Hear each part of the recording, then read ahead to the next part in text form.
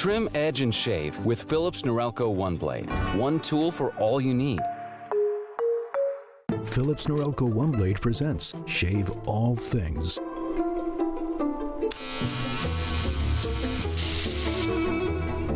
Your style made simple with Philips Norelco One Blade 360.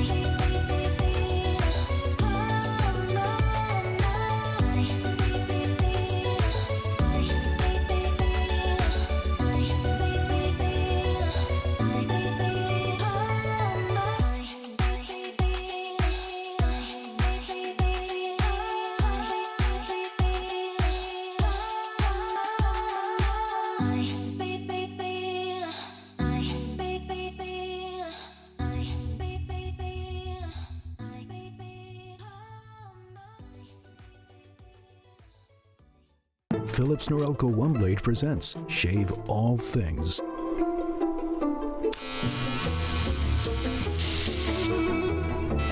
Your style made simple with Philips Norelco One Blade 360. Trim, edge, shave. Trim, edge, and shave with Philips Norelco One Blade. One tool for all you need.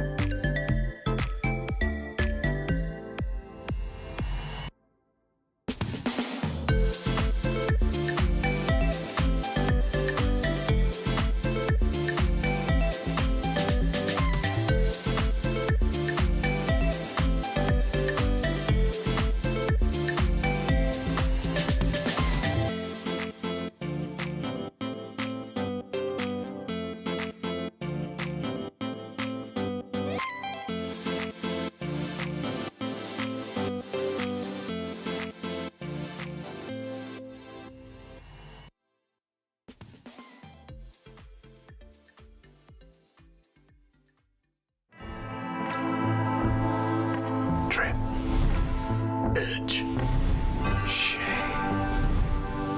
Trim, edge, and shave with Philips Norelco One Blade. One tool for all you need. Philips Norelco One Blade presents Shave All Things.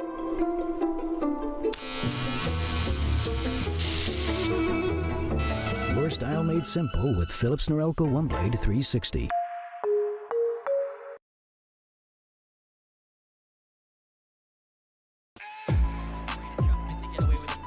Blood that has been massive in these D1 rounds. And now Foreign taking the high ground. Nobody's expecting it.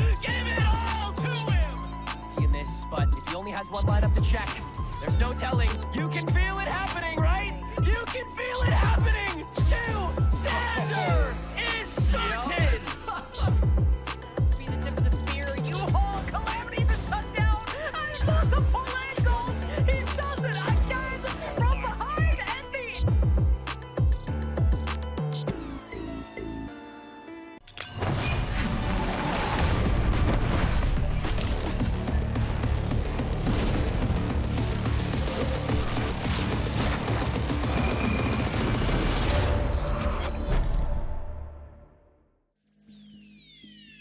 Hasn't even been 24 hours, excuse me, since I last seen you guys, and I missed you. Welcome to VALORANT Challengers League North America. Unless your name is Kyle Fletcher and you betrayed Konosuke Takeshita during AEW Double or Nothing, I don't want to see you around here. Or I do, I just want to talk. But welcome, I have a new desk today. It is Marks and Gobbers here with me. And Gobbers is like, can I leave at any point? Listen, I have thoughts, but I love Konosuke Takeshita and I will ride or die for him regardless. Just like I ride or die for these teams here that we have, Gobbers. But you casted yesterday.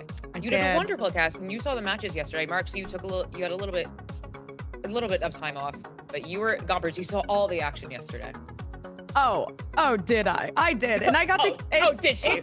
It's exciting that I did get to cast over it. I'm 3 days in a row, guys, going strong. No, but they were super exciting. I think we got to see a difference in pace of play, especially from certain players. Obviously within Challengers. Sorry, I'm like looking back.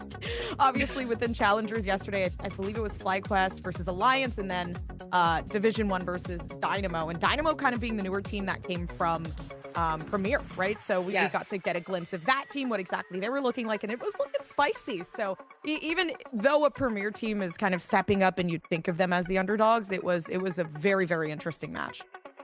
And they went against Division 1, who I think kind of had that crown before, like the Premier team that proved a lot of people wrong. And a lot of our desk segment yesterday was just Dynamo's actually proving us coloring us surprised with the way they were playing, because they were doing a lot of these things, disrespecting people, playing kind of like that puggy rank style that was working for them, which is absolutely what we love to see. But here is how our Swift stage is working out so far. It feels like we've been here for like no time, but all the time at the same time.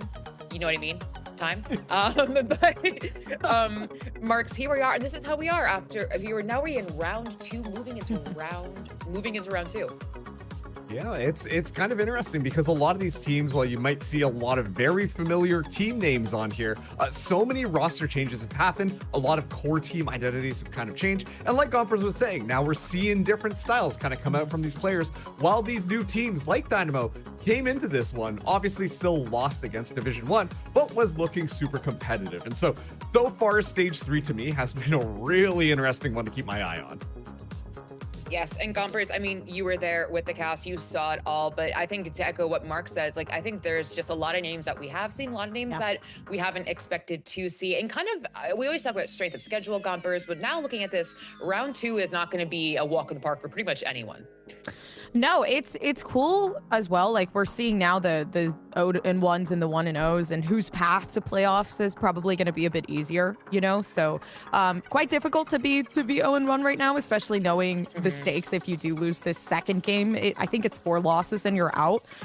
So it is getting a little spicy at this point in the Swiss stage, and in kind of showcasing, okay, these players right now that are 0-1 have a pretty good potential of getting eliminated somewhere later down the line, as well as, okay, they're not doing the best. Names like YFP that were super strong before are now stuck losing their first match, right? So that in itself is pretty concerning. Yeah, and I tend to think that might just be because of the whole swap up of a lot of these rosters. A lot of new teams kind of pulling together players from other teams to try and form their new team identities. And this is one of those things that you kind of expect to see. A lot of teams still trying to figure out a lot of those fundamentals that were originally in place in Stage 2 and Stage 1. But now that everything's kind of changed up and they've got a whole bunch of new players joining their team, it's a lot more difficult to try and get those cohesive strategies together. But I have faith in a lot of these teams that they will be able to start to reach the level that we previously had for them with our expectations. And I think, failure is your best teacher for those who are in, 0-1. Like, and even for our folks who are in 1-0, like you kind of shake off the dust, right? You have to warm up a muscle before you can actually kind of use it, right? Every single athlete knows that. Every single singer, whoever it may be, knows that, which is super exciting to see, and kind of how that will shake out as we move to round 3, round 4, and so on and so forth. But friends, our games today, we have 2 awesome games for you today, starting with that one you see right on top, right there. Pigeons versus EG Academy, or COO versus EG Academy. I still think Pigeons has the best try code in the game. I say this every single time, but it's literally so iconic. But Marcus, this is a team that kind of came out of not the woodworks, I would say, but I think have definitely had to work on proving people wrong and have done that. I was gonna say maybe they came out of the forest, but I don't think that pigeons really hang out in the forest. So we're gonna scrap that joke. Pretend it just never happened at all. But I couldn't agree with you more. Like, these guys, they came together. They did set a little bit of a fun expectation for themselves and kind of that level of chaotic play that we saw for them in stage 2. And I did a lot of time trying to set up that so many of these teams have changed their players, and Pigeons is one of the teams that has changed absolutely nothing about their roster. And yet still they are starting to pull together things, and there is room for them to continue to improve here. I mean, Gomper's looking at this, we saw kind of a surprising loss from EG as well, only when you were casting that match the other day. That is exactly, we got everyone but Zoe got the pred wrong, right? And so looking at EG Academy kind of having to kind of not reinvent per se, but kind of prove themselves once again to be facing Pigeons today. Yeah, for this match in particular, not anything of a rematch, really. Obviously, a lot of changes undergoing both of these teams, of which crazy that you called out Zoe being the only one, right, guys? Yep. Oh, that hurts, dude. I'm trying my best to be a little more accurate this time around. But yeah, I think for Pigeons in particular, it's this is a team that obviously has, I wouldn't say a lot at stake, because they haven't necessarily been able to break that mold of getting past that Swiss stage, right? Like, they went 2-4 in Swiss in stage 1, now going 3-4 in Swiss stage 2. I feel like it is starting to get a little bit more competitive for them, because it's either, okay, let's keep that consistency and not being the best team, versus let's take a step up and actually make it into playoffs this time. And the team we want to talk about first is none other than the best tri-code in the game, Pigeons, the team that hasn't made any roster switches. Every single time we have been here, Marks, we have showed a graphic and had some arrows and showed some up and downs of roster switches, but Pigeons has not had that. They've stayed with their starting 5. And you know what's great? They've all got photos too. I've been Yay! watching the broadcast the last couple of days. Not all the players got their photos there, but Pigeons, they've locked in onto things. And like I was talking about with the style that this roster likes to play with, they really lean into a little bit more of that chaos. They like to go into those crazy little brawls between the two teams and really just hone in on the microplays. If you're ever watching them kind of engage in the team fights or finding those opportunities to find early picks, it's always because they've got a little cool setup between a couple of their members. Yeah, we also have a lot of players to kind of highlight here. One being Zamal, Coburg. I feel like everyone here has kind of taken their time to really mesh into the team that they are, and they are getting better. We talked about that comparison in Swiss 1 and Swiss 2, right? Obviously, one more win is better than losing 2-4. All in all. So I do give them a bit of hope. I feel like I like the fact that they're trying to keep that consistency instead of changing their roster dramatically and seeing to it that, oh, this isn't working. Let's see for something else, because that really doesn't work. I do think taking the time to kind of mesh a little more with your team and just get those little hiccups that you're having to be perfected, that is what makes the team better. And for me, Pigeons is really aiming for that, and you can see it from their previous performance. And that's kind of the step up that we need to see from Pigeons if they want to make a name for themselves in this new stage. Exactly like you said, focusing on a lot more of those little fundamentals when it comes to that macro, cleaning things up a little bit more to kind of give them additional options instead of just relying on that chaos. That really could be the level up that Pigeons need in order to really make a name for themselves here. Yes, and we want to talk about one of the players in particular. Anderson, I see that San Antonio Spurs shirt. Congratulations on that win last night. But we want to talk about Cuz right in the center with that bright sweatshirt and that smile. Don't let that smile fool you, y'all. This guy is a menace in the server. Gombers, I'm going to go to you to talk about him first. Yeah, I think Cuz has been doing, I mean, the best that they can with what they're given. Their performance yesterday, I will say their performance on Fracture was pretty good. I thought that they had a really, really good run in regards to trying to assist the team with their Sky performance, despite being a pretty heavy duelist, you know? So it is kind of like this back and forth as to where, okay, now I have to try to assist, and I know how this duelist role works. Let me do this certain type of flash to make sure I'm kind of engaging in a way where we can get those refrags, versus, you know, having to now play a different role where it's not as diverse and you have to go in and you don't really have to plan and prep for that. So I think it's a big difference, and it does sometimes get a little bit messy as to where now you're not really focused on one singular thing in each and every match. So I don't know. I think Cuz is doing great so far, though, with obviously the stats in yesterday's game as well.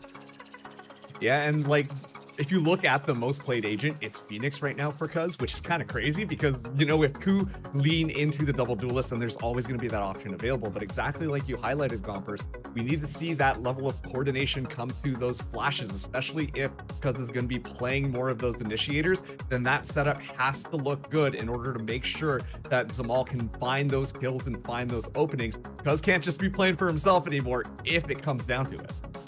Well, folks, Pigeons have made no changes, and then we're now going to look at EG Academy, which has made the most amount of changes that you could possibly make, in pretty dramatic fashion as well here. I mean, Gabe spoke to me. He's played with so many people now, Gabe being moves, but when you look at who we have, right, we look at this roster, Marks, tried and true heavy hitters, dependable folks. Yeah, tried and true, dependable folks indeed. I mean, you're looking at that core of Jake, E, B-Dog, and Moobs, and then moving into the stage 3, they pick up Recoil and Darkest from ADG and YFP, two players that both were making a name for themselves in their specific roles. And well, this is the second time now that we're going to see these guys all play together, and you can tell there's a couple of weird little inconsistencies going on, but this team has a lot of potential.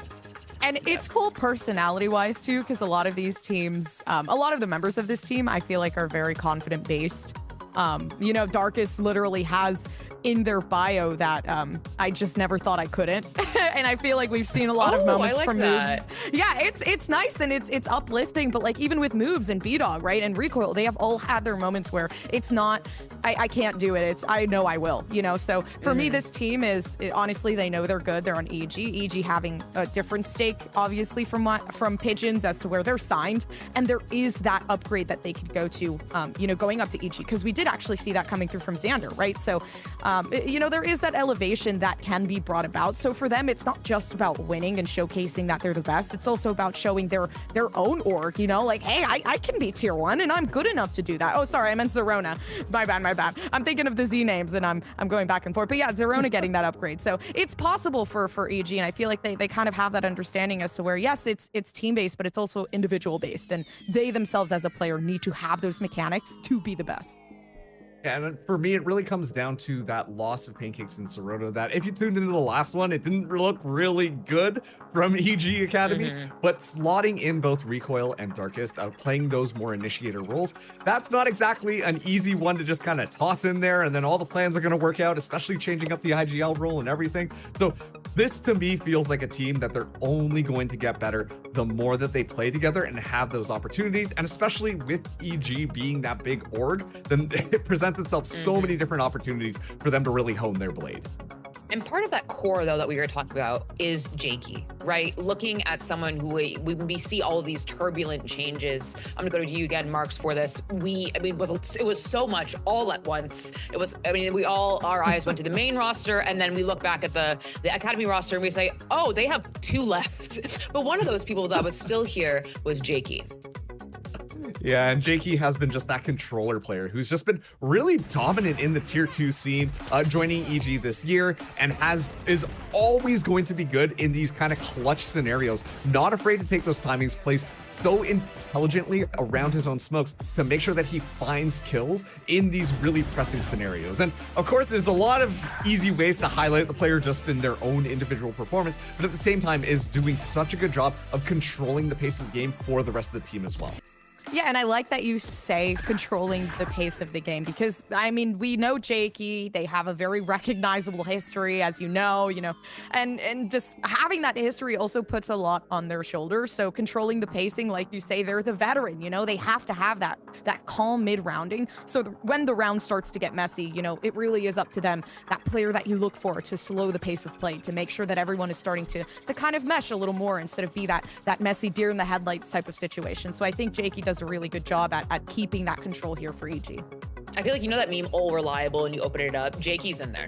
Jakey has never once disappointed me with his performance. He is always kind of that stalwart. He is always that anchor ready to be there. And we're going to need it today because we have two fantastic duelists for a Philips Norelco head-to-head that will just go in and make your life a living hell. We have Zamal on the side of Pigeons and good old B-Dog, or B-God, as some of you in chat call him, on the side of EG Academy. Gompers, similar yet different duelists when you kind of look at it and you break down their play style. Yeah, Zamal is, I'd say, B-Dog, I do feel like is a little bit more uplifted with their support. I know we have two initiators typically here for Pigeons. I'm sorry. Yes, for Pigeons, yes, for Zamal. But it does feel like a lot of the times Zamal doesn't really have that much aggression coming from, secondhand players like their initiators. They will, flash Zamal in and allow Zamal to take that space. But there isn't too much potential for that follow-up, which does worry me from time to time. It does feel like there's a lot more of that support system going there for B-Dog, of which we had talked briefly about, when we were talking about Cuz and Coburg trying to give a little bit more space to Zamal. So I do think Zamal does really, really good with what they're given. Obviously, their aim is insane, unmatched compared to B-Dog, as you can see. They don't care. So all in all, to not have that level of support that I do think B-Dog is receiving, but still be able to put up numbers the way they are, is very, very impressive. And you know what? I just want to take the moment to really appreciate that the most played agent right now is Jet and Raze. Like, we are so back. We remember more back than right now. But like, this is one of those things that makes this head-to-head so much more interesting, because exactly like you said, Gompers, Zamal, the person who's just kind of flying in there, ready to get into the action, get dirty, while B-Dog is very well supported to set up for so many of these really crazy set plays where we get to see B-Dog have those excellent moments. And so it's really fun when you get to look at those two duelists coming in with very different styles, kind of go up to in a head-to-head clash-up between the two of them.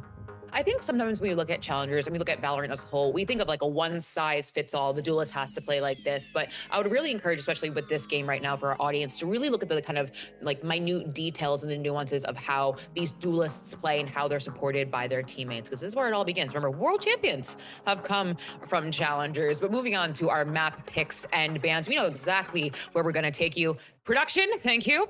Oh, so it was a perfect timing. I was a complete guess. Oh, thank you so much, Broad. We're going to start with Haven. Gompers going to Ascent, and then if needed, and only if needed, Split. For Haven here, I feel very, very even with this pick. To be honest, it doesn't feel strategical in any way, shape, or form. It more so does kind of define where COO is at in regards to their gameplay, because typically, you see teams trying to ban maps that are quite uncomfortable. Like, you'd expect them to try to pick off EG, but I think they hold themselves to a regard where COO is really just trying to pick maps where they can just play the game that they typically play of being comfortable, while also, being able to put in things that they've worked in scrims, right? Banning things that they typically ban and then now going into the picks. So to me, I'm very, very much a mellow when it comes to looking at this. Yeah, I have to agree. I mean, when you take a look at how Evil Geniuses Academy play on Haven as well, you're like, wow, EGA, they're going to be great on Haven. But COO are just like, listen, we didn't drop this map one time in stage 2. Let's keep that streak going. And so it's going to be really interesting to see how Haven goes. But I'm actually looking for what both these teams are going to be bringing out on Ascent there, because that's a map that we haven't seen from either of them in the recent history. And a lot of questions about that. Oh, Shio Wager. Wow. Oh, Shio Wager. What are we going to do? He likes to wager. He likes to wager. Oh, wow. And did he wager wrong? We will see. I do want to go to you for this, Marks, because, I mean, I would argue this is a pretty difficult pred. Yeah, it really is. I think that EG Academy, like I said, they just need a little bit more practice. And then so many of those pieces can start working in tandem together. Whereas Pigeons, they're still pigeons. And so yeah, I'm curious to see Moves how chamber. this one plays. Moves chamber. Amen. Oh, I'm so Here we happy. go. Gompers, we asked for this. I mean, I don't know if you remember our desk. We wanted this really, really badly. But here we have the moves chamber on the side of Evil Geniuses Academy, but a double duelist on the side of Pigeons as well. Oh, I think we all love the moves chamber. We all It love has- the move chamber. They say Yeah. that I'm all for some killjoy action or cypher action, whatever. I love it, but I think moves just serves this team a lot better when they're not playing such a like weirdly quiet agent. Moves is not quiet at all. I remember moves when they used to play Reyna. Like this is a player that does not like to sit back and relax. I've played Carbs with moves. Moves is loud. Moves is a very loud person, but he's also fun, and I think Chamber kind of gives moves a little bit more flexibility, and they can lurk while also not being too afraid of their own importance in the game, right? So this gives a lot to EG to be able to let moves flourish in a way where now B-Dog can also flourish as that Jet, and you have two really, really strong aimers here. Marks, are you feeling any which way about this this agent select? I'm on board right now. Boobs, We're on board, we're on chamber. the train. I'm all Choo-choo. for it. It looked amazing a year ago. I can't wait for it to find crazy value again. Well, folks, we have boarded the train, and the train is leaving the station. It is Pigeons versus Evil Geniuses Academy. I'm going to send over to your casters, Lemon Kiwi and Shio Wager.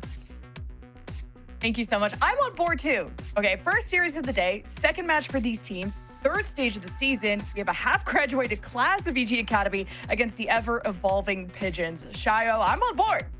I'm also mega on board with this one. I'm liking personal type of, gameplay when it comes to agents from Moves on Chamber, like we can't keep talking about, or can't stop talking about. And then from Pigeons, playing something a bit more meta, getting Phoenix involved in Haven as well. It's going to be cool to see if comfortability fights what is the best comp in the server right now, with Phoenix Jet rocking in, or Phoenix and another duelist on the side of Haven for this one. In terms of comps, Kiwi, which way do you lean between these two teams? I just think this whole meta is really suiting Pigeons. We're entering this double duelist, this very flashy style. Now Neon's nerfed, so I feel like the pace is going to be slowed down a lot more. And Zamal has always been that Jet guy. And B-Dog has been flexing, but I wouldn't say Jet would be his number one. But man, has he ever been blossoming as a duelist, going from his old days of being a controller on M80 to now a duelist. He has big shoes to fill as the most important person on the team, as EG set the tone here on offense. Yeah, I got to be careful for this. Moves lurk down mid as well. Lots of information gained on how Pigeons are kind of scaling on the map. This double C walk down, though, might get crazy with lots of info gained. Again, this screams that EG's doing an A hit.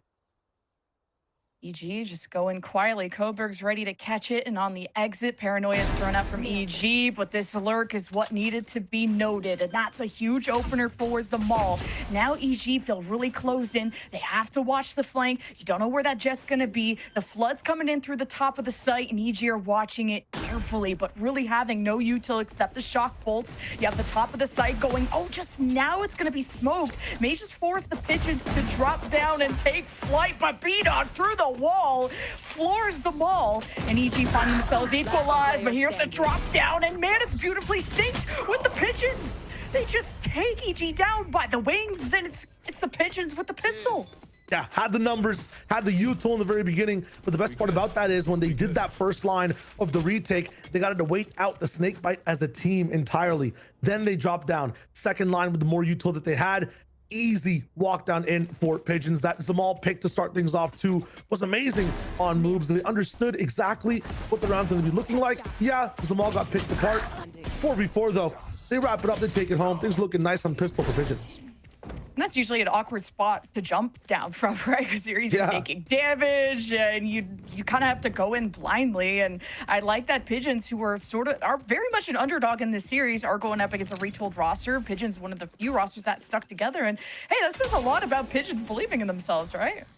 Absolutely, yeah. I mean, you want to lock down with what you know? Well, when it comes to what you have, though, in terms of EG getting picks, fighting up a little bit, doesn't matter. Zamal with a 3K going for 4. Insanity with a scope on top side B. Okay, I thought this was Valorant, not Duck Hunt. So it's just the Marshall. That's insane.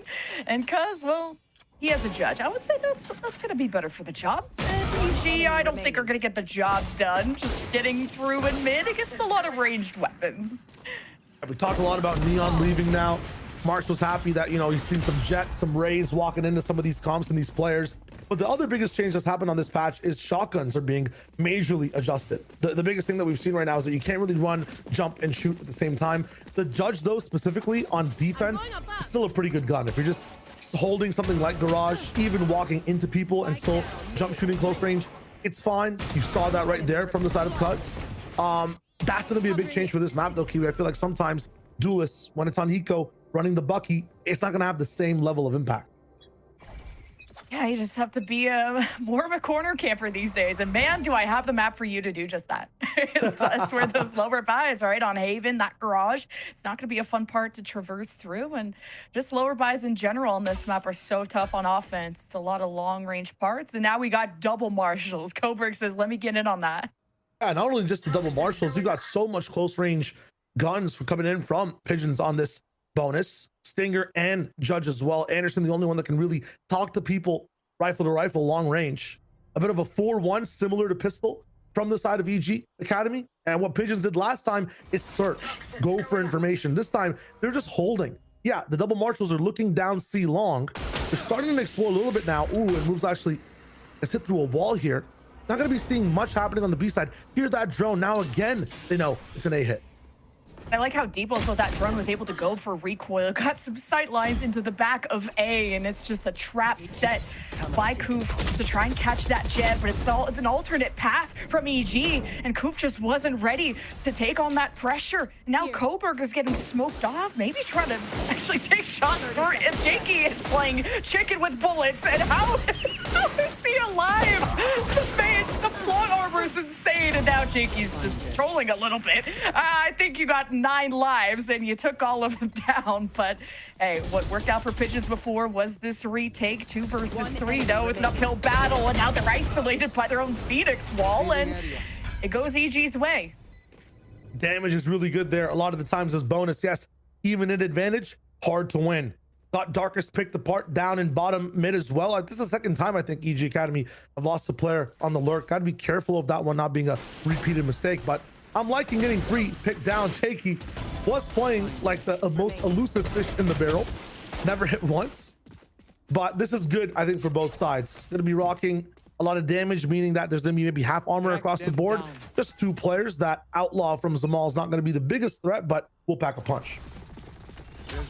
Zamal was the one who had the very first kill in this match, and him versus B-Dog, that is a tough task. But yeah, what Pigeons do have is the chemistry ever since stage 1. You can't say that about most other teams, if not any other team. And EG, well, they'd be together if, well, some of them did get promoted to tier 1. So big congratulations to those people who have graduated, to Moobs who has graduated from school, from Winthrop to here, and now EG with this retooled roster find themselves only down a round, but taking that first rifle round is the beginning of something good. Oh, 3 HP in a dream. Can't move. Re-peeking from Cuz. When you understand there could be more pressure coming in from this side. Again, though, bottom mid. Pressure gained. Space taken. Moves dead. This is Pigeons really taking advantage of this courtyard side, and this is going to create a flank threat that EG will have to know. They're not turning around, and they're just going to leverage their Viper wall to kind of cover their backs, and they're really not making too much space on the front end, and they don't have a lurk to give them options, so this is not good for EG. And that from the shadows, barely gaining any information either. I believe that from the side of Pigeons, Anderson was hidden, Zamal was in short. Now they're running into Koof's trap one more time. It's not his sight, but he's still surrounded. Oh, that's no idea. Wait, oh my god. Taking down 2, being on the flank, EG knew that that was going to be a thorn in their side, and man, was it sharp. Now it's 11 seconds, just barely getting to see in time, but maybe Pigeons could try to prevent this, depending on where the shock bolt goes. Not going to make contact to Jakey. 2 versus 2. EG have made this a salvageable situation, but the Odin is loud and it's proud. Oh, and on the other side, the Outlaws are trying to get a sight line. Dark is keeping eyes peeled for the spike. 1v1, the Odin gets put away, and Darkest gets the ice for EG. Don't believe it until you see it. From Darkest saving a round that was in such shambles. 13 seconds left, moving through Garage. That's a crazy angle.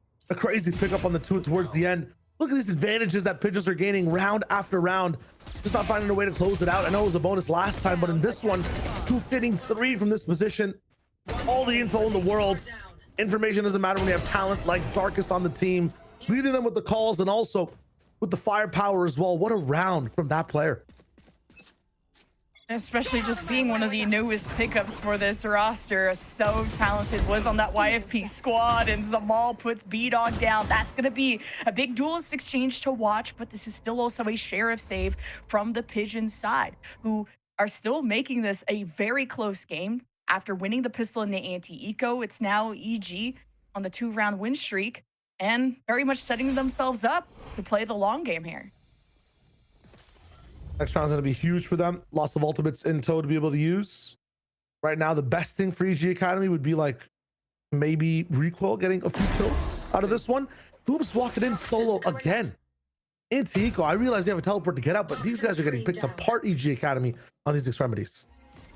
Just Pigeons have played such a passive A defense that I don't blame Moves for kind of not marking that trend, because Coburg has usually played so far back out of the site, and EG knock at the door of C. It's their last hurrah, and it's what seems the weakest when it comes to these later rounds. And Jakey's in a 1v2. This is a thrifty opportunity for what is going on. Pigeons are now in the driver's seat after all that. Making wishes for lurks, and they're being granted by I don't know which genie right now for Pigeons. Every single possible bad mistake type of play you could make from the side of EG Academy, it's happening. I mean, amazing pick off from Zamal. The double peek from Cuz is huge, but one lurk on this side. Jakey Rico playing alone entirely as well, and you have someone, I think it was Darkest, solo checking a smoke back sight. I mean, against an eco, these are all the please don't do's of Valorant. And I guess for Pigeons, it's glad you did. Yeah, because Pigeons still have the experience, and man, those weapon upgrades made a huge difference.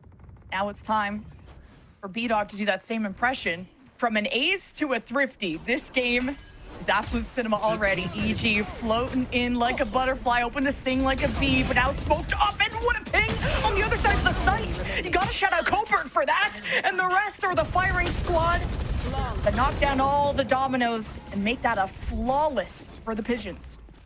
Fast Flood looks good from the side of Pigeons on that one. A lot of the times being patient, waiting for everybody to come in, and then going for a normal retake. They showed that they can switch it up. That also screams that, hey, sometimes they're not going to be walking down mid entirely, maybe not against an eco. This time, though, a few pings coming out from EG Academy, maybe trying to punish that walk down from Pigeons that happens on the defense. And again, they're going to be going for their C double walk down again, it feels like, trying to get some form of angle down towards C long, maybe getting Cuz that orb again, which is really important on Phoenix. So far, you called it, Lemon. I feel like it's a crazy game. Thrifties, mega ultimates, trying to find a few more picks here from Coburg. Lots of pressure in the early round. Hey, to do that blindly and to still do damage, it's a good read that Pigeons are marking EG's early presence in A pretty consistently. And Pigeons are also winding down their B courtyard lurk and are now sending 2 towards the C flank. This is going to be caught here by B-Dog, and all of EG are sort of towards spawn. So Pigeons could be crunching if they really realize the danger that lays ahead. And I think Cuz is going to pull back towards C. And they know that EG are still towards spawn, and now Spike is down. This is so cooked. There's so much info. They know that Chambers the one lurking as well all the time. Moves passing through a link, but you can just see Anderson trying to pick it up, aware that somebody could be at Gong. Moves gets Koof though. Still on the sideline from 2 players. He's finding more. This is so chaotic. Like, what who is this round? expects Moves to be there? I guess we're gonna be planting B. I guess we're gonna pick up the spike and end up C, where we have a Viper's pit at the back of C towards the defender's spawn. This is such a messy round. 2 versus 2. It's always equal numbers to decide these winners. And it's Pigeons that have been ahead of the game, but Darkest, he was the one with the ace and the cape on his back, controlling the pit, forcing the reroute from Zamal. Now going through a smoke. All the bases are covered. Jakey waits for the approach. Zamal, smoke out, gives the heads up. Bit of a choke from Jakey, but Darkest has his back. DG take the round. I'm gonna fall off my chair. I'm literally gonna fall off my chair on that round. What is going on? Moves is breaking a Cypher trip. You know that somebody could be in B. It's the Cypher he ends up getting. Looking a little bit more clueless. That makes no sense after that.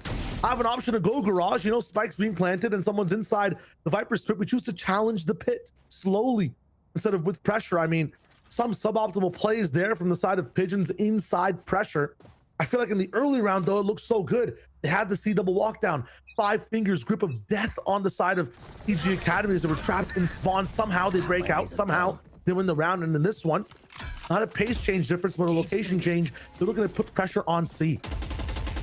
EG are seeing recent success there, so I like this Sentinel pivot of Coop to have more Sentinel trips towards that side. It's not going to be right at the front door to limit someone like B-Dog, who's not that explosive jet that's dashing in, making all the space. This is a very coordinated effort from EG and slower defaults as we go deeper into the game. And Punish. Pigeons are walking up, towards C. And wow, Anderson gets the read on it, trades back and forth, and that's spiked down. I'd assume a little bit more cohesion from the side of the attack side could be there to trip up the walk down. The idea was there. They understand exactly what Pigeons want to do. They're starting to punish it now after being conditioned on C long. It's not going to be enough. Spikes lost on this side. The entire game plan for EG Academy, which should have been like a focus, has also been found out with City Central from both sides. We're just going to ignore that little 1v1 happening across Narnia because we're really focused on can EG even get the spike back, which absolutely not. This is now what the second time Pigeons have done this double walk up. And one time it was smoked off and they gave up. And this time they got everything they wanted, getting the spike down while EG were still defaulting towards spawn. And now Moves, I mean, he's had his fun, but he's only just rewarded with an op. What is this? Okay, cuz. He understands. He knows who Moves is. And I want Moves to figure out who he is as well. I need all these gods on the server right now. These 10 players you're watching are not new to this Challengers scene. These guys are all really good at this game. Remember who you are. Yeah, take a time out, please. Remember who you are, Simba. Remember who you are. Like, I don't want to see these whiffs. If you have the game plan, the talent available on both these rosters should be able to execute. That seed trap was beautiful from EG Academy. It didn't work out. The walk in from Moves as well should have been completely shot down by Zamal. He knew exactly how EG Academy want to rock that round, but that didn't work out either. Now we got to just recuperate. The one thing I want to see here from EG Academy, Lemon, is a pace change. So far, slow 4-1s, slow 3-2s. Give me a side exec. Do you like side execs? I do. I do like when I watch Moves execute as well, because I feel like any path that he takes, he's taking a body down with him. Whether it was him salvaging the round and clearing out B literally by himself, sometimes it's a bit of an adventure and you scratch your head, but it feels like he puts the red carpet down anywhere he goes. And if we can maybe wait for Moves' lurk to really activate, now that it's not so mid-centric and it's more just later lurks, I think there's so much success behind Moves that EG just need to kind of build time for. Yeah, and what have they learned so far, right? There's 2 people walking down C. Pigeons love mid control. What does that scream? What does that take, Kiwi, for that to happen? Random pop quiz. I'll give you the answer, but what do you think? I'll give you the answer. Yeah, it takes people. It takes numbers, it takes right? People. They know there's only one person on A lot of these times. If you want C control and mid control, that's going to take at least 3 players on the defensive side. Get fast on A. They're going for it. Hunter's Fury coming in. Not going to see too much. Already all the way up short, but look at where this Odin is right now, and look at Jakey's position. I don't know about this team. I don't know about it. Odin, of course, Cuz knows all about how to stop EG from getting into A. This is not the Pigeons' first rodeo. And when Darkus has a pistol and Recoil's already leaving, I'm gonna say it's a decent save if they can get away with it, which EG have never been allowed to save because Pigeons will infiltrate the spawn eventually. Absolutely. I don't think these guys want to save out here either. They're going to be able to buy next round regardless. So going to be locking in to try to see if they can do their post round. We win the game anyways, no matter what happens in between start to finish. Finishing B though, going to be rough here in Darkest. Yeah, low HP, no weapon. It's all basically on recoil here. All right, gonna sacrifice the ace goat to go and plant. And if you can get close enough for a little right-click classic action, but a stiff breeze would knock over Darkest. Just getting that op to drop. I mean, it probably will be recovered, but now Pigeons, it's the pain sandwich right into B. And EG, at least they got something out of planting. This would be an interesting wraparound. It's very tough to clear with no HP, but Recoil, he's got a rifle. He's watching the spike carefully. And Darkest can be the one who creates stress on multiple sides. And okay, a Cosmic Divide is invested. Sure. Sure, you won. Press X to win. I would have liked it maybe in a buy round, but 4v2 against one person who you might think has the rifle. You never know. They've lost some of these 2v2s, these 2v3x's before as well. So I don't think Pigeons want to take a chance. 6-3, also locking down that 6th round on defense. Very important. I like that from the team. Moving forward, though, that A wall hasn't really been used from the side of VG Academy too much on a B split or on a slow A walk down either. Again, we called for a little bit of aggression, a little bit of let's speed up this train on one of these rounds where you have weapons. I'm looking at the setups here. It might be a fast garage push. Moves looks to be on alert as well. Again, they're gonna get peppered down. Recoil starting the game off with 66 HP. That's been kind of the tone being set from Pigeons, whether it's a Blind Hunter's Fury, Coburg with good recons through smokes, to just really changing up how their A defense approach has been, to now tagging up recoil, just trying to drone up and see where are those bullets coming from. Probably a gun and probably from somewhere deep into garage. So EG are just going to now strengthen the power of their lurks, having now 2 over there, while Moobs joins the fray towards A, and it's an immediate hit, and it's immediate first blood. Now the lurks are being diminished. Pigeons are on the way. Recoil is usually the one with the spike, so I'm liking the fact that they send him in as a red herring on the other side of the map. Get a free A site. Unfortunately, Koof bites off a bit more than he can chew, and the snake bite hasn't been used yet either. Can really delay for a very long time. Probably waiting for some form of utility here before they rock it. Not going to be seeing much yet. And the relurk coming in from Jakey in B Link. There's a timer to this. The run it back being used has already been reset, and Jakey keeps the flood away. And now on the Kings of the Hill, the Pigeons are on top, and they're hoping to jump down and find that similar success. But what's different is EG are proactive this time. They try to get Jakey on the flank, and now it's a better angle this time than the teleport ult that he did before. But EG, post timeout, finally have their first round win in what seems in a hot second at least. So EG feeling more cleaned up these days.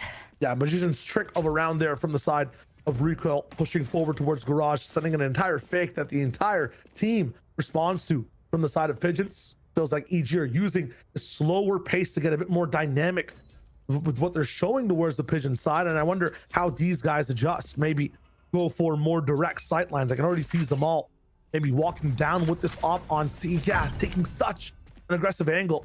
Solo A again for Koof, which has been a pretty flimsy defense so far. He's kind of been ran over every single time these guys end up A. Now they're playing into the 3-man side for Pigeons on the map. Garage and C really locked down here. All right, -400, by the way. are mad. Yeah, they're trying to just react to this Odin, and now it's not just one person getting tagged up. Everyone needs a band-aid. Now EG gonna test the waters. Would cover, wins that against B-Dog. That should just not be happening. Your main entry duelist has been floored, and the big thing that could swing things is an op from Moobs that was, of course, purchased. So still not a good start from EG. They seasoned the entire team before, marinated them with that Odin, and then these jump peaks of the real main course. Now pivoting back over towards the A site. Difference though, 2 players here. Sova up in heaven to be able to help Koof lock this site down. Teleporting in, Jakey trying to find an angle. A lot of counter pressure from the shocks too from Coburg. Now Koof already detecting on the other side, but EG, they step forward, and man, they're getting the picks. They just know to have their eyes on heaven at all times, because that's where Pigeons really like to retake from. As Cuz tries to create chaos of his own, bit of a distraction, gets the attention, and Recoil shuts down the flank, but there's more in store. But the op, it's not gonna be a fast retake on that end, so I feel like a lot lies on Cuz to make the magic happen, and he's not gonna have a lot of time. Zamal, though, the patience pays off, and now pressure builds, and EG just trying to hold back the storm. Just a few more seconds, 2 kills. Speaking of killing, Jakey does just that. It's not over till it's over. Look at that Pigeons in this round. It's like watching a car in first place run out of fuel, man. Everything was set up, ready to go towards the end. The shots just didn't hit. Walking into your own smokes as Anderson as well. I mean, everything in position was correct, but just an execution a little bit off, and it seemed like EG Academy were just on the nose a bit better there. Jakey with a nice few picks towards the end. 6-5 though. Pretty good half so far from Pigeons with the control that they've had. This round matters the most, I feel like, in operating what happens towards the second half. 7-5 would be huge for Pigeons to have a lead, even if they win the pistol. Every idea has been dropped down from both teams. This is the most different round we've seen so far. Very passive holes towards B. and C for the moment. Lots of action locked down on A. Pigeons have completely given up on that pressure they do in Garage since they don't have an Odin, and maybe G can explore that. B-Dog's gonna explore the Grave, and it's really back and forth between Zamal and B-Dog. These days, B-Dog just hasn't been part of the equation early. And the biggest thing right now, though, they receive pressure. Half the team immediately already on the B. TP'd past the Cypher trip as well. Already to Gong right now. Yeah, they're going to be seen through the neural theft, but they've got B site. Now that EG know that they're revealed, it's really going to change the approach of just how aggressive they want to be when they can be spammed through. They wait for those pings to be done, and Darkness is done in this round. Zamal has really been explosive to help Pigeons close out this half with 2 kills already, starting the retake, walking into the crosshair. But Pigeons, it's a team effort, and EG a little bit split from that objective, and Pigeons will get to the 7-5 half. Love that round for Vision so much. They were looking pretty dire from that rotate from EG Academy, but they did wound the EG team, and that wound just kind of got infected with Zamal's push on that flank over and over, getting towards that window pick, and then after that, everything broke down. I'm liking the talent I'm seeing from EG Academy though here, Lemon. I feel like this team is packing power, a 2-to-1 almost per player on the team. The plan from Pigeons is amazing, but half these rounds should have been Pigeons wins. EG just outfrags them every time. This is the Pigeon map pick. They've played this and had success this month, while as the EG roster, the last time they played this was in playoffs with their old roster. And it's a different meta. It's a different duelist that you're playing in terms of they were running around the Neon. They were playing around the KJ. But I still think the rest have been slotting in pretty a similar comp, but Chamber does change things, and Pigeons, man, they're just running the show. A very much aggressive courtyard push from their Phoenix, trying to maybe set up a curveball or just some kind of garage push, but EG, they got worried, and you should definitely be worried when B-Dog is just out in the open like that. At least moves trades. It was a perfect setup for EG Academy to read what was going down, but they just get off of it a second too fast as Pigeons start to move over. Retake now, 4v4, no duelists on either side. But the Bandit can really carve some good damage here for Coop. He spots the barrel, gets a heads up, but gets overwhelmed eventually. You love that EG are just gonna have a buddy system to bail each other out. And now the defense, man, it packs a punch. Recoil, spicy aim, 3 versus 1, diffuse, Coburg, just relentless, playing around the smoke, ring around the Rosie, EG isolated now. Also, kind of couldn't deal with the chaos there for a second, but they calm down, they stay composed, and lock in as EG take the pistol. 2% around every single time I'm watching this team play. When it comes to Pigeons, they have a lockdown. They have an amazing setup where everybody can peek off of each other on that post plan.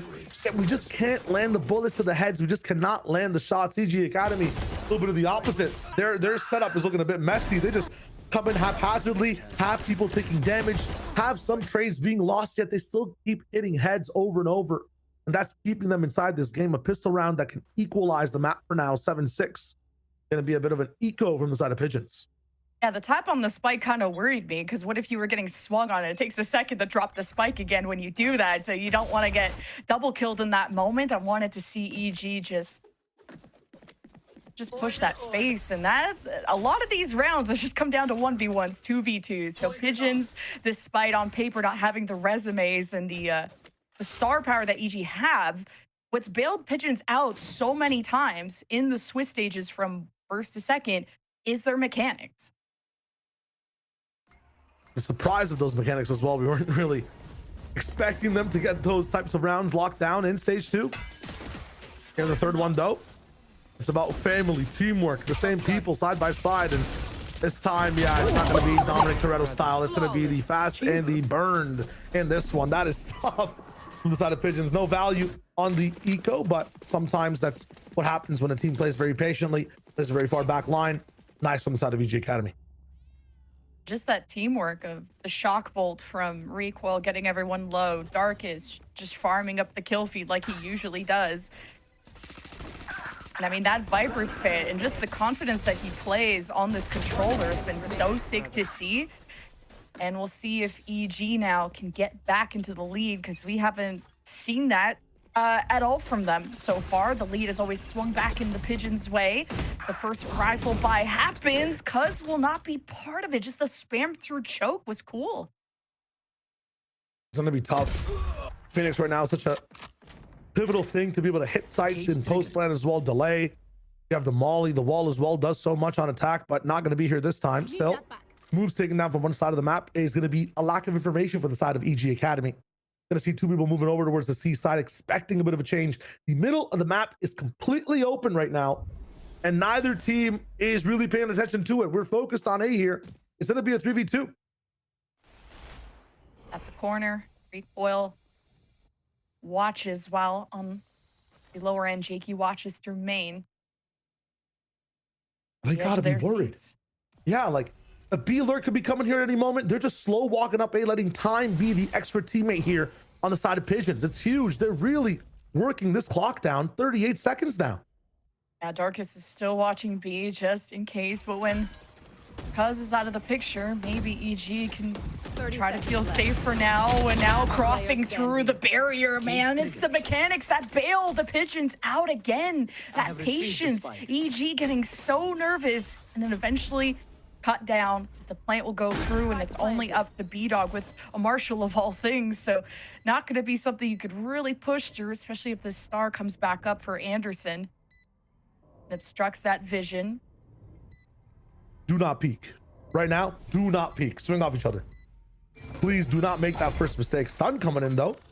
That's audio. Okay.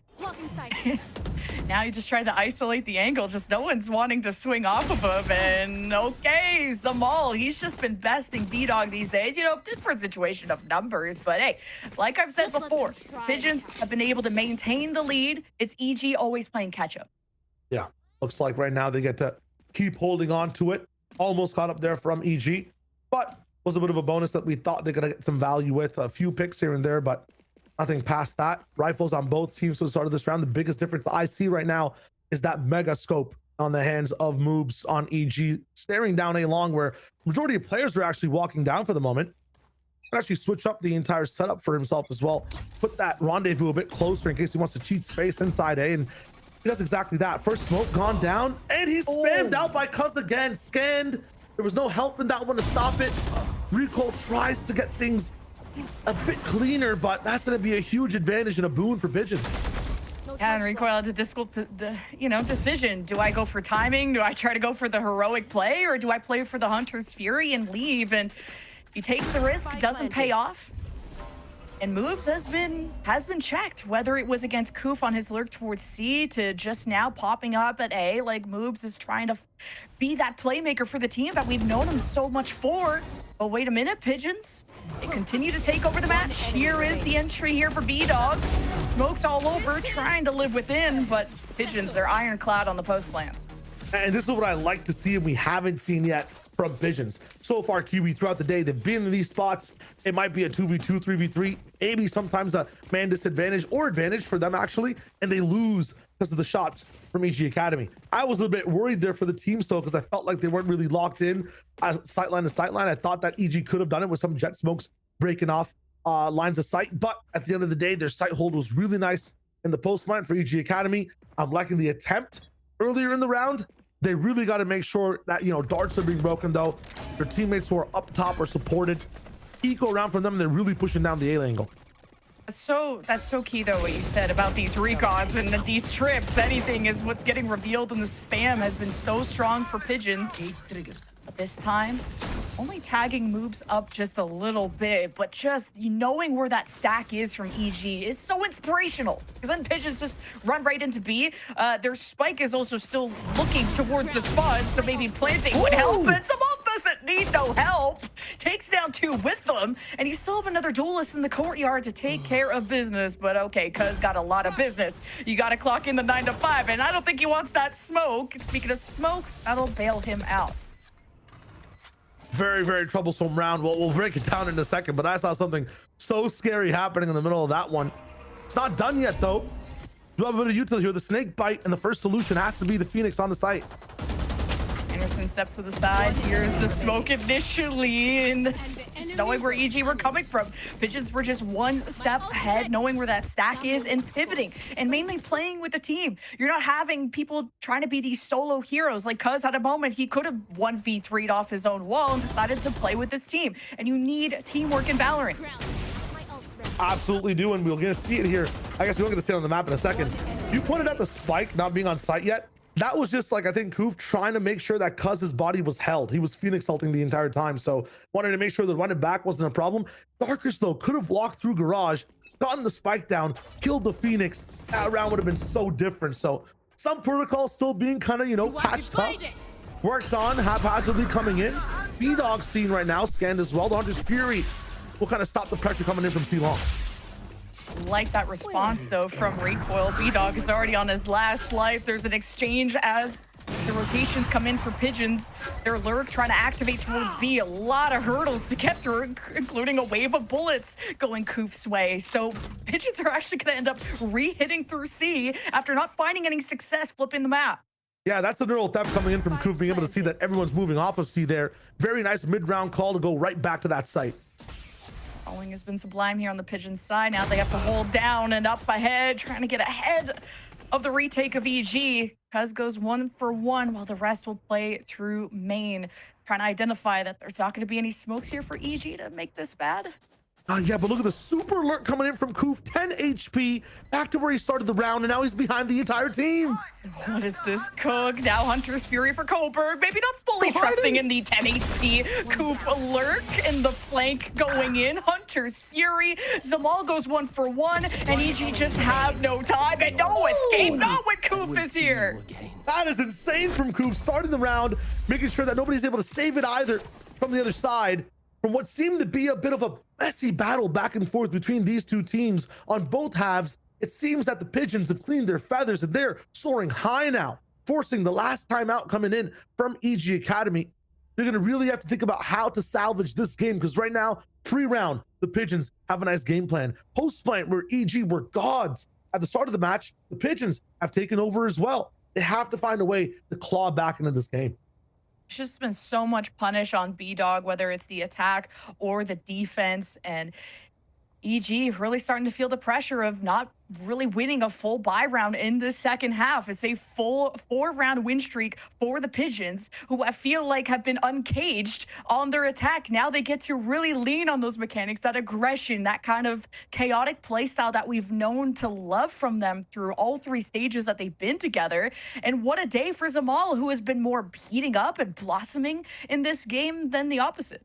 Absolutely, and I like the way we're talking about both these teams. There's a pattern here so far, Lemon, right? We keep referring to the Pigeons, the team, the people walking in the site, and then for EG, we're talking about the specific players, B-Dog, Moobs, Darkest, and Jakey. It really is a team effort right now versus individuals. You can see it break down in some of these rounds as well. As a collective, Pigeons are playing so well. Yes, in the last few rounds, Koof has kind of stood out at starting things over. The rest of the team, though, is still solidifying to help him close the round. And it really is a 5 versus 1 guy, 2 people popping off from EG Academy. They've got to find that teamwork so their dream to win this map can work as well. So far, that dream's not going to have too much of a backing. It's an eco-ish round. B-Dog with a forced rifle to maybe have a say. If things go correctly on defense, he'll move up towards the A site, hold things down. Hopefully the drone doesn't see him. No one here to break it as of yet, and he is found. All this time that Pigeons are taking to develop and to put down some spam, which they initially did in Garage, is moments that EG can take map control. And now kind of realizing that it's not going to be an A hit, you're going to have a pullback from B-Dog. As Dark is going to make the call with the Marshall. He's going to need some help. He's about to be closed in on, and Jakey denies Garage. No, Koof wins that. What a turnaround. Of course, with a better rifle, he should be the case. Pigeons, when they have just this much of a better buy, it turns into a flawless. We've seen 2 of these flawless rounds in the first half, and EG, they just cannot get their heads above water. They can barely swim. They are drowning, and they're going to have their final chance in the next coming round. Player standing. The walls are closing in for EG here, and somehow there are Pigeons cooing inside those walls over and over all around the map. It just feels like they're in every single portion of it, giving Cuz that last orb as well. Run it back finally online again to even shut down a retake in what could be the match point final round of the map. You've called it here beautifully, Jen. I just feel like when you're looking at things overall in this match, it just really is the team led by Zamal, I feel like, in firepower as well, but the team entirely for Pigeons shutting down a lot of what EG want to do. And I like that you brought up Zamal because he's been just putting the hours on Jet. He is the Jet guy. And you go to a Jet map, I guess. I mean, you could run so many different duelists here, but then paired with Cuz, who they're not even setting each other up. This is just two frontal attacks on different sides. And EG trying to get ahead of the spam game because EG got spammed out in the last round. And now they want to make sure they maintain some kind of map control. Holding it down, trap play on deep. We already dash it. Oh, and the paranoid through EG in some trouble, but they're trying to just bail each other out. They are getting walled off, and Pigeons, they are the ones evicting EG and now floating above. This is such a weird angle for JK to deal with, and impossible as Pigeons looking for the win against one of the top teams, a playoff team at that. And the Pigeons, man, they bury them 6 feet under, 13-7. Not just a statement, but an exclamation point. Absolutely. I mean, talk about putting the entire punctuation line on the board. They could play ... passive the entire time. They could give some space with a few commas, but exclamation point is the name of the game when it comes to the way they ended that match. In complete control, excited, yelling with the shots as well. Amazing for Pigeons. And we talked about a lot of the duelists on the team. We talked about a lot of the players overall. I want to give a big shout out to Coburg as well. I kind of led this team in, I think, one of the craziest ways. Some of the pivots in the mid round, that Odin as well, that was just completely shutting down everything on the side of VG Academy at the start. Love this match from Pigeons. A really good start to the match overall. And Coburg is a longtime competitor. I know Roy off into the sunset is smiling as his former teammate is finding success against a very fearsome team. And we know that the EG talent is there, but like the desk have kind of highlighted, consistency has been an issue for EG Academy. The results are not always translating, but that was also a Pigeon map pick. And we also are looking at an EG Academy that are integrating 2 new players, but we'll see how they will do on the very ever so standard Ascent, which will be EG Academy's map pick. That's coming up right after this. Trip. Edge. Shave. Trim, edge, and shave with Philips Norelco One Blade. One tool for all you need. Philips Norelco One Blade presents Shave All Things.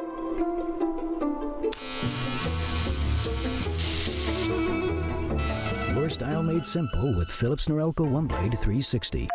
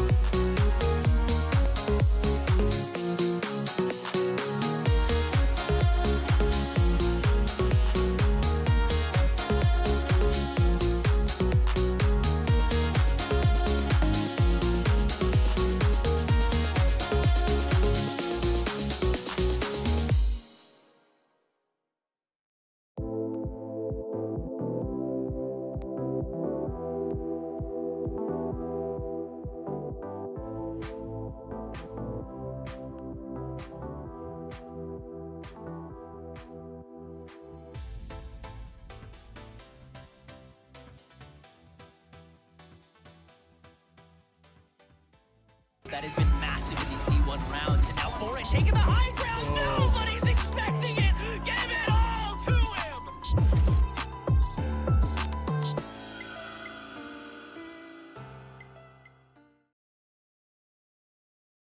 Well, as Eagle fans like myself say, go Birds! Pigeons win map 1 and their map pick of Haven. Welcome back to Valorant Challengers League North America. I'm your host, Elizabeth, joined with Marks and Gompers on the desk. And I got a Mark slap, so we're starting this day off great right now.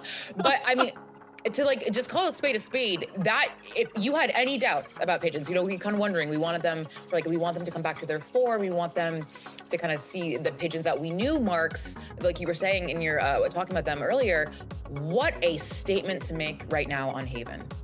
Yeah, it was definitely a statement to make, and I will say maybe let's not compare them to the Eagles quite just yet. They still have quite a bit of room to grow into that one. But the way that they were kind of working things on this map, like I think Dio said it best, where it just felt like Evil Genius's Academy was just getting picked apart round after round by one of these individual players from Pigeons, and just the way that the team was working at finding those picks early in the rounds.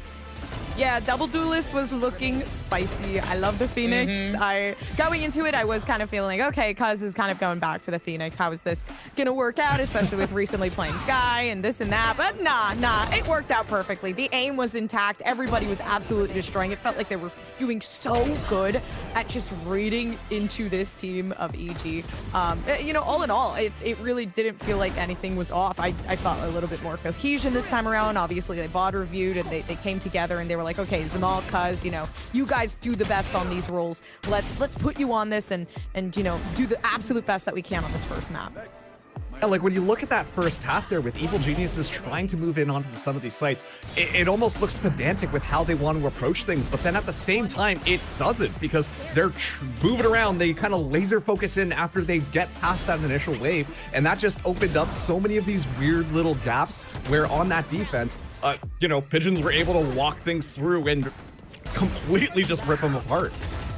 And that is exactly what we wanted to see from them. It feels like any opportunity that Evil Geniuses gave them, Pigeons took strong advantage of that, and that is exactly what we want to see on their map pick of Haven. We'll have the KD coming up here, timeline of KD coming up here shortly, but like all these like moments here and there, right, where like the micro moments, we saw some incredible micro moments from the side of Pigeons, and it's something that I think if you are Pigeons Gompers, it spells well for the rest of your time in this match.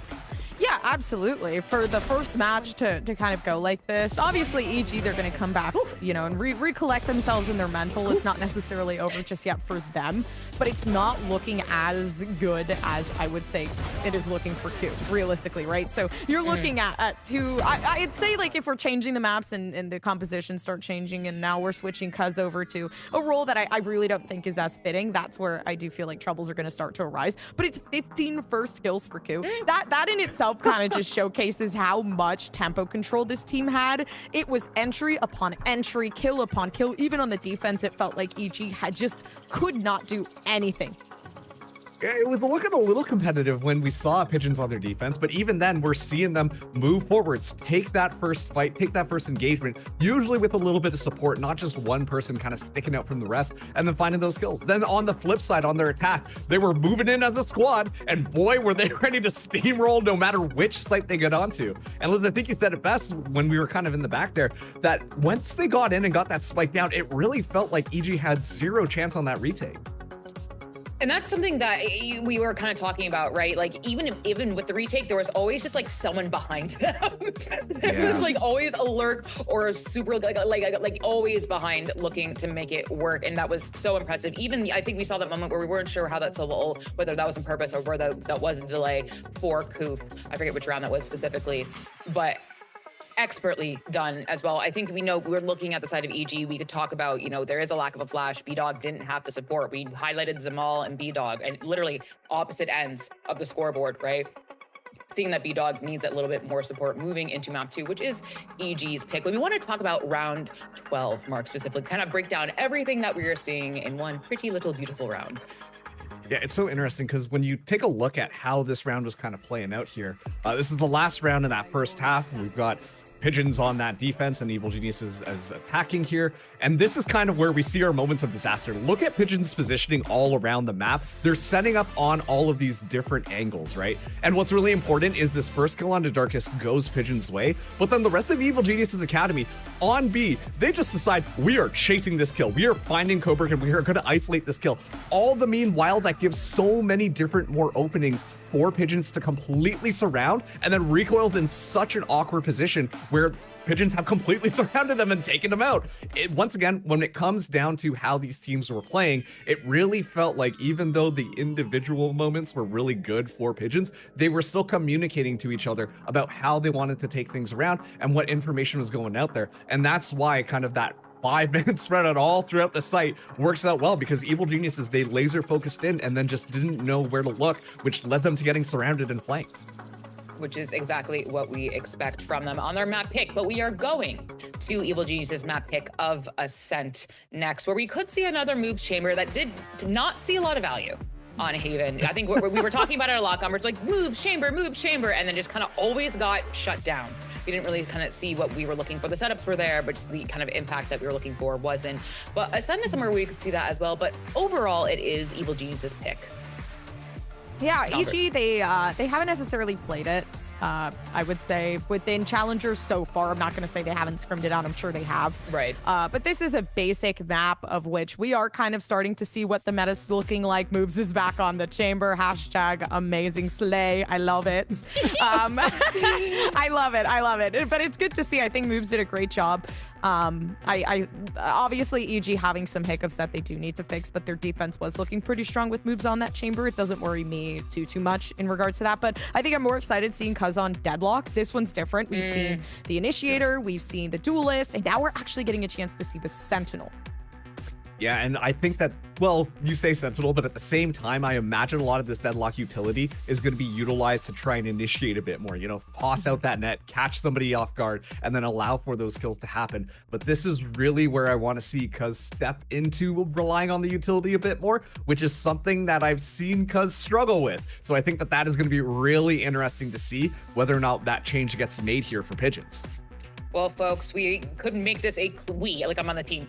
Pigeons could make this a clean 2-0, taking down Evil Genius's Academy, or can Evil Genius's Academy bring us to a map 3? I believe our casters are ready. In fact, I know, I'm in their walls. I'm a little creeper. It is Shio Wager and Lemon Kiwi. Take it away.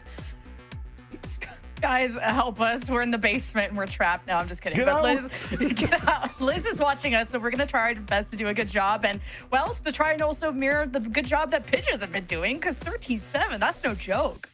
Yeah, not at all. I mean, that is a really good start to the day. This is redemption for them, though, right? The last time they played this map, I believe, was just a few days ago against the Core guys that were rocking it down, or was this a while back? Core.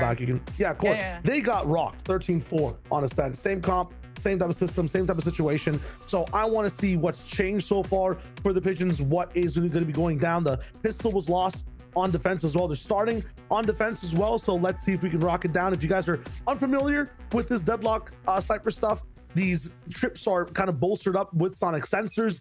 It's really hard to crash into sites as well. It's kind of the nerf duelist compositions a lot of the time, and it kind of counters KO as well, because you can, you know, get one person offline with your knife, but the other Sentinel's util is there in combination. So it should be a very exciting time to see how this composition from Pigeons rocks down. That's a good point, because the Sentinels are built to stop these duelists, and it was Cypher versus a Chamber in the previous map, and a big scoreline difference between Zamal and B-Dog. But obviously EG picked this map and go to the Jet because B-Dog is confident and comfortable on just this. And how they're going to approach the map is EG approach this pistol carefully. They converge through mid, and it's a little too quiet. Now it's a bloodbath. A deathmatch that ends pretty equal between both teams. Now the approach on the catwalk is Coburg's in a one-and-done position, and Sova v Sova posturing, barrel spotted. No, the headshot is not enough. Are you serious? 12 HP for recoil, and this opens up the pit here over at A. House of Cards comes falling down at the same time. Lots of weakness in HP bars. Not going to matter if you have the better position there from B-Dog. And Kufas really like these bandits, so he can pack a punch up close. Double stack buddy system from EG, catches them with spike in hand. And pants down to 1v1, and recoil with 12 HP, falls immediately. Koof with the 1v3, he's insane. Yeah, all the work done by teammates, all the work put down in terms of getting those HP bars gone. A wrap-up position as well was so nice from the side of EG Academy, but it doesn't matter when you only have just a little bit of HP. Recoil can't get the third, Koof can. And as a result, it's switch up from how Ascent started for them against Core, right? They're going to be rocking it down, a bit more confident, understand how this composition works. And if Koof is online right now, I mean, that is going to be a really good sign for the team. This guy is their main anchor. He's the one going to be really locking down some of these sites, getting into most of the duels. When EG dives in, he needs to be online. Live and well, Pigeons ever so consistent, pulling out these clutches, whether it's Thrifties, Flawless, Koof popping off, and now they have the weapons, but also EG have the lane. They'll do what they can. The Stinger Force, EG, you got him mad, and man, are they confident, and Pigeons don't expect the Stinger flood. Like, what is going on? EG just completely subtracted Pigeons from the site. Now the Marshal takes aims them all. I mean, he got like a 3K last map doing just that, but he's off his game, and he needs to get back online. 1v3, and EG, you just don't peek this. Oh, haircut? No haircut. And now Zamala's opening is very much done. You kind of have a high-low on the left here, and Jakey will be the last hurrah at the back if needed, and EG pull it off. Super Force coming in from EG Academy, rocking it down the lane. 2 people left over in back sight, but I feel like just from Util flooding, the Guardian all the way at the back from the side of Coburg was never able to peek. They're able to get some really good guns online as well after picking them all up, just rolling through the entire site through lane, and there's nothing that Pigeons can do. That being said, bit of a rocky start. This composition should be able to stop all this flooding going down. I haven't seen Cypher and NetDog really combine their utility so far on this map. I know it's only been 2 rounds, but those anti-ecos, that's where you can really combine trips and sensors. Not going to happen. They understand where Cypher is now. On a side, a walk-up, crossfire available, but it's fishy. I feel like EG Academy know what's going down. Oh, a little bait and switch. Okay, recoil and moves kind of trying to bail each other out. Also give info to moves. Maybe that's something really EG lacked when it came to Haven. Not running like that hard sentinel of Cypher, for example, with cams up and whatnot, as EG really just trying to sell that fake over at B, but as they cross over to join the party, they missed the train, and now EG are just gonna have to do it very much minimized. Here's the cutoff from the deadlock. No, Darkus is on it. And if there's one flashy player on EG, it's the guy who's had the ace, and it's B-Dog at the top of the hill that secures it for EG. Combination looking really nice there towards the top side of Heaven. Flash able to jump in from top Jenny. I mean, whoever does that, how do you even expect that to happen? And I mean, EG Academy does, especially against what is just classics. I'm liking it so far. I think the biggest difference, and we were talking about it in the break, Moobs, B-Dog, they were the ones kind of suffering the most on the side of EG Academy. And this one seems like B-Dog can lead the team a bit better in the angles that are available on Ascent. And Moobs Gen has a bit of time to be able to work with overall, and a bit more teammates to be around him, kind of not really by himself on the map. I think just having that double walk-up threat at B main kind of makes Moobs look scarier than he does on the left now by himself. But the op, now that is gonna be a problem. And EG have to think about how do you smoke that off, because if he's just gonna sit there, you're just gonna be feeding the beast, and you can't allow that. I talk about scary this time. Moves again by himself, no teammate. This was where he was then caught out a lot. He's gonna try to get some action going over on Cat. You have a Darkest Flash, you have a Hunter's Fury. There are things that could destabilize this structure, this house of cards, and it doesn't seem to be a pivot right now. So now you got these defensive util being used from Pigeons, and EG are not going to go lurking elsewhere. Time is of the essence, and it's just a brick wall that EG are facing, rerouting from main and walking into the Lion's Den.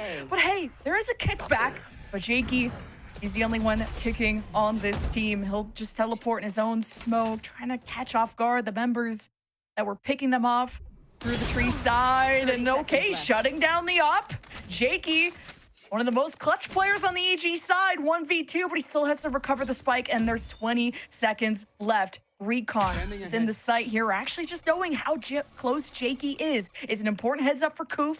Now the crossfire builds. Jakey dances, reorients. Goldberg, though, locks in. That was a little scary, though. Yeah, a bit expensive for the side of Pigeons, but things end up going fine. The Lions Den just has one mighty roar left towards the end. And I like the way that, can we kind of describe that entire site being a Lions Den that EG Academy is walking into. How does that den get formed? It's all about deadlock. When you put that utility down, like can be called as well, over on towards Cat, you'd see that there were many rifles shooting that wall to take it down. That's information. Information lets the entire side of Pigeons position well on that B site. Just wait for, or the A side, excuse me, wait for people to come in and play towards their outs. They turn that entire peaceful site into that Lions Den that Lemon's talking about. It's all off the information that Deadlock's util gives forward. It's not just about the stoppage. You have to invest what you're doing when you want to break that wall down as well. In this round, another 4-1 this time though. The lurkers that should be lurking are actually bolstered together towards B main. What do you make of this comp again? Are you confident in Chamber being the option here for EG Academy? Are you liking the way Moves is piloting this Sentinel? He's usually just so incredible when it comes to the Winthrop side, and when you face a really formidable team in terms of mechanics, like Moobs trying to convert these ones is not gonna. He looked better on offense than he did defense, surprisingly, when it came to Haven. And I think if they keep leaning on his success, it's good. But him versus Koof on these lurks have been really tough. Anderson, the paranoia, good dash out from B-Dog, but now a more passive approach from Pigeons. Anderson stepping into that arena once again. And this is what I like about Moves right now. Yes, sometimes firepower might not be there. That's what you want to see, Lemon. But in position, look at how much he cheats space all the way up to Pizza now. The rest of his team is able to pivot back into B main, and he's getting even deeper into spawn. He's got a mega flank coming. Confidence now for the rest of his team to be able to roll in, because they know nobody else is market. They know nobody can come from either side. The utility is amazing and damaging side as well. This round for me is all Moves. Absolutely, and that null command that just pretty much shuts down the whole site. And EG, it feels like they've hesitated. Like B has been a last resort for them. They've hit A so many times. They had that one successful Stinger force in the second round to win towards B, but the later hit on B ends up working out for EG in the end off of that null command though, because man, when the smokes come up from Pigeons, it's hard for EG to navigate the B site, but very strong post play in that regard this time. Absolutely. That's just a really cool round to see how much you can stretch information. I think Coach Zix was talking about this in general, where the meta in Valorant right now is coming down to every player when something happens on the map, stretching and pushing forward for information, just like Moobs did. In Haven, though, it was costing him a lot, right? He was doing it and people were wrapping in around him. He was running into crosshairs. On a map like Ascent, where I feel like you can just be a lot more impactful by yourself. It's a two-site map. If you take the lurk, it might just be your favor. It's a bit more spread apart where people's positions are. You saw it from Moves. He took the risk. It paid off greatly. How much further can he stretch, though? You see that now that Pigeons are realizing this trend of going towards B, that they maybe want to get a heads up on this, trying to have their Cypher cameras set up for that. Any kind of pick would give Koof the neural theft, but this is still going to be only one hero rifle, and almost tagging that player would have been crazy there for Zamal. Going out. Not gonna happen this time. Stretch down in mid as well. We talked about Moose playing for that information, playing solo, being punished on Haven. He's being punished again. Okay, just gotta play as a team, EG. Don't try to overcook. And this is Pigeons, who can be very scary on lower buys. I mean, a classic got a kill in the middle of a set. Anything could happen for Pigeons. Coming in through now many entries as EG hold it down. They're at least gonna be within main, but they're about to be smoked off. This will force EG forward, as they do, right to the clutches of Coburg. And now you have more upgrades coming for Pigeons. And when it rains and pours, and EG have no umbrella, May will fall, and that was the first time EG even had a lead this whole series, and that has vanished. Smell that at all? Because I'm smelling some form of my mother's spaghetti at the moment. The knees are weak. The arms from the side of EG are very heavy for the moment. The shots are not landing. Positionally, they're getting picked apart inside these ecos as well. And I feel like when it comes to Pigeons, they are once again in a very similar style of Haven, locking stuff down as a team. Individually, yes, things are great. That solo alert from Moobs to kind of power up B-Dog to get into a site was nuts. But as a team right now, They're choosing the 4-1 in very stretched out parts of the map against Ecos. They're choosing strategies that are very risky, and I'd love to see them do something a bit more simpler as a team. Throwing next. Another thrifty under the belt here for the Pigeons. Early peak. Bit of a switch up to deadlocks on this side of the map right now. Again, Cuz gets value from the flash. Wall will delay Hunter's Fury. On top of that, the entire side of Pigeons are playing with Util as a team. Oh, annihilation. The Hunter's Fury. As soon as Pigeons smelled blood in the water, they became sharks.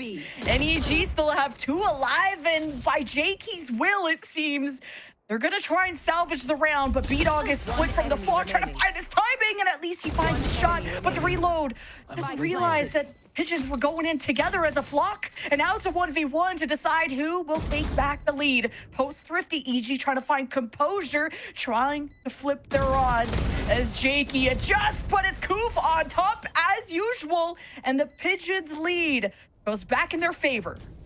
Koof in the clutch looks so much better than anchoring on some of these sites alone. I feel like in that last map, he was run over a little bit, so much pressure, even with some of the best setups. In this one now, though, the second clutch making a difference for the team. 4-3, almost resetting the economy of EG as well. They're going to be back against the walls now in terms of, you know, their last buy pretty much. Have a few options, but Koof is really putting these rounds on the board and playing amazing today. I'll start with Cuz. I mean, he's such an incredible flex player. From Phoenix, Sky, Deadlock, he could literally play any single role in the game. He even played Neon in a double duelist, and that's even a whole different other play style, but RIP Neon. Pigeons, I mean, they're the ones who are killing EG right now, and off of these retakes, it's been successful, even with EG trying to not just hit A every single time. Now they're beating quite a resistance against the Pigeons. Now there's an op against an uncontested op, I should say, from Zamal. He's been a star. It's tough. I'm liking the different way Pigeons are piloting this double Sentinel comp. We talked about it where Deadlock and Cypher can Megazord combine. They're playing solo Power Ranger style, and this time they swap sites. Everything they were used to in Cat, getting Deadlock walled off, running into Sonic sensors. Now it's Cypher trips, it's Cypher camps. The timing gets different. The timing gets kind of freaky. The spam is here too. You talked about haircuts before. I feel like B-Dog almost had one there. Hey, B-Dog versus Zamal. This has been the Jet matchup. Zamal taking over Haven, but B-Dog needs to be more of a dog, less of a puppy. Recoil, forcing people out of position. Here's the conversions here of VG. First connection. No! Zamal's a little bit off his game when it comes to these marshals and these ops, and that's not going to be picked up from EG, but it does give them an opening towards market. All eyes are on Cuz and how he handles that pressure. Not be able to really react off these Sonic sensors, and as he goes to check out the boathouse, B-Dog puts him down.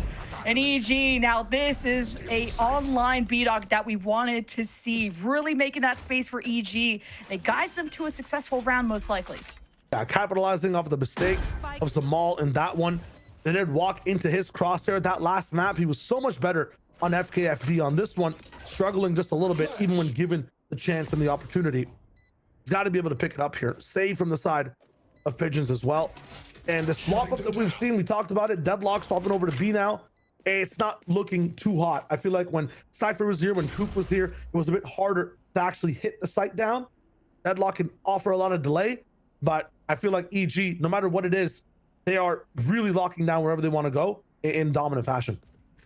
And that's maybe just Coburg needing to stick around top mid a little bit longer, because he was with Zamal, spamming down with the Odin, and now trying to be more flexible around the map. Coburg was such a boon for Pigeons when it came to information around the map on Haven, especially when it came to A.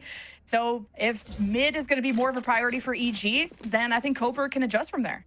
Yeah, I like that call a lot. Mid has been the way. These guys have won, what, 3 of their 4 rounds so far, where the moves lurk. We had this round where Zamal was forced to just hold it by himself because Sentinels need some help on the other side. And yeah, Pigeons will time out, maybe talk about bolstering up mid, maybe using a Cypher trip there if you want to really focus on the other sides of the map. Mid has to be the focus here, I think, from both teams. You have double Sentinel. We've seen it in the past as well, sometimes even triple Sentinel. I feel like if I ever even seen that on this map, regardless, when you have a lot of util to deal with, middle is usually the solution. And I'm surprised Pigeons don't really have more of a game plan than just Zamal opping in mid. And guess who has the op now? It's Moobs. Knowing that if that's going to be an important purchase for the Pigeons, that EG got to match fire with fire.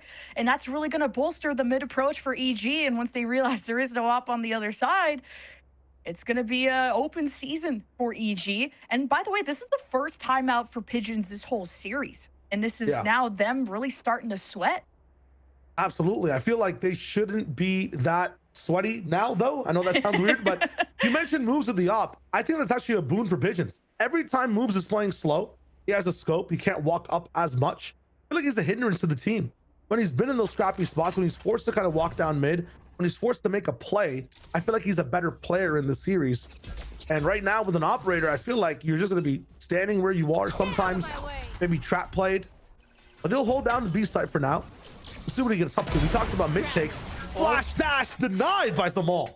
Holy, now he hits the shot. B-Dog, he's trying to change up his tempo. He's been a slow scaling Jet, and he was punished a lot in map 1, and he was trying to be really following through on that confidence, because man, what a round B-Dog had previously, and now that's all shut down.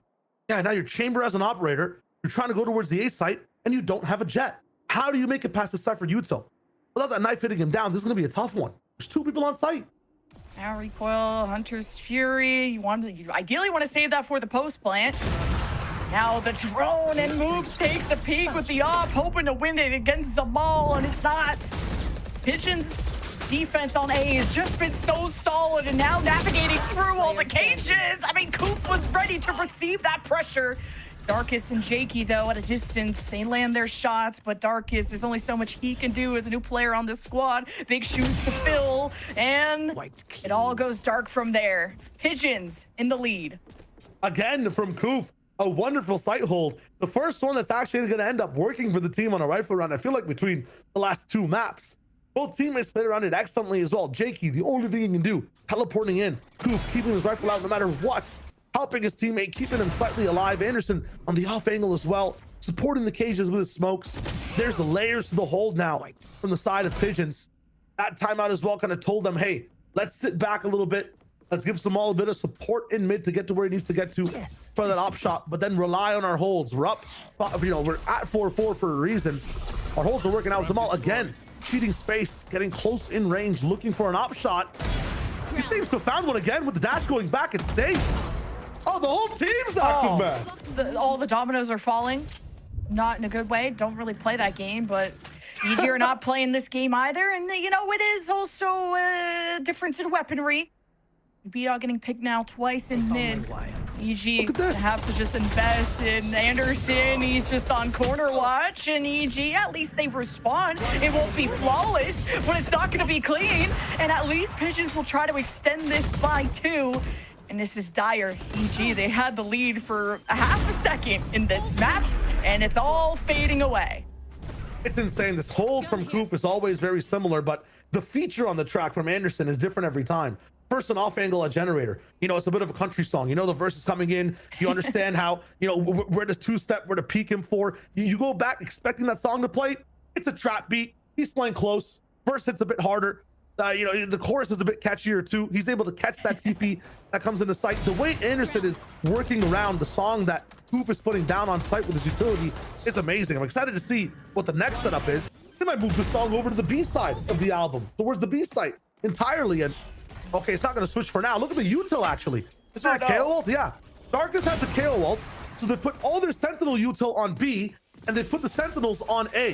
If you KO ult and go B, Sentinel util does not get destroyed. If you kill the Sentinels on A, it's not a problem, but it's a force-ish situation for B-Dog right now. And it's an upgraded Vandal after that. That was a big risk. EG are always taking big risks, and man, is it paying off. The Sheriff kills are insane. This is going to be the first thrifty for EG to get back on their high horse and to try and sail off into the sunset. They keep themselves within 1, and what a turnaround. And I think this could have just been a whole different result if the ball hit the op shot of like the stack of EG that we're getting into mid. Yeah, it's going to be the tune of the entire game as well. I feel like it's the second time where if Zamal hits, they win. If he misses, it's gone. I'm breaking down how KO ult, Sentinel, util is supposed to work.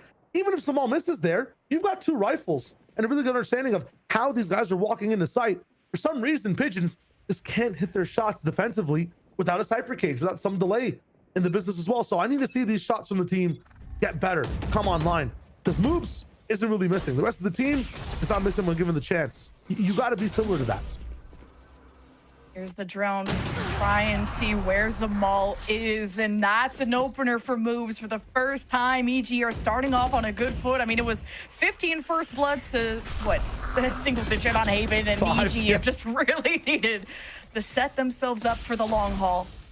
Now, just trying to kill all noise and really not ramp up despite that first pick. EG are smoked off and thinking about what's next. And what's next is Moves just keeps on killing from one side of the map to the other. He will lead them to the site. I feel like if they just stayed 5 and spawned, they'd have a better chance of winning the game. Pigeons at this moment right now. They keep giving away these first bloods on every single round that they're losing. And this space that EG's taking, look where B-Dog is right now. He's moved all the way towards B while this team's already hitting on A. Turns out moves this pretty well when there's not a Zamal off going up against him, you know?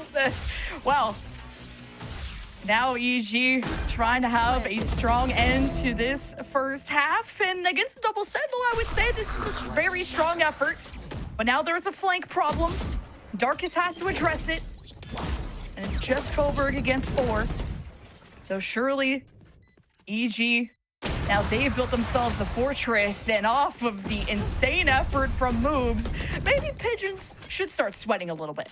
Switching sides. Just a tad, because I feel like they did have a bit of a pedestal on that map entirely in the first half. They were definitely playing a little bit better. They had the right positions overall in the starting portions of the round. It's just Zamal missing a shot. The entire team sometimes were getting hit on a site. Shouldn't be losing so many bodies, but against an eco, we'll drop 4. You have to be able to not only win these matchups, win these first predictions of where the round is starting, but make them mean something. Get a bit cleaner, and how you end things over. On attack here for this composition, it's the touch of death, is what we say in fighting games. If you're able to get the spike down on a site, it's over. So much Sentinel util, sonic sensors, deadlock walls should be done. The challenge should be getting to the site here from Pigeons. At least the deadlock is a nice fighting sentinel, something that you can net in and ideally combo with something else. It goes better with the raise, you know, with a nade, but maybe Pigeons think of something, and now already tagging up, or no, recoil not tagged, but at least spotted. That allows Coburg to grab the orb, and man, to backhand Moves on the swing. Pretty nice. B-Dog on the back foot after taking some damage, 10 HP. It's gonna force EG into submission. The wall over mid as well to deny the B rotate and kind of affect how people move around the map. Cheeky from the side of Pigeons. Cut noise in the low health B-Dog. B-Dog. Oh. Alright, swing for 10 HP. Not gonna get the one tap he was hoping for. Pigeons will fly now towards, and what a shot. Jakey has been really scaling up in this game, and when he's with Darkus, it feels like all the magic happens. Zamal and Coburg don't have the spike. They're really just settling in on trying to win this duel, and you have Coburg exploring the flowers, trying to smell them too, and EG, you don't know where he is, and now presence detected. But Coburg, unsure on what to do next. Gonna now just stay committed to the path that he took. Recon now will reveal his position, reveal the one, assume the other one in hell, and now it's really tricky for Coburg to balance the upcoming fight. The connection is good enough, but Darkus with 4 brings EG up. Plays off that util from Jakey perfectly. You mentioned it, both players on a site together. It's just magic, and they're able to pull that round out of the hat there towards the very end. Amazing, a left isolation there. Nobody kind of peeking with Cuz as well, so might be a slight error from the side of EG, or not from the side of Pigeons, but lack of scaling, a bit of fear, and again, a bit of magic from the side of EG. Have a really good defensive start to the game. They're in the lead now, and we got an outlaw from B-Dog. Got to save this one hopefully for the next round and have it rattle the minds of Pigeons here now. And I'll continue talking about Darkus because he's 8 and 8, but it's not just the quantity of kills, it's the quality. He's such an impact player for this team and really has to be when you're on the KO, and now you have a Guardian. Now Pigeons, a full pistol save. Are really the more threatening team when it comes to thrifties, but I wouldn't say with classics. They are looking like much. Scooped around A. I think one of the best things you can do here is just double up if you are, on the side of EG. Play with a teammate. Don't give away a rifle. Never know what happens with these classics. 2 of them PQ. Lucky headshots. Suddenly, the enemy team has an into the round. They're kind of playing retake A entirely. Bolstered more on the B site. Middle, covered by that outlaw. That should get a lot of value from B-Dog. Going in mid with classics is such like a I'd win moment. Okay, if you just white swing and win, The classics, there's right? no way. The classics would There's win. That's no what you're saying? way. I'm so pissed. Anyway, so just pitches are going to be now, I guess. EG are gonna have to hold back the tidal wave, and that's where Moves engages at the perfect moment. And Moves, he's clicking heads. He's the only one that's doing so. He's going for the ace, and Jakey steals it away. But what's most important is EG denying the Thrifty. Denying the Thrifty at a huge cost, and that one, 3 bodies down, everybody invested into weapons, so you're going to be assuming that 3 people just don't really have that strong of a buy. The weapons you do save are a Guardian and an Outlaw as well. You're expected on this round to at least, if you win flawlessly, have a chance at having at least 3 rifles. One of them sometimes being a Vandal as well, but it's looking rough. Double Sheriff, and yeah, just Headhunters on the side of Moobs. This should be an easy open and shut round for the side of Pigeons. Everybody at 50 HP as well. Shall not fear that Outlaw. A light bulb turned on in Moves' house. Now, I don't know where and how and why, but it's been now 2 or 3 rounds, and he's gotten like a 4K. Like, that is such a monumental effort. Exactly why you invest in that chamber. Now Anderson would love a Band-Aid because he's 10 HP, but he'll be just left behind, just trying to paranoia play if really called upon. But man, very quiet looking sight. Now it's just normal protocols for Pigeons, and lurking around the market opens up here for Zamal. Now EG will take a peek. The door is still open. Again, the teamwork as EG just go in solo. It's not working out. But with pistols, you're really just praying for a miracle, and it's not going to happen for EG. Flawless so far. How much money do you want to send to the grave here, Moves, with these Headhunter shots? Minus 300. Do the math. Would be 550 or 450. I can't even do the math. You know what? Let's just watch around. Not going to be much more to watch, unfortunately, for Moves. And yeah, a flawless one at that, because Pigeons really do take over when it comes to these big buy differentials between these 2 teams. And it's still a very close game, though. EG are still in the lead, but they really haven't been able to create much of a space between them and Pigeons when it comes to that score line. So this is where you can feel the pressure, just the panic of wanting to up the risk, up the ante. And I feel like EG are the team that utilize more risk, and it's being punished and being adapted to by Pigeons. They're mitigating the risk entirely. Not coming in. Hunter's Fury just towards a little bit to the right side. Finally does tag, but can't follow through onto Darkest. Understand where the KO is. Koof knocked down on the other side of the map, trying to gain some space against Moops, who has that operator online. It's again. Kind of nice. Down B. You like Moves here. Yeah. Good night. Yeah, just call it around, call it a day. And I think if EG can slow down this map to this kind of pace where you can have a push and pull, you can have your chamber scale and re-own the space, Pigeons are going to get caught up by this op. And the thing that is, made Moves suffer has been another op. And Zamal hasn't been able to afford that. Maybe in the future. Now Pigeons still have to recover said spike. There are some injuries on the EG side, but man, you are ever so careful on anybody who could swing out of this corner if you're Coburg. 40 seconds. Kazir could be the solution to this trap that EG has to solve to where Darkest is for the moment. Darkest playing very safe. Shoot there, I'm not even sure. All good. Yeah, finally found Kaz taken out. Now there's no chance in this round. 20 seconds left. Spike gained, but now Darkest repositions all the way over to a better spot inside the site. No, he goes to main, playing it super safe with 30 HP. 10 seconds left. Get to keep the gun, and either way, it's been fun watching EG in these desperate situations where they find themselves around the map. Yeah. Can be all over sometimes, but they will check Pigeons at the door, deny the plant, which is always that extra ult orb for the Hunter's Fury.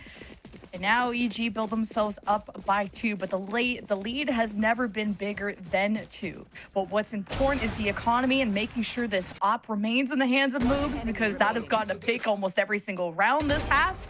And I think if they can keep leaning on what works, and you have a real machine here of EG trying to force a map 3.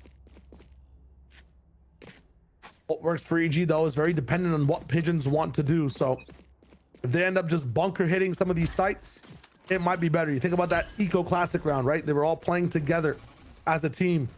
2-3 splits. Again, all they have to do is touch that site. Daughter Sport is actually going for that touch. Bit of a delay here. Molly coming in with a bit more smokes. And that ultimate too. Yeah, I mean, what a nice flash from Darkus to set up his duelist, and now the null command to try and push back against the Pigeons. And man, the hesitation. Pigeons get tripped up, caught at the heel, and now are split. 2 in market, 1 going back through main. You're back to square 1 if you're Pigeons. Who's locked in towards the A side as well, so their pivot will be difficult. He's waiting for somebody to maybe lurk through main or even react to that door if his trip does get tested. Moves with an op by himself too. Important pick, and any whiff here could be also absolutely deadly if he gets 2v1. You do not want to break the trip right now. TP past the trip from Anderson, gets in the grass and finds a pick. Now the entire position of EG has been blended. Recoil though plays through that blend and keeps the team's defense strong. Pigeons were just on a cutoff rotation angle, and now you have Koof kind of confused, like, are we going B, are we going A? And now the hit is here and moves. Let's hit Anderson right where it hurts. Koof 1v3. I mean, we know he has a moment to plant. We know the clock is winding down, and EG can't prevent it, but they can win it out here and get to double digits. Now Koof, oh my God, the shot misses from Moobs. Koof dances against the fire, the high-low, the EG. Koof, ever so composed, in a situation very familiar, and B-Dog gets ahead of it and gets EG to double digits. So close from Koof. If he had more bullets, could be possible, but a very nice lockdown there from EG to get into that site. Play the two-man advantage properly. Be patient with the wraparound as well. Count those bullets.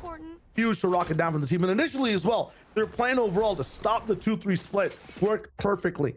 The positions all over the map and keeping moves anchored towards that A site. It almost got thwarted there by Anderson. A really cool TP to get back in the grass. Very risky. Somebody's playing there. That's the round over. But again, you mentioned it, taking risks. That's what these teams need to do if you want to try to class down to these leads. Second timeout used from Pigeons here. Again, they didn't use a single one on that first map. They're rocking down now, trying to mix things up or understand how to get back into this game. Pigeons, yeah, final timeout, and they've only taken 1 round in this half, and it was off their first rifle buy, and just facing the op has been an issue when you run 2 sentinels instead of 2 initiators. And you know that Omen kind of being a pseudo initiator. You see the 7 assists from Anderson. He's been trying to be a huge addition to this equation for the Pigeons, but trying to destabilize EG has been really tough when they're ramping up, when they have flashes, they have 2 initiators, they have moves around the map. Like, there's so much that EG can throw at Pigeons and not too much to respond with.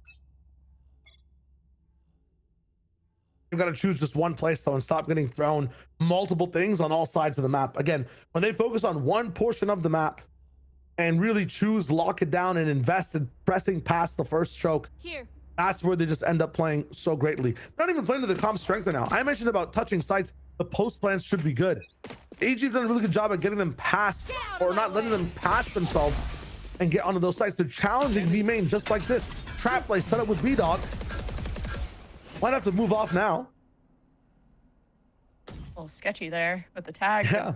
Also, I was expecting this Deadlock to be such a good fighting sentinel, but they haven't been able to find those combos, whether it was Cuz getting a net and then the Hunter's Fury not combining with that to just not really having the comp to work best off the Deadlock, or not attack at least. And that's, I mean, just the choice of trying to bolster your defense and ending 6-6. Now you're paying the price. EG have the better attacking comp.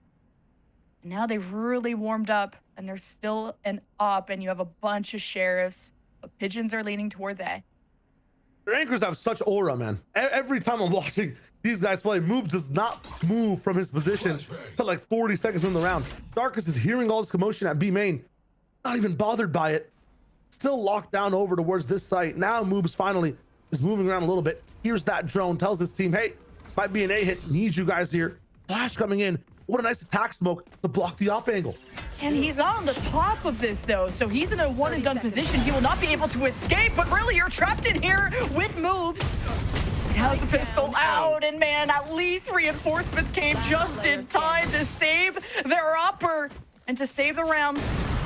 Not that Pigeons were starting too much of a commotion, only removing one rifle from this, and the economy is really starting to boom here for EG, and the scoreline reflects that.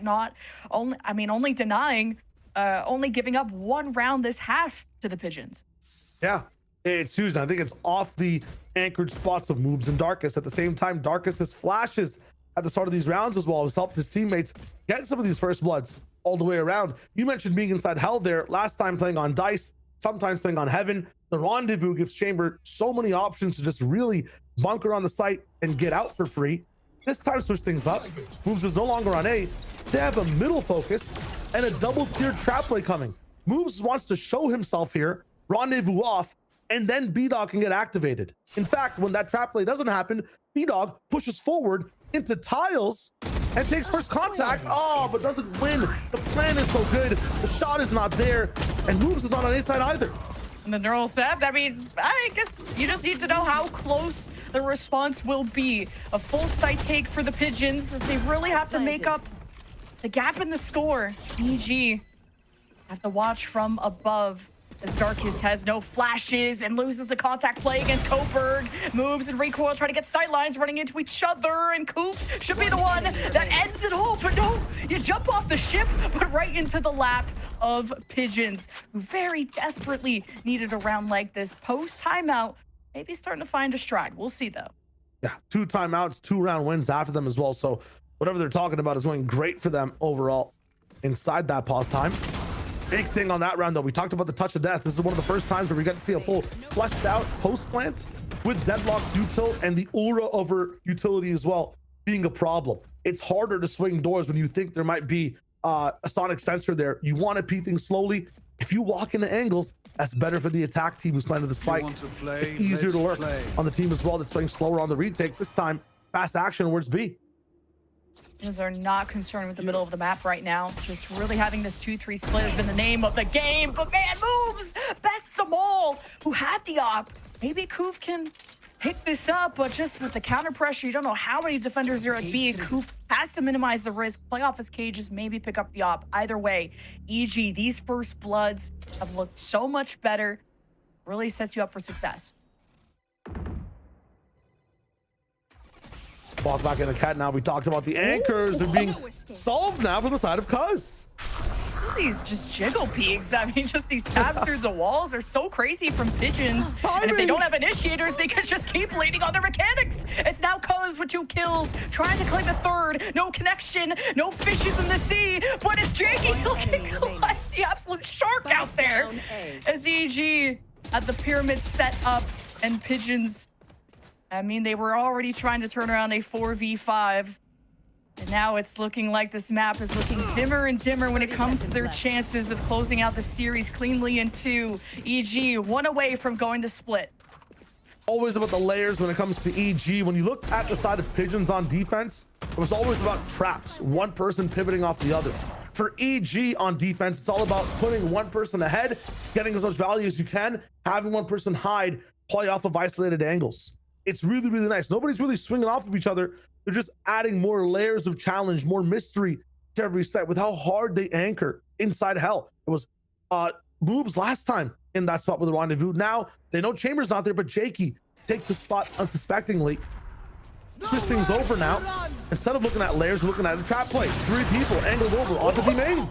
Moves yet with another first pick with these with the op. He's traded, so Pigeons have an opening. They have space. They will dip out, choose their engagements carefully. Pigeons know they're on their last life when it comes to Ascent, and as the door closes, Darkest gets closed out. Jakey, B-Dog now have to reunite, but they'll be coming from different sides of the map. And with the smokes in place, barriers up, Pigeons want to extend their lives, and Anderson will deliver a big pick. Jakey, it's all up to him. And after he's been netted, he's been stunned, he's on the back foot. Zamal ends the round with 4. Yeah, not going to be the best example of, wow, this site's so hard to hit when it's a 1v4. But again, even traversing past the neutral ground, it's going to be tough when Deadlock is inbound. 12-9 every single round, a map point for EG to stay alive. If we're able to push it to overtime, Pigeons can look to just close this series out. Going to be an uphill battle, and no mistakes can be made.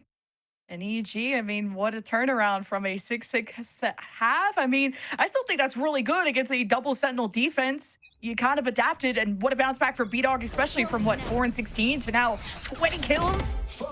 Better late than never, and what a tag. Darkest, you got a lot on your plate. I hope you're hungry. Now you're just trying to suppress them and allow everyone to set up. Maybe Moobs can activate in the middle of the map, but he's got a Bucky, so he ain't gonna be doing much. And now when you get Pigeons low, you capitalize on that. Another first blood for EG. Off the shock long range, lineup's going really well at pushing the team back and then landing down after you mentioned that everybody was weak. In every single gunfight, things might be tough. Running into Moobs. Just gotta work the angles with what you got.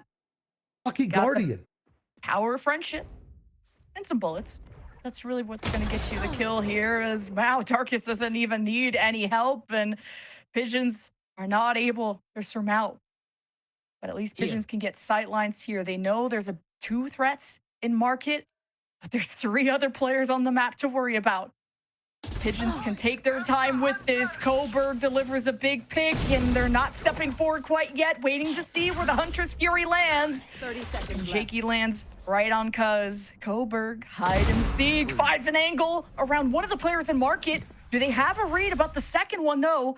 Koof is watching it carefully. You don't know how EG have repositioned around the map. It feels like Pigeons are walking into a trap, and they're really just delaying these angles, maybe delaying the inevitable, as Coburg delivers 3. It's a 2 versus 2. What a comeback here for Pigeons. If they can pull this off, this would be insane. And Coburg now for the ace, and Jakey denies it. 1v1 for the map win for EG. Are we going to split or not? And it's a pistol out, by the way. 17 HP, and Jakey slaps away Koof for the final time, and we head to split. That is insane from EG. The one clutch that Koof just could not get.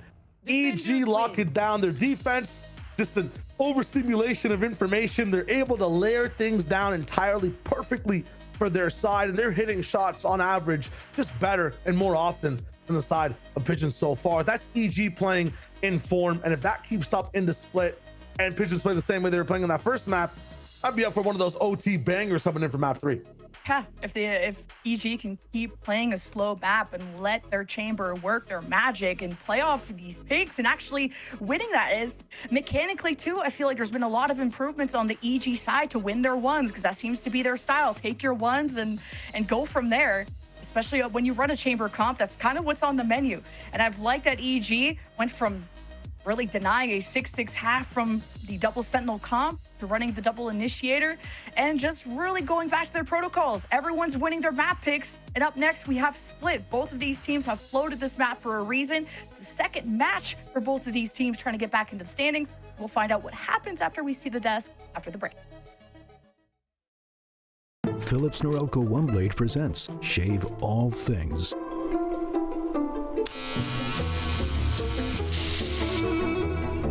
Your style made simple with Philips Norelco One Blade 360.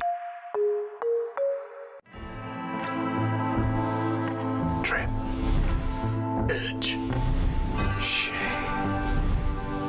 Trim, edge, and shave with Philips Norelco One Blade. One tool for all you need.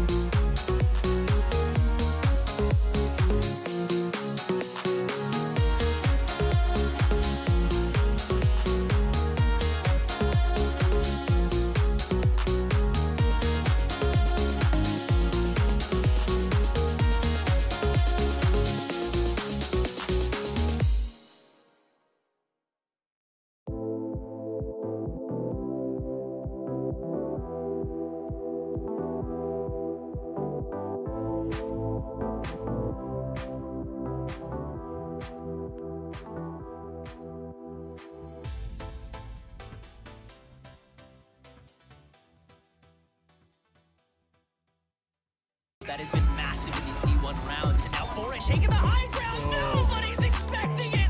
Give it all to him.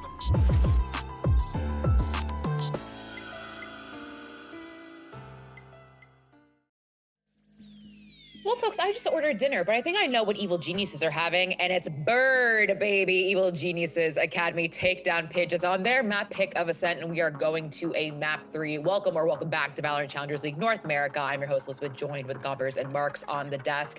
And we asked for it, Gompers. We said we want more chamber, right? We want B-Dog to show up. We want this team to show us those fundamentals that we know they can do.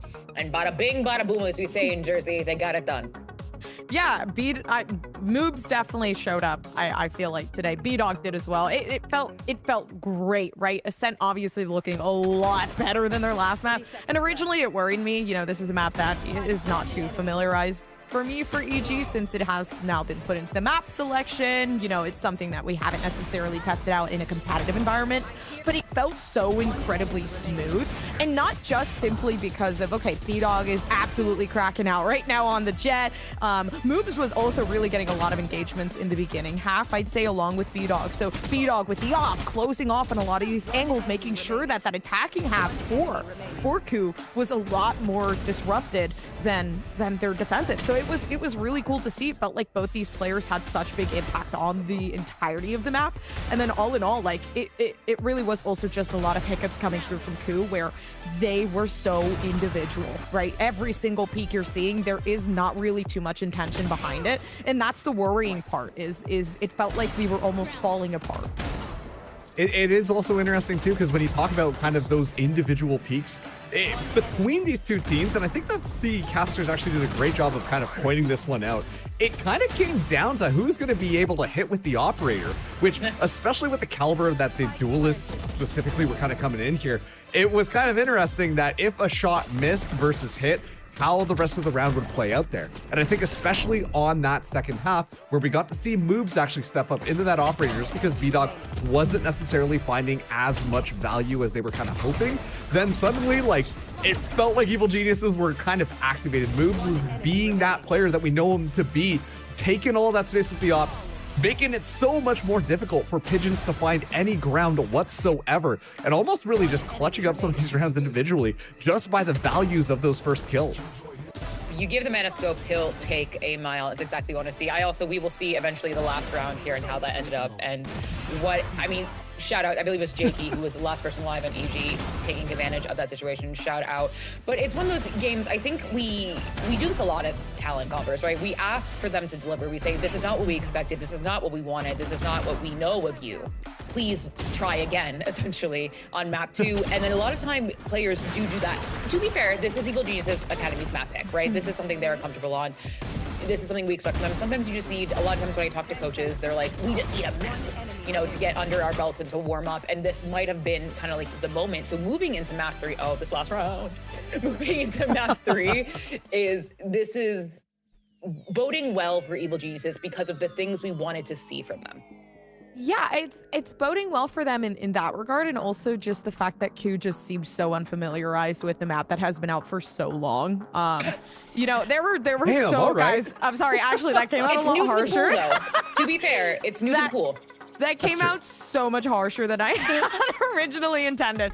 And no hate towards Pigeons, because obviously they had won that last map, and they are showcasing such a strong performance. I will say with Ascent, you know, it is a very heavy mid-presence map, and a lot of the time, you know, it felt like they almost weren't, they weren't having those moments where like they droned up mid. They weren't thinking ahead as to what kind of attention that was attracting. And so then you see Zamal going up by themselves without really too much backup there. And I understand the goal is to get some sort of engagement, but when you're risking the fact that you have made so much noise, you're also gaining a lot more attention, and now you're going in by yourself, you're losing a very significant duelist on your team, and you haven't even gained any significant space yet. So it felt like there was a lot of factors that were missing here for Pigeons on this map.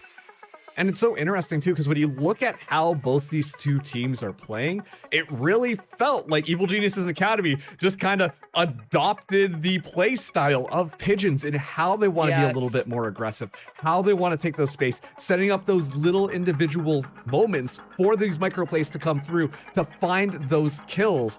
While on the other side, like I don't want to be that guy, but I have to look at that deadlock that we saw Pigeons bring into here, because I really don't think that we saw it get that much value when it came to that defensive half. As a matter of fact, it looked better when Pigeons were on the attacking half. That's when we saw a lot of that util actually find those trap plays and set Evil Geniuses, Pigeons up to be able to find that win. And so for me, that's kind of like raising a couple of alarms, and just what was the idea behind this composition, and you know, what is the overall plan that they want to do moving forwards on maps like Ascent? I do appreciate trying the double Ascent. I think that is what we're moving towards on Ascent, slowly but surely. I think the entire Valorant competitive community is still kind of work out the kinks in yourself. Verno and Sage, that didn't work, it's that sort of thing. So we're gonna work it out, but I do appreciate the ingenuity. I appreciate the willingness to go and try the deadlock. Didn't work this time, but maybe we can use it on split if necessary. Well, their Pigeons will be starting on defense. I highly doubt, Marks, I will see a deadlock on split, but I've been wrong before. But this, as Lemon Kiwi said, at the end of the cast, this is a map that both teams obviously have been willing to float. Yeah, I think that this is going to be an interesting one. Really kind of, first of all, I'm curious, number one, are we going to be seeing moves back on Chamber, right? Yes. I feel like at this point, lead into it. You know, that's kind of your thing if you're Evil Geniuses Academy. Give us just the let him kind of, boy. yeah, just let him do his thing. It's going to be great. But I do have more questions for Pigeons, because we have still been seeing a lot of these teams run that double duelist style. And if you know that some of the stuff is not working out, hey, put Cuz back on to do another duelist. It looked really damn good on the first map. Yeah, I'm hoping too for Pigeons on their side. Obviously, we're emphasizing a lot on moves and on B-Dog. I do think they're so good at controlling separate sides of the map. So for split on their defense half, I think that's going to be great for them. Although obviously Q's starting off on defensive side, I'm just kind of hoping we get a little bit more, you know, this is a good time to kind of take a breather and reassess what we were doing wrong that last map, because they were so dominant on Haven. I don't think they were expecting that type of retaliation. So more so just keeping a bit more respect over towards EG and you know, thinking ahead of certain plans as to, you know, what kind of space they're taking and making sure they're being a little bit more careful and thoughtful of that. Yeah, there's a proactive caution, I like to say, right? Like, be active in it, but also just don't be reckless, right? It's kind of like defensive driving, right? Like, you are moving, but you are also like always on the lookout for hazards, right? No, that's a good metaphor, Marks. Anyways, we're in Agent Select. Moving forward, we don't see the deadlock. We do see a Sage on the side of Pigeons as their only sentinel. I guess you have Koof as the Sudi Senti. Did you say what the heck? You go for it, girl. What are you talking about? What the heck? So Cuz on the Sage, fine. That's fine. What is going on? We're kind of like throwing him around. I completely understand. That's fine. I just feel like Cuz is crazy on the Jet, right? Cuz is crazy on the Phoenix. Cuz is crazy on any agent you put them on. That doesn't feel majorly a support role. I wish they would have emphasized it, especially on this map. I don't know the strengths of Sage specifically here, especially starting off on the defense. I can understand we have like that double controller. It's very defensive heavy sided, but that long term makes me feel a bit worried, especially considering the way EG played that last game. So I don't know. I guess we'll have to see. Nah, it's all about the battle Sage, Coppers. You gotta lock in and believe in the battle Sage that Cuz is gonna be bringing to the table here. And meanwhile, on the other side, I'm really interested to see how Darkest Spies is gonna kind of work out here, because that sheer can get so much value right now. And I think that really, this is a pretty good composition to kind of counter some of that fast play that Pigeons are gonna be bringing to the board. Well, both of these teams are looking for their first check in the win column. Will it be Pigeons or Evil Geniuses Academy? I'm gonna send over to your casters, Lemon Kiwi and Shio Wager. Gonna get their first win on the board, maybe collect a check. I mean, isn't that the dream in EG? I think they're living the dream when they can go to a map like this. They had something familiar to them, Shio. They just faced NRG Academy in their first match on this map. Not their pick, and didn't go their way. It's familiar. Yeah, it was going their way just a little bit, and then OT ended up happening after the fact, ended up losing down just a little bit. But from the side of Pigeons, yeah, seeing that switch up, Cuz on Sage, I would even agree with Gompers coming into this. I feel like going for a side of Phoenix with the Jet is probably better on this map in general and this meta in general. Maybe they have a read on stopping aggression coming in, better post-plant walls coming through as well, all throughout this map. So we'll see what locks down from their side on defense. Overall, though, yeah, EGA, I feel like they have a step up on this map. same comp, same business plan, looking pretty good. Pigeons had to swap up the comp. I think the last time they went on this map, it was a Fun Haver grand final, and it did not look pretty. I think it was 13-4 loss to Core, which is, you know, a team that we all know. And speaking of the series, EG haven't won a single offensive pistol.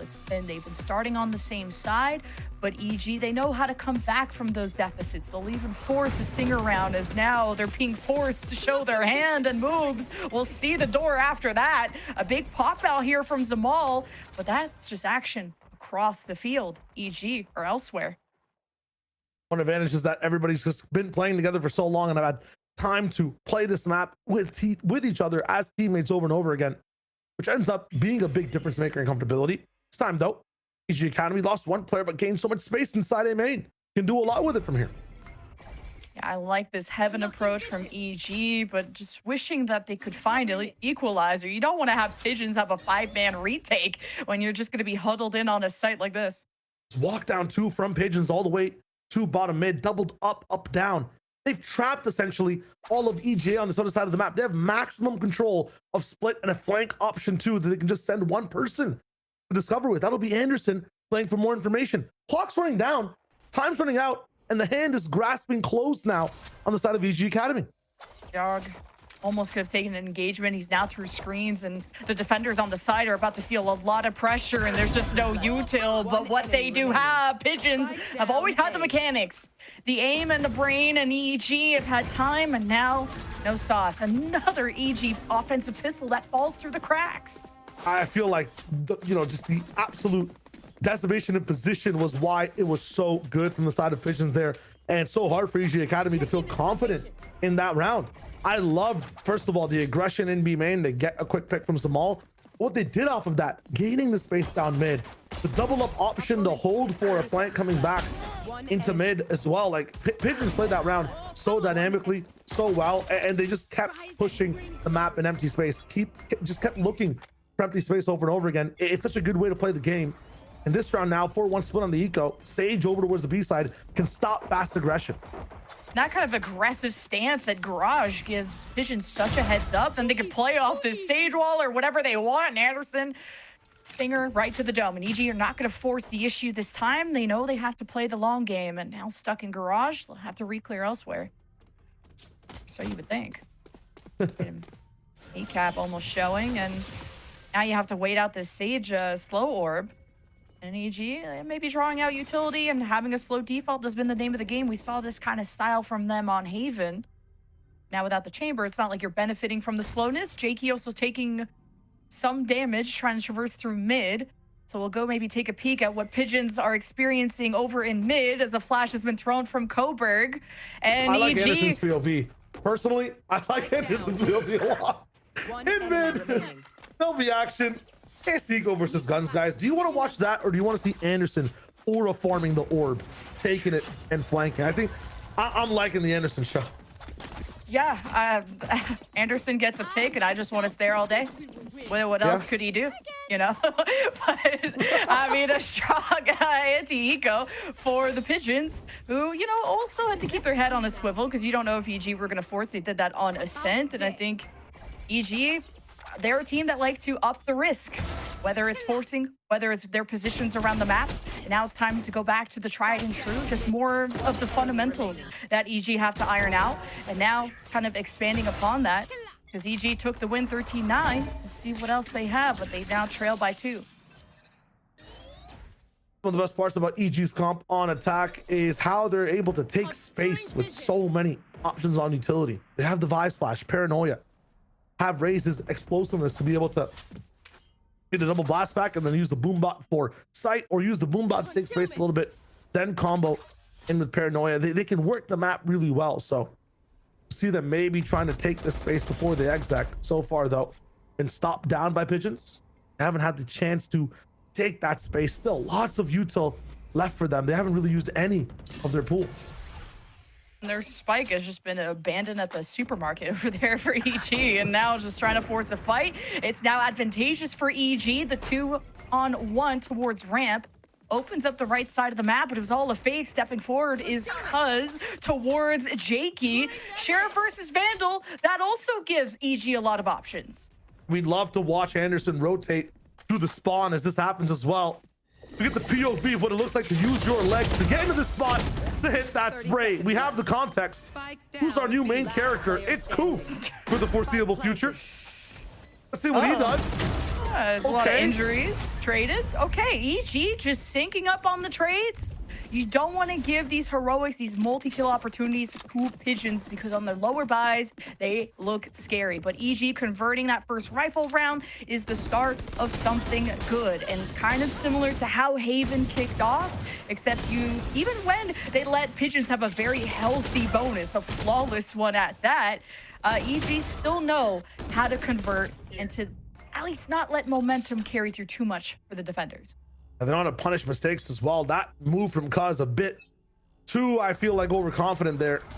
Able to lock him down, goad him into peek and getting some information after they broke his sage wall. We're going to be locked in with Koof here for a little bit. Let's see what we can do. I liked watching the Viper setup. And that was the perspective of a very patient man playing inside middle for what should be this entire round. Radio cast the other side of things. Solo sight hole from Coburg. No util used so far. Smoke comes in over up top in heaven. Fade eye above him. Doesn't really break it. He gets a sight smoke. Paranoia dodge for the moment. No flashes used still, and he gets taken down.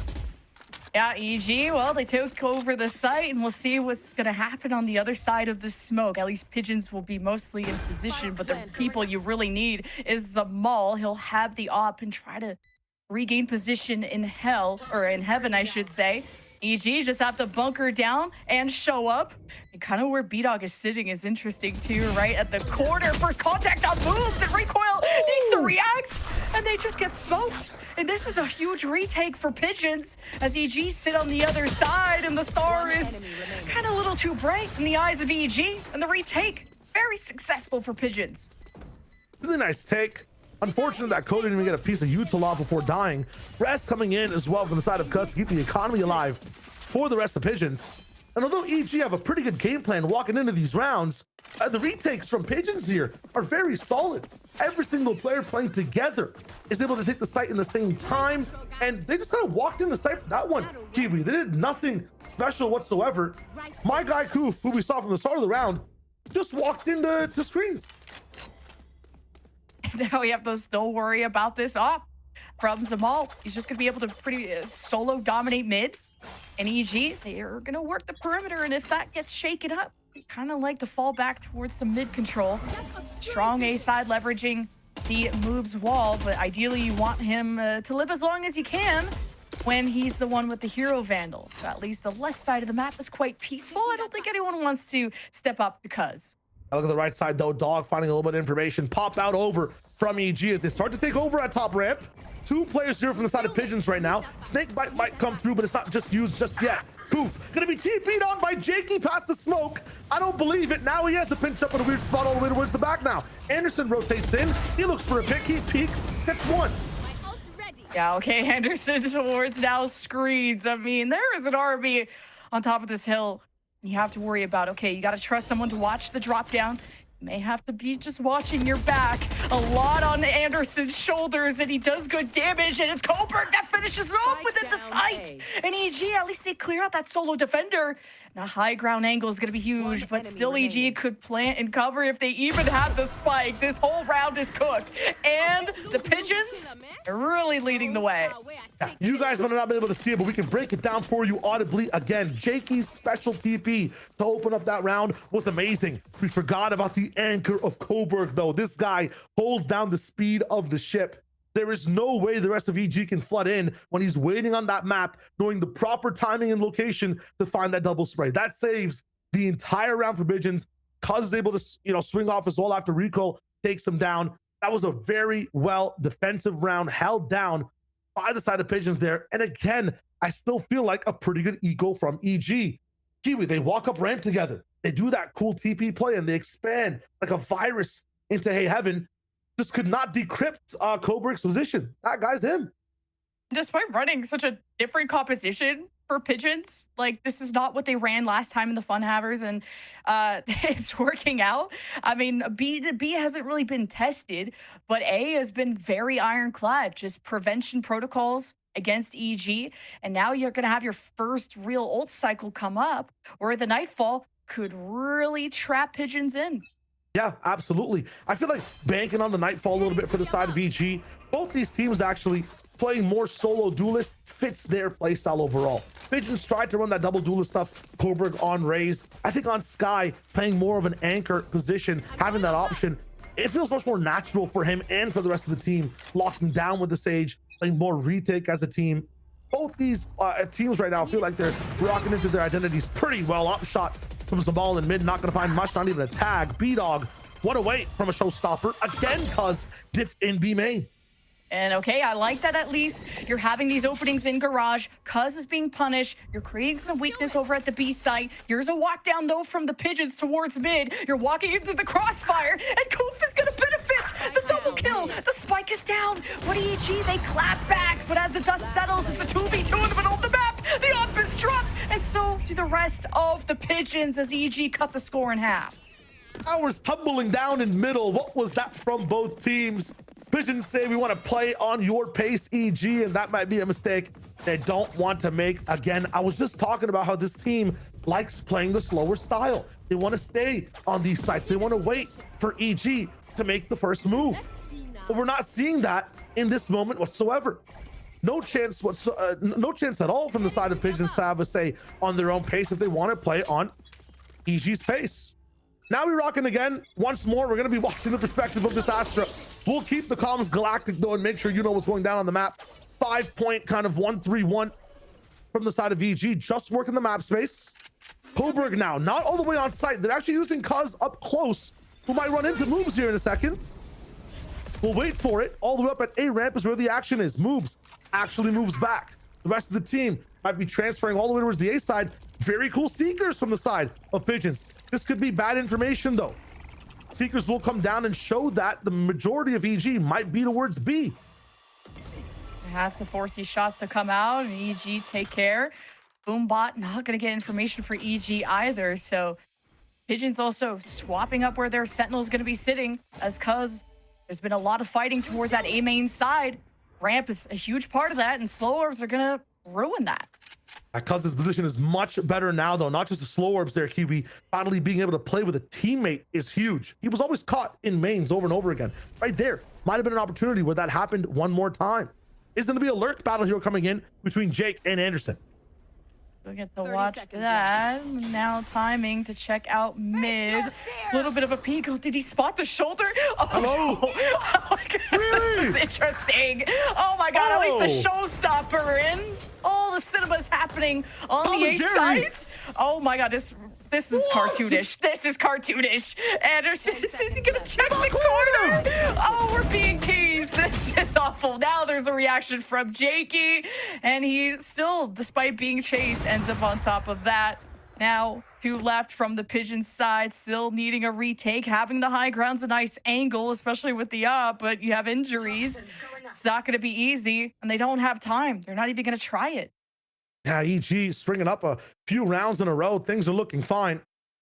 We're adding everybody we can to try to make sure the POVs we're watching are going to be the best for now. Seems as though there are just some issues on the back end, so please bear with us. That being said, I think from EG, everything's looking good on their rosters side of things. They're finally figuring out how to at least touch these sites and move past the Pigeons line of defense as well and really manipulate them around the map. And I think post timeout, EG are figuring out how to manipulate that map. Hit the A side. If it ain't broke, don't fix it. And see also Jakey kind of being that lurk. He was acting as that over in Haven, especially on a three site map. And now he's kind of going up against Cuz in Garage. And if Cuz isn't part of this defense, there's a lot less delay, at least on one of the routes that the Sage is trying to control. So now it's going to continue to stick to that A site fight. While as we have an aggressive approach here for the Pigeons, as Zabal drops down to 50 HP, still hits the shot, and that could be the difference maker as EG are going to stand away from that pressure on the A site and reset. We're weak here in terms of a little bit of firepower on some of the players on Pigeons. Will they actually challenge this Viper's pit? There's no shot, right? You're making noise going away as two people actually enter the pit at the same time. Bucky, nerf, and it's not going to be able to do enough now. You can't move and jump with it and expect to do damage. Man, just so close to that pick. And now the middle of the map has been opened, and it feels like the sky is the limit for EG. 2 rounds back to back, and a 2-2 split for the defense. You're going to have even numbers.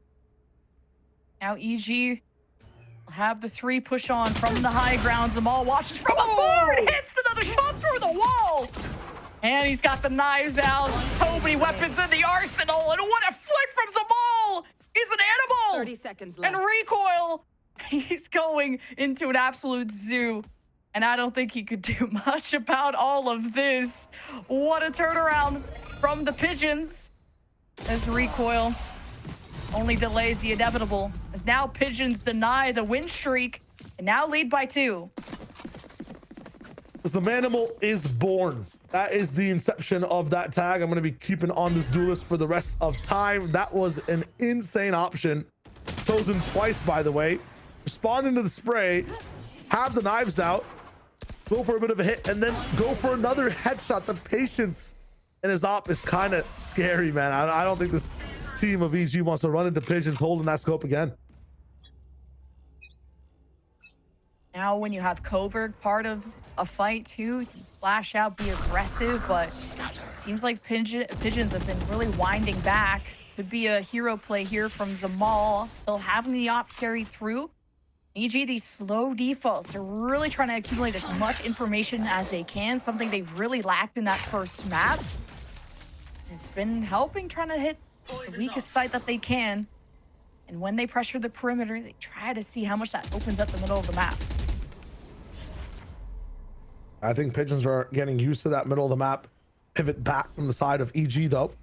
Have 3 people here waiting for the crossfire. They're not playing down to their bottom mid this time. They're the ones playing on their own page. Maybe he was hoping to get some more backup, kind of caught with the nade in hand. Strange moment. EG, the blunder. But hey, the rest of the team, they've been able to step up to the mantle when their duelist suffers early. EG are still able to pull through, and now you have the Vise wall set up to stop and maintain that high ground position for EG. But the crossover is happening towards A, and denying the op is everything from Jakey. Not high ground 2 to watch over the spike, but wait, it's a wall created on the site. Eventually it's punctured through. A lot better chemistry from the EG side to tackle a problem. They're really good the deeper these rounds go to be able to actually move around the map. Again, manipulate the positions that Pigeons have defensively. Even losing first blood, they're able to get towards this spot now. Man disadvantage trying to fight in screens. 1v3 from recoil. Familiar situation for him, the lone wolf, and difficult for him to pull off. This is the fadeaway. I'm just trying to deal with the multi-kill. The one and just couldn't adjust. Wide swing from Koof works out, and now Pigeons double the score. The retakes have been so successful from them, and EG's blunders, they just can't make up for it sometimes. Be at peace. A lot of the times before, the blunders were still leaving EG up with a man similar advantage situation. Either they're even 3v3 or they're up 1 towards the end of the round. In this one, yeah, losing first blood and then getting a bit more damage all the way onto the actual site itself, it's a bit more tough to come back from that. It's a bit harder to find value. They'll switch up strategies now as well. Aiming to go, you know, B main hit into mid, A main hit into mid. Looks like this might just be a full-on B rush with the economy they have. Are we ready to lock this down? Usually Cuz is here. This time, there is no Sage. Gonna have to solo hold it, but got the Vise, Thorns, you have Stars and Anderson. I mean, it's been such a quiet B site that they're trying to weaken this as much as they can. And Anderson pops off at the perfect time, combined with the snake bite delay from Koof. Absolutely trapped EG and bit them at the heel and ruins their round. Huge defense for Pigeons. It's going to be a tough one. Rifle given over to Darkus, though, and this is what the Sage is about. a very win more agent, and that's why I feel like a lot of the times she's not really picked up in a lot of the other comps. Sometimes, you know, other agents and what you need for the team is just better, but in these spots she just guarantees rounds completely, from like a 90% to a 99, sometimes even 100. How do you win a 1v4 when one of your lanes are blocked off completely as well? Amazing on a map like Split. Yeah, just thinking about Ascent, that a lot of these rounds were decided with 1v1s, 2v2s, and now EG constantly are in these 1v3, 1v4 situations. Like, Pigeons are really taking over Split and have put in the work to realize this is a weak map for them, change their composition, change their approach. They have a very strong defense right now. We'll see how this looks on the offense, of course, but they did the work to improve, and that's showing. I still like the way that EG are kind of stepping down on this map, though. They have this really cool, as you were pointing out, like, you know, pressuring the extremities, pushing for mid, and then looking for the side that's a bit weaker after some of these fights are done. I like that approach. It's one of the best ways to play split attack. It just sucks that right now, towards the very end of things, they're not in that band advantage situation. At the Sage, the setup that they keep switching up as well on the side of Pigeons is really haltering them getting some sort of value. Ober still has Dog and Flash, so they can kind of slow this down, and Goop needs to be bailed out a little bit, and B-Dog opens up the pit, and wow, what a pick with the op too. And we were thinking B-Dog was going to find more comfort in the Raze, and well, Moves is just comfortable walking it down, but Zamal puts him down. And EG are left with that advantage gone. Oh wait, it's Rez. Rez coming in. That advantage is completely gone now. There's not even a chance. It's a disadvantage now. B-Dog with the raw walk-in shot onto Zamal. You are insane. Does it again. Now the Nightfall to stop Heaven from being pressured, despite it being smoked off, maybe getting too ahead of the game. Now the post plant's looking strong when you have the Vi's wall up with the Cosmic Divide to really make this chaotic, to force EG into such small quarters. And Pigeons, they hope to evict every part of EG. Now here's a swing off the other side of the Cosmic Divide. If Jake is so good at avoiding trouble, but eventually is the solution because his double kill. Jakey has put up the numbers, but eventually gets overwhelmed. And Pigeons are back on top. There is just no stopping this. This is a 4-round win streak now. Yeah, and the timing on that one was insane for the wall peak. I really like Sage as an option as well to deny the advantage of an Astro Wall. Slowing that right side means that there's no chance for Jake to actually push through and help their elbow player at all from the wall. It makes the wall actually a detriment and just something that is uncounterable for the side of the defense coming in. It's really cool that they have these protocols with Sage Astra as a combination. You never see those two. It's usually Astra Yoru, Astra, and somebody that can maybe dash in and get out like Waylay. It's really cool to see that breakdown. Slow orb covering the weaknesses of that wall. You know, EG are just not an attacking team. Their best chance has been a 6-6 even scoreline for Ascent. Both teams are kind of running the same role, it's just different agents. We'll see what the second half will hold. And B-Dog, better late than never. He was huge last round, now has the showstopper. Prowler gets shot down, Mail is an issue. And the slow orb is kind of ruining this. And Anderson, I didn't go seek. Oh, the showstopper also blocks the barrel here of Anderson. So he's just watching this sail by. Recoil bails him out too. So there is no corner going unchecked, not in front of EG. 2 remaining here for Pigeons as the half is about to be closed out with every ult in the bank being used, including the pit. Now Pigeons 2v5 and just get decimated by Darkest. A flawless EG end to the half, but still trailing by 4. Astra, Viper, Sage, though, rocking into this side of the game. You'd expect like Pigeons to have at least 7 rounds coming into that defensive side. 8-4 is huge and an advantage they might need to win some of these attack rounds. It'll be heavy on Zamal to be able to try to find some space with his team by himself. Solo Jet, yeah, you have the flashes and some heal for help, but don't really have that second duelist to dive in. It'll be very tough fighting against his Vice. Really will be. And I feel like Zamal has just navigated any Sentinel issue on the EG side very well. Zamal has been consistent from map to map. It's the EG feeling like wild cards sometimes because you see the talent, you know the potential is there. They get to playoffs, but we just know they're capable of being a top 4 team at least. And I think Pigeons have always improved their results. They haven't made playoffs yet, but if they can have this to push EG to a map 3, this is already going to raise some red alerts to the rest of the teams in Challengers. Is red alert, B-Dog swings, and there's more around the corner, and Pigeons deal with it well. Wins going to be important for both these teams rocking in for the rest of these challengers. Again, remember, if you play really well in this one, get towards the top, you're inside the VCT. You're looking in towards play-in. Jakey wants to get his team there, so does Moobs. What a hold down.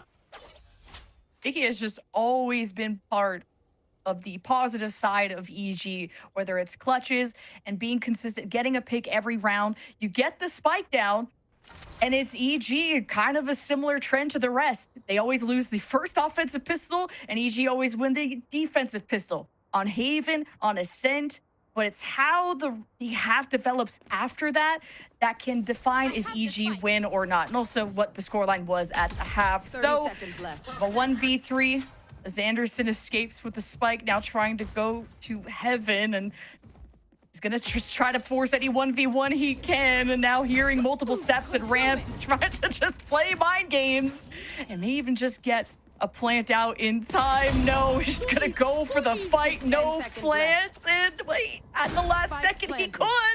1v2, but no health left to play with, and Jakey's done playing with his food. What a round for EG. Really good hold down, and again, that crossfire, just a little bit of a trap play from Jakey, and then playing insurance as well towards the very end there. Playing very smart so far. I like the very start of this round from EG as well. Although you know that Pigeons have a very slow composition, you don't want them to have space for free. They rock that nade C's down in market. They go for a boom bob peek here as well from B-Dog. They're playing very proactive. They are making the first move on defense.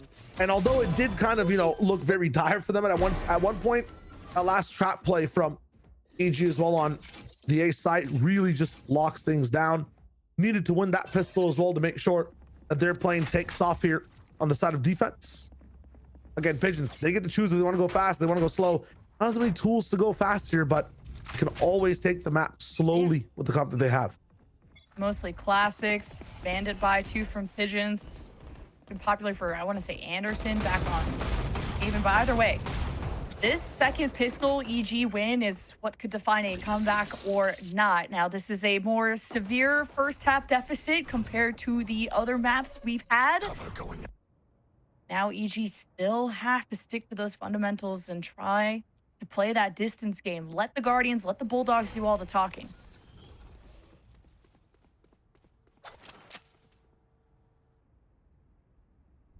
Rotate over again. Will be slow, methodical from the side of Pigeons. Very big investment here from the side of EG as well. So getting a few players locked down. I feel like if you lose 2 here even on EG Academy, you're going to be in a bit of trouble. These guys will really lock down the round. Now, this is good for the first portion of things. Once you get to like 40, 30 seconds, even on an eco, that's where there could be trouble. I'm surprised that Zamal has seen nothing on this B side from this angle as well. That'll show a lot for these guys to maybe move over towards B heaven, but that is the trap. There's 3 players here. Jesus. And you kind of need this flash. Okay, it did come out from Coburg. He's healed back up, and now Pigeons infiltrate the high ground. The snake bite pushes recoil off the angle, but he does not care. Disrespects Pigeons. And it's a clean anti-eco, being a flawless one at that. You have a healthy bonus going in, but they still have not been able to convert any of these bonuses, despite any kind of, I don't think they've ever had a flawless anti-eco. Now all eyes are on Pigeons. How you could try to cross that finish line from this point. Again, it's all up to speed for these guys. Do you want to take the risk of getting Jet in fast with no follow through? How much do you trust Zamal to really activate on that site? And then the next thing, if you want to play slow, what are you playing slow for? Is it extreme control? Is it mid control? This comp does amazing things to actually pop through and get your duelist in. You only really get 1 shot though, so when do you want to take it? Very, slow-paced round, just waiting out the smoke B main, waiting for aggression on A. They're letting the util get rocked down from the side of EG Academy if they want to toss it through. I haven't even seen mid yet. Trailblazer coming in immediately, just in case EG Academy have taken a bit of space. They're being very, very careful here on the side of Pigeons. Koof has a much more impactful role now as a lurk on this map. He's usually stayed really with the team in the past or been a defender with someone else. Now Koof being by himself is playing off his wards, playing off his wall, and just creating stress and mystery for this defense. And look how they're biting on this.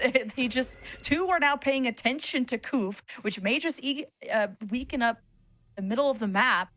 And if Koof could get a pick here, that could lead the team to go towards A, and he steadies, and he takes down the dog. The EG now have to react to losing their duelist, kind of playing off on his own. But man, they have Sentinel util to play off of. The flash, the fight that Darkus is setting up. Pigeons dashing into the fray, avoiding the thorns, but they can't avoid recoiling. See, it's inevitable! And all the pens line up! A 4K! It's an absolute strike from the EG squad! But the job's not done. 1v2 for Cuz. Getting the plant off just in time. Paranoia though, choose your angle. Well, he chooses wrong, but wait, Jakey just wanted the aura kill with the classic. He does it again, just like he ended Haven. Yeah, the Jakey classic, the recoil 4K spray. You choose what you want to repeat over and over again. I'll take both, just like this round. Insane defensive setup, and again, playing slow is fine. You have to be able to break a few traps though. Everybody getting caught by that wall in the thorns. Insanity. What a late wall deep setup there from the side of the EG squad. I haven't seen that wall from this team or in general before to be that deep over. Timeout coming in from Pigeons. Darkest, I know he didn't get any credit for that one, but that setup is what activated Recoil to do his thing. That flash also hits and is not seen until the wall gets tripped. He has to get kudos for that round. That was a really good setup. Just playing off of the util. Not just pushing in solo, finding weird timings, trying to play for luck, play for what your comp is built to do.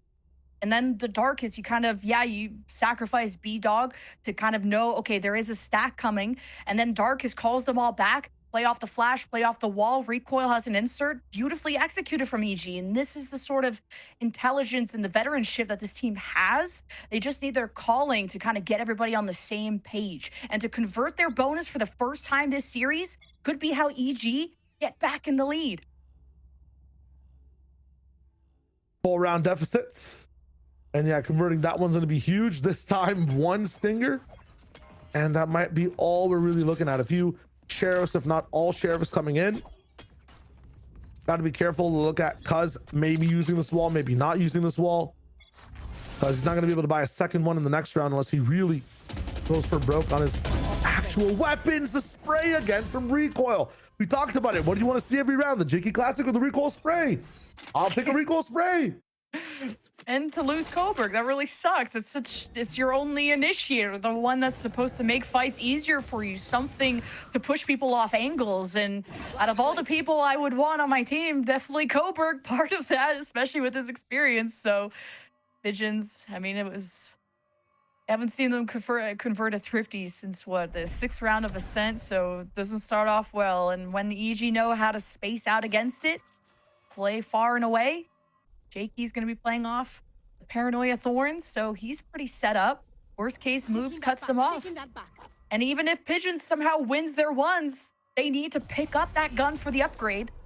It's not going to be easy. All the way in. Easier letting them do exactly, I think is what's correct in this position. Take space as much as possible. If they want to challenge them, it's on EG's terms.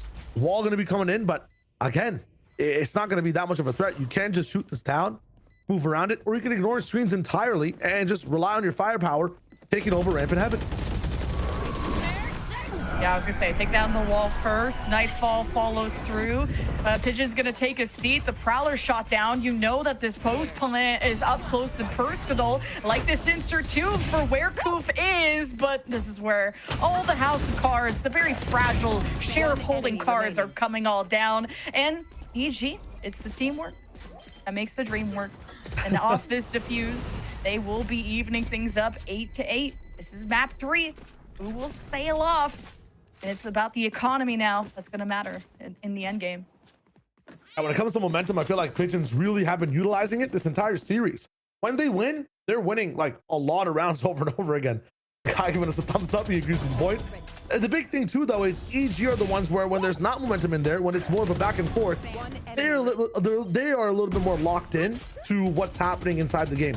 They're not faltered by losing rounds a bit too much. They haven't been in a position to win these many rounds in a row either. When it comes to kind of going for a comeback, they're really good at the back and forth and the rounds getting scrappy, playing towards their outs. This round, though, again, a bit slower of a pace from Pigeons. A slight speed up as they actually leave sewers and are seeing what's happening in bottom mid for the first time. Sometimes EG just simplifying the rounds too. Just playing a death ball retake is what's brought them so much success in the past. B-Dog has to be careful holding out nades like that. He's made me nervous.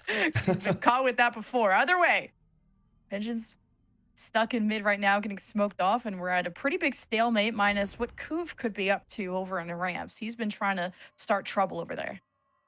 Interesting setup here from the side of EG as well. They've moved the wall over towards site to segment what would be a rush coming in from the side of Pigeons. Cuz has taken out Jakey while moving around the map in mid. And Koof now has found Darkest. The entire setup they had for Vise on the side is gone. Pigeons slowly have taken over the entire map. Yeah, and Moobs should have definitely had a chance to take one down with him. So EG feeling the pressure of how the series is broken down, not winning any of their ones in this round. And Pigeons just able to take all that map control, press the issue, while it feels like EG were very blind in this round, not really knowing who and where. And it ends up being a flawless one. And again, I said that the economy is going to be a big thing. And EG have a bit of wiggle room because of the 4-round win streak they start off this half with. But this is the first round won in the half for Pigeons. Does it continue, or was this a fluke? We'll see, because it's been hard for them to change stuff like this when it really is momentum going against them. That's a crazy solo peak from B-Dog. You said you didn't want to see that anymore, and then look at what's happening, you know? Right. He ends up taking solo risks. That's where the problem is. Playing with your teammates, that's where he's the best. Have to do crazy things, though, to try to keep winning rounds. And I think that maybe they're a bit more confident about hitting this A side. They saw that Vice setup last time. They understand that EG Academy is starting to do different things on the A. So everything I'm looking at the map right now, the way it's looking at, to me at least, is that, yeah, spike down and spawn, double up towards the A. Zamal's there with the op. They're ending A here towards the end of this. They're not confident in the way that Darkest is holding the site. Cuz is causing a lot of noise for someone who should maybe be alive for res, but he's maybe trying to be the battle sage that the Dusk was talking about. A default where someone has to reach back and get the spike, which is going to buy time for the retake, which has been the strongest part of EG. Not stopping you from getting into the spike, but stopping you from winning the round afterwards. Now you have Coburg, Flash, getting ready to use it around the corner, and moves pushed off the ankle, and still wins that despite the middle of the slow warp. Cuz was disengaging. He needs to win this 1v1 if he wants to go for the res. And now with the wall, Darkest shows up like Batman, just up the rope to bail out his teammate. And EG may just tie things up at this point. While this was all going down, at least they were pushing somebody all the way through heaven. I talked about A being where they wanted to end things here, and that'll be exactly it. Updraft, dodge. What's going on? Riding the rocket here, dodging the nade. 13 seconds, they found a spike. He's just a projectile player trying to hit that midair. I don't know what that was, but okay, we still got all 5, and that's what matters. Pit v Pit, some overlap here in the middle. Very much a no man's land coming through screens, and EG realizing that, now infiltrating back into heaven. Anderson taking the safest angle that he can. The moment he chooses the rope also got heard, so B-Dog watches it. Blunder now for the Pigeons as EG, they surround, they divide, they conquer. Some damage being done from the Pigeons, but EG still end up tying it up. As the wise bitch man once said, he made noise. How did he make noise? Why did he make noise? Did he think that everybody was nightfalled? if you just go up that rope slowly, like you are winning the entire round. Why would he make noise? What is up with people in vents getting up with the wrong decision? I'm so confused. Just playing a different game. Sometimes being the imposter up in vents and Yeah, I mean, I've seen that before for an entire year. It's crazy. Meeting being called, and man, B-Dog, these impact kills need to continue though, because he's been very hit or miss, but now needing to really lock in when it matters. It's 9-9. Full buys on either side. Ton of bolts from the side of Pigeons, who haven't been able to leverage that res yet, as the dog is creating a lot of space here for Pigeons towards the heaven side of the right side of the map. I'll get the boom bot. Sorry. No, you're good. I was just dog in the bot. Dog bot. I've got your Back over to mid. You're talking about the soul play and the switches over from Pigeons. That's exactly what's happening right now. Seeker's coming in too towards the end. They've got some info about what's happening in the middle of the map. She's just playing that top heaven side of mid so well, or from B so well. It works out for Cuz. He gets the res after the exchange. This is not good for EG. And now it's up to Darkus with what little HP he has to play off of his wall, play off the thorns, buy time, worst case. And he finds the timing off his own flash to kills them all. This is crazy. The tables are even. Pigeons at least address the problem. But Moobs is up on the high ground. He'll reposition. He'll get the attention of Pigeons. As Jakey's coming in through screens. Some moments now for Pigeons to recompose themselves in a 2 versus 2, much healthier state. But now, coming in at 2 different angles. Jakey, quick to the trigger. Lightning as ever. Anderson, quick catch. The reaction against Jakey. Oh, playing chicken. And Jakey finishes off what he started. The double kill to give EG the lead. EG played that so well. Risks taken from Pigeons that just did not pay off. Man advantage, and they're planning way in the open rather than just taking what EG's giving them, which is timing to get the spike down. No idea why Coburg is old right here in this moment. Moves picking them apart. That could have been such a different round. But they take a risk here. I think just too many risks over and over again. And they've won what? 1 round, and it's 6 for EG in this half. Up to 10 now for them. Final timeout from Pigeons. You got to lock down how you're playing this game. Stop taking the extra risk. You're already getting onto the site. Win out like you are in man advantage. Both teams have come in with such strong protocols for their map picks. When Pigeons come in with a plan, they absolutely execute. They won 13-7 on Haven against EG, who, yes, have a different roster. We're not... that's an important factor to keep in mind. EG win their map pick also very convincingly, 13-9 after everything broke down. And now when you go to a map float like this, it's about adapting. It's about overcoming, and mainly the resilience of going to the absolute end of a series like this. And this is where the experience from EG really speaks for itself. I said, is that round from Pigeons a fluke? It's looking like it if it's the only one this half. Honestly, but it feels like every single round, they have a bit of a leg up. They have a chance to end up going for a win, but they just take that extra risk. They try to go for the super win instead of just the default one. Try to get that cheeky plant instead of one that could just work for every single player in a safe way. Got to start, yes, playing the start of these rounds safe, but the ends of them, and when you get advantage, be a little bit safe as well. As Amal now this time going for that dive in, getting pushed apart, pushing pedals as well. It feels like on the ground.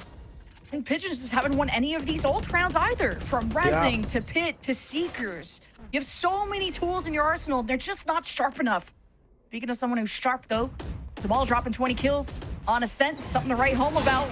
Now he makes the space, and the Prowler was right on his tail. He's at half health, he's caught, and he's bailed out. But it's not a comfortable position for the Pigeons who are trying to make space, and now they're not even a flock anymore, but at least Anderson will get the team rallied and at least unify towards the A side of the map, and Spike is on its way. I don't think any person on the side of Pigeons is allowed to be low. Double healer setups here makes it so that no matter what happens, you're always at least 100 HP. Ooh, Jake, we go on back sight. Oh, he has been a threat, the final boss. And Cuz stands above, and man, just basically 180s Jakey. And Jakey's been usually so consistent in these stressful moments as the Boombot encounters the wall. Not gonna go well as Moves holds the wall and holds screens. Visions will get the spike down. They're all grouped up. There's also Anderson. Could be a threat towards heaven at any moment. But the real issue is going to be screens. As here come maybe a steel garden could be used, but I think with the lower buy, you're not wanting to invest it. As Koof up close with the stinger is all that you need. Open sidelines, open season for the op of B-Dog. And all the corners are being checked. Flash out. B-Dog, he just kind of stands there and takes it. The re-swing, and it goes the way of the Pigeons and a Thrifty.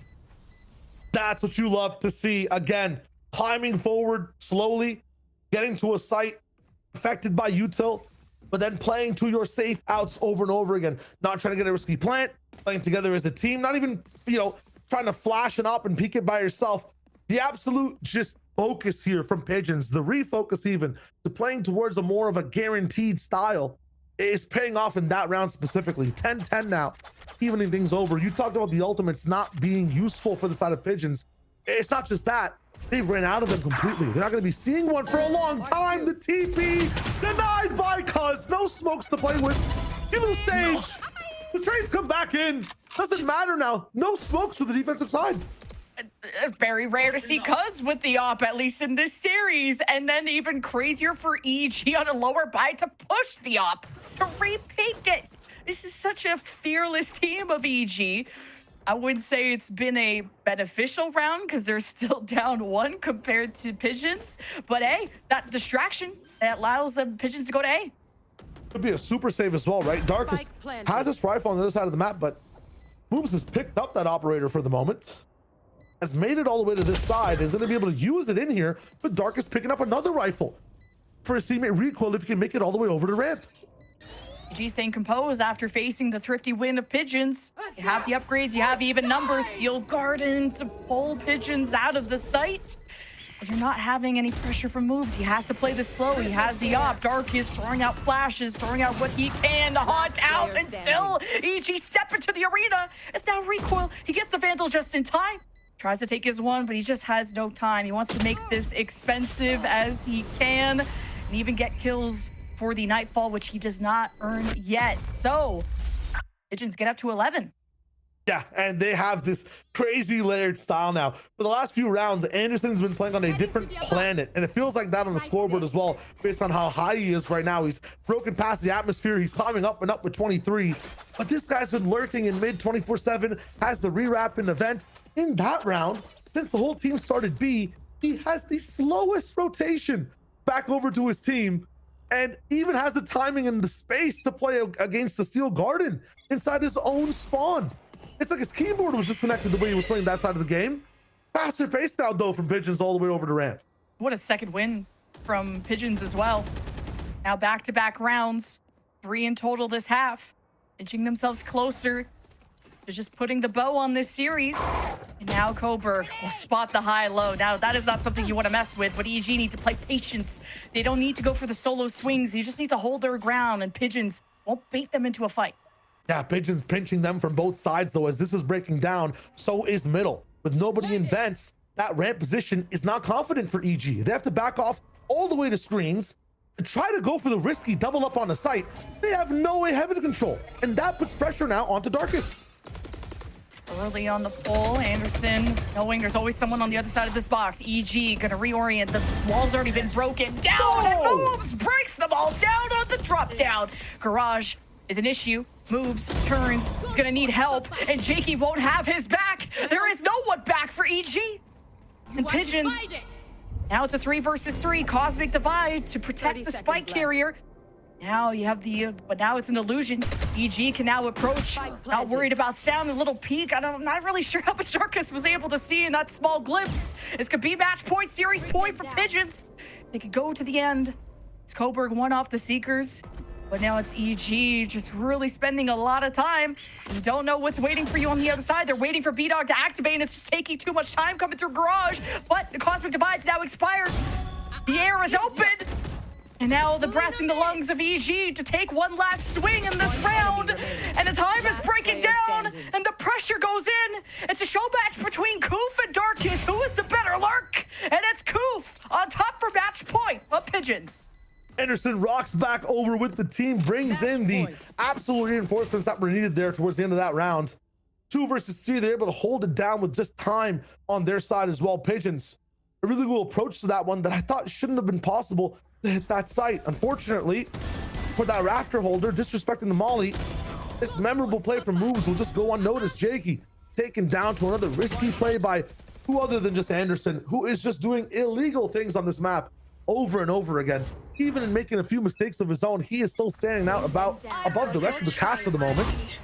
And on this last, what should be round for the side of Pigeons, they would hope they're actually just taking over the entire Viper's pit. What a disrespect. What is going on? The Seekers goes through main because it's just in the darkest mind, rent-free.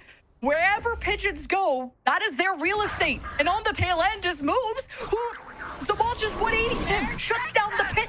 The Nightfall just to pressure back. This is just a 911 call for recoil. And it doesn't amount to any advantage besides precious seconds for EG to breathe, to recoup, and recouping the space. A little preemptive on the showstopper, but it's the aura that matters. A huge double for B-Dog to even up what looked to be a dead map for EG. Match point here still for the same side. Some space taken over towards B Heaven. Pressure now on Jakey. Oh, he gets the spike down. He'll get to garage, but he's gonna encounter an unfriendly neighbor. And through the chaos, he clutches as usual. Only one for the Pigeons, who had a 3 versus 3. They had a real chance, but now it's the heroics and it's Zamal that is making a 1v3 even possible. He's dashing out. Jakey is trying to get a read on what site is going to be hit, and he'll wait and linger and wait to react for this plan. And wait, he's around the corner. He's trying to prevent it, and Zamal has to get his gun up, but Jakey's on top. He gets the defuse, and EG force the continuation of this map. Such a sick teleport from Jakey, choosing that spawn side on B for the defenders. Makes it so that, yeah, if someone's running fast through stairs, you get a chance to fight them. If they're going straight to vents, you get to keep up with them. And if they choose to double back, you have an absolute advantage to hit that B side. It's so cool, almost the middle of both sides. Absolutely brain blasting Zamal towards the end there. I mean, it's a 50-50 for him. He's got to try to play the outs. Unfortunately, not seeing anything from B main. He thinks that's not a cancel. That's just tough for him at the end of the day. Overtime or match point here. It's all about the last round of regulation. Pigeons done a really good job of taking space so far. EG did a really good job of stopping that final site hit and playing the retake well. What style wins here as Pigeons speed things up? Maybe you need someone like Cuz to slow down a little bit because he has to play for the res. You want to play for a strong post plan, and maybe you invest all the eggs in the Zamal basket because, man, he usually delivers, but with the Stinger, it's going to maybe just let the knives do all the talking. B-Dog almost caught with nade in hand, is trying to pressure back. He's watching everyone sail by him, and he just isn't able to react in that moment. As now Pigeons, for potentially the final infiltration, step into the thorns and the playground of Darkest, and straight to the dome. Darkest is removed. A lot of the utility now on this site cannot be used. And it's Pigeons could go for the ultimate pit. And now you step again into the lion's den of the Pigeons, who want to soar against one of the top teams that we have in Challengers. But a 4v5 retake is what awaits, but no real tools for EG as they hope to just surround the pit and divide them. Pressure on all sides, a big win for Moves. So no extra options. No one from Pigeons can linger on the outside. So many injuries. And all that matters is the clutch. Moves with 3 in the midst of that war. To maybe force an OT. 1v1 against Anderson. 25 kills plus for the controller. Now we'll try to pull the person off the spike. And it's the cherry on top. 13-11. The Pigeons take down EG Academy. In such dominant fashion between all these maps, they always had a voice. A climb back as well in that second half from the side of EG Academy. But at the end of the day, when you start with that lead, you start with such a bolstered defense and you find your voice in the second half. When Anderson starts to lurk and open up rounds, how do you stop the guy? A stun and a jump and a very clean kill. 13-11 on this map and a nice win on that Haven as well. I feel like this team, again, when players stay together while there's roster moves happening, that family that is able to start to level up even more starts to get ahead at the beginning of the season. That was a really good win from Pigeons and a really fun time from both sides. I was starting to get worried if that comeback was ever going to happen, because Pigeons had that 8-4 half and then just couldn't get going on that second half. EG, they almost forced the OT, which would have been a revisit from their NRG Academy matchup where they went to OT on split 2. And now really they have to scratch their heads on how to close out this map. But Pigeons, what resilience at the end of the day. And this is now going to raise a lot of alerts. Everyone now has to start paying attention to this Pigeons team. They haven't made a playoff, but if they could show up against a team like EG Academy, these are the improvements that we want to see. Absolutely. I think Pigeons so far, they're going to be a force to be reckoned with just because the strats are the same. The maps overall, yeah, sense in the business, but they're kind of the same. It's looking really good for them coming into this stage 3. And again, the wins matter so much. You need 4 to be able to make those playoffs. And then from there, we're looking at the play-ins after the fact. So a nice leg up from them and a big opponent to take down as well. And who are still integrating those 2 new players. So I think that says a lot about EG Academy, of where they are in stage 3 of Challengers. And we know they are still going to be capable of making those playoffs. But it's what kind of hoops do they have to jump through? What kind of hurdles, what kind of speed bumps are they going to experience? And how quickly can they get back on track? And up next will be having Rose versus YFP as our last series of the day. But we got to get through the desk. We got to get through a fun interview with the Pigeons. So I'm excited for that. We'll see you there. Trim, edge, shave. Trim, edge, and shave with Philips Norelco One Blade. One tool for all you need. Philips Norelco One Blade presents Shave All Things.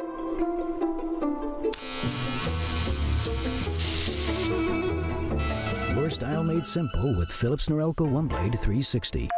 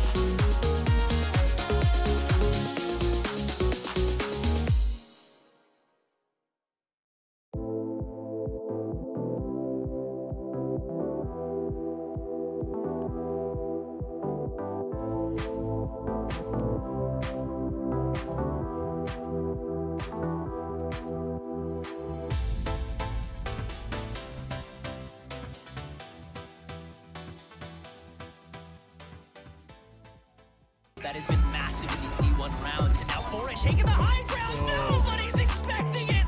Give it all to him.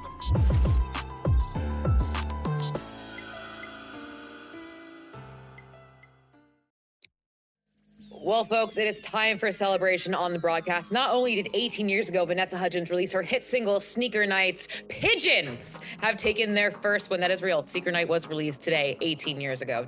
I'm old, and I love that song from the beginning 18 years ago. But Pigeons getting their first W for Challengers this stage. Unfortunately, EG getting a second loss. But I mean, Pigeons, I think the casters are talking about this, Gompers.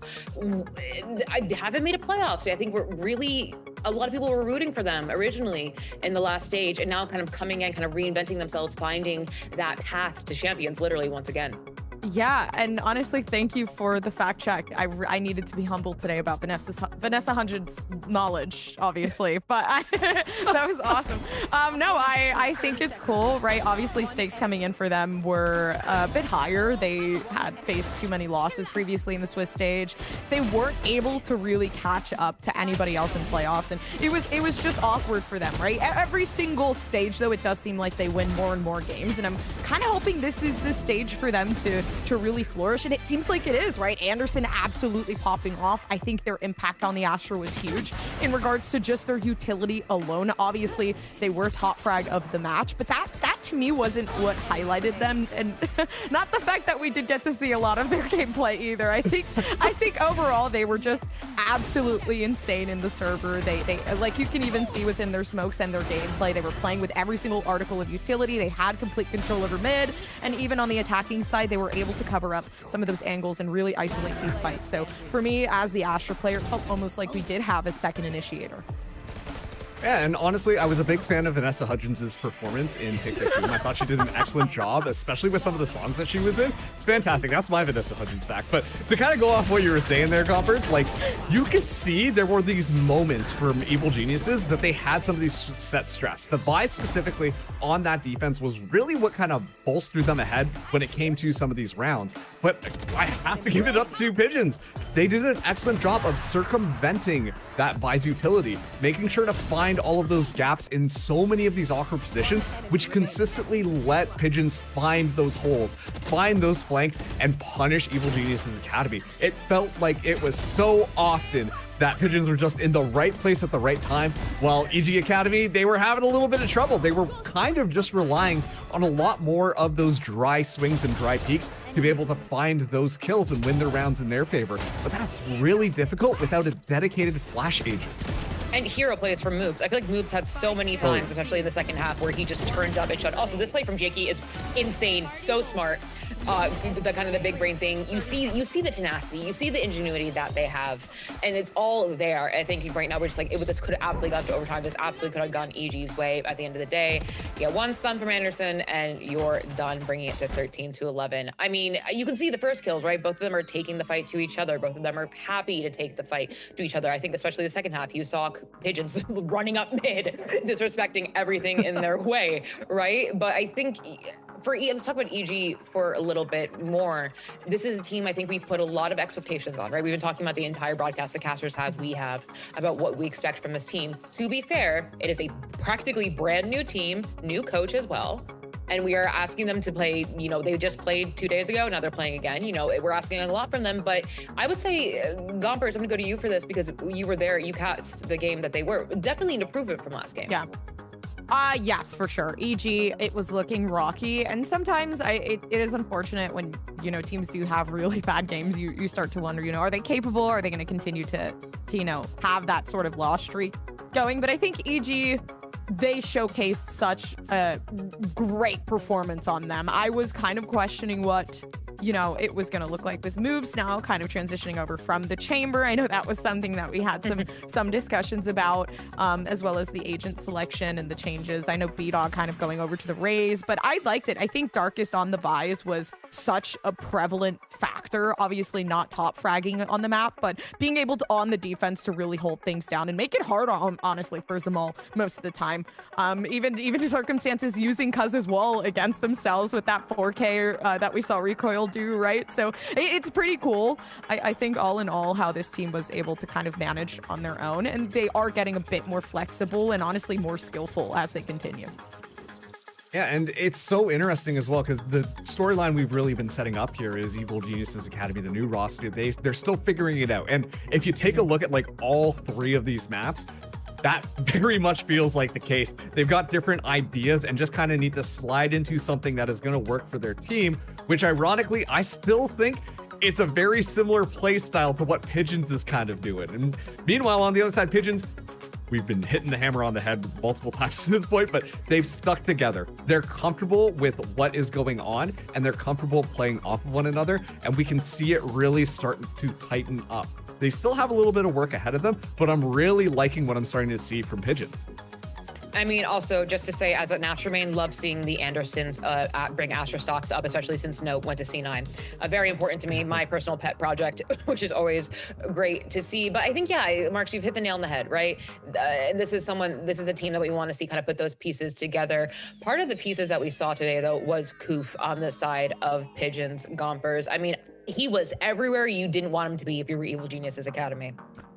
Yeah, Koof was a problem. Koof was a problem. Both controllers all in all were a problem, but to be a Viper and just be able to rotate the map the way that Koof did was insane. Again, like we talk about control, but it felt like as a Viper player, it almost felt like you never knew where Koof was until the kills were coming up on the feed. And that's good, right? To have that level of consistency where nobody knows your next move. Yeah, and on top of that, like Koof on the previous maps playing the Cypher, just consistently on the flank, you know, like yes. even when EGA had a flank, suddenly Koof was flanking the flank. Like he just that's just taking flanks to another level. But it just goes to show how comfortable Koof was at understanding when to take that space and find those timings. It never felt like Koof was in those uncomfortable circumstances where it's like, oh, I have to retake, but I'm really far away, so I'm not going to get there in time. Which to me is really telling of how a player goes, especially on that flank. It almost looks scripted. He is so good at it. And I have the man of the hour for the Phillips Norelco Game Face interview. It is Koof of the winning team Pigeons. Friend, come to the front, take a seat, get comfortable, because, sir, we have some questions for you. First of all, congrats on the first win in Challengers that we have from you all. Something I want to ask you right away is going into today's game, you come from a loss and you're coming into today. What was the conversation with your team after your loss this week? It just it was a lot of VOD review, you know, a lot of watching back our mistakes, seeing where we're going wrong, because in practice, you know, we're doing pretty decent, we're doing pretty well, but when it came to the match, we didn't really play how we wanted to. So yeah, gotta give a shout out to my coach, Rubies. Yeah, he helps a lot, makes the game really easy. He kind of just like sat us down, told us what we're doing wrong, what we're doing right, and yeah, we went forward with the game plan for today. And it was stellar. Something I have to ask you specifically is you have god tier timing. Like I was just saying before you got in here, like it's scripted level, how good your timings are when you flank and you lurk. Where do you find that skill? And how are you so comfortable on that role? Because we see people in tier 1, tier 2, tier 3 get punished for what you do, but it seems like you never get punished for it. Well, I wouldn't say I never get punished. I feel like I definitely get punished, but you know what I mean? I guess it's just experience, and like also I went one-on-one with my coach. I think I played pretty poorly in the last series, so I wanted to like go over stuff. I watched back my mistakes, where I'm wrong, where I'm hesitating, and I tried to play with confidence this time and not like hesitate at all. Play it like it's scrim, play it like it's a ranked game, you know, and not overthink too much. We hear that a lot from you guys as players. Like a lot of times it's just confidence. You need that kind of one rep to get it over with. Not over with, but kind of like shake those nerves out. Is it something kind of you spoke to everyone on the team, kind of like they needed to shake the nerves out beyond just like, you know, fixing what was found in VOD review? I mean, it was a mix of both. It was obviously, there was a few misplays here, but it was shaking off the nerves, making sure we play like ourselves. And like, honestly, the biggest thing is just like try to play like it's a scrim. Try not to overthink too much and just have some fun out there. I think we had a lot more fun today than we did on Monday. So yeah, I think that was the biggest difference. I'm curious then, how would you describe your scrim environment for us who are not there in your scrims? I would say we're a little more goofy in scrims, but we just go in with some goals and we try to practice those goals. I don't want to like say too much of what we're doing. No, of course, yeah. Yeah, but we just we go in with some goals at the beginning of the scrim and we try to work on those every day and try to just keep improving. I think Pigeons have such an amazing story as well, kind of coming in as this team with the best try code in the game. I will say this every single time, but it's, you know, not making playoffs yet, kind of finding your spot and your voice once again now. What do you think it is about Pigeons this stage that will take you guys to Path of Champions and potentially qualifying for Champions Shanghai? I think we just have a lot less pressure now. We're just like, honestly, we're just 5 friends having fun now. We're trying to, obviously we want to win, but we're just trying to like have fun in the server, try to make the most of the moment, enjoy the experience, and not try to overthink too much. Did you have fun today? I had a lot of fun today. Today was a blast. When you go against other opponents as well, you know, maybe you go against like the stage 2 champions like M80, do you think you'll have as much fun? I mean, I hope so. If all's going well and we stick to the game plan, I think we'll have as much fun. Do you guys have like a vibes merchant, if you will, on the team, or is it all of you just kind of contributing to that, you know, environment where you can kind of have that sort of lax but focused energy? I think it depends on the day, honestly. I feel like it's like whoever's like feeling it, I guess, or whoever has like the vibes in that day. We kind of like share that responsibility. We don't really put it on one person, because if that one person's quiet, then it might go downhill. But yeah, we kind of all just like contribute to that. My last question for you is, I want to talk about the meta, because I keep asking players this, we are in a very interesting spot with this meta. It is shifting, it is changing. I think Masters London is going to be the best kind of experiment ever made. But you are here first exploring this meta with this new map pool. How do you feel about it? Do you think it is as different? Do you see people leaving the neon scrims, leaving the shotgun behind? I still see it like a little bit, definitely not as much. Makes the game a lot more fun when you're not just dying to a sliding neon as much. But That's yeah, fair. I feel like everything's pretty viable right now. You can get away with neon, you can get away with Waylay, you can get away with Raze. I feel like we're in a situation where you can kind of play whatever you feel like playing. There's not too much like meta right now, I find. All right, Fred, I'm gonna let you go celebrate your win. Congratulations. Thank you very much, appreciate it. Have a good one. As someone who likes to lurk as well, I'm taking notes watching Coof. But as Vanessa Hudgens once said in Secret Night, we are gonna keep going and going and going, just like we are at an Energizer Bunny. But we're gonna take a break. But stay right there, because it's YFP versus Rose next. Philips Norelco One Blade presents Shave All Things.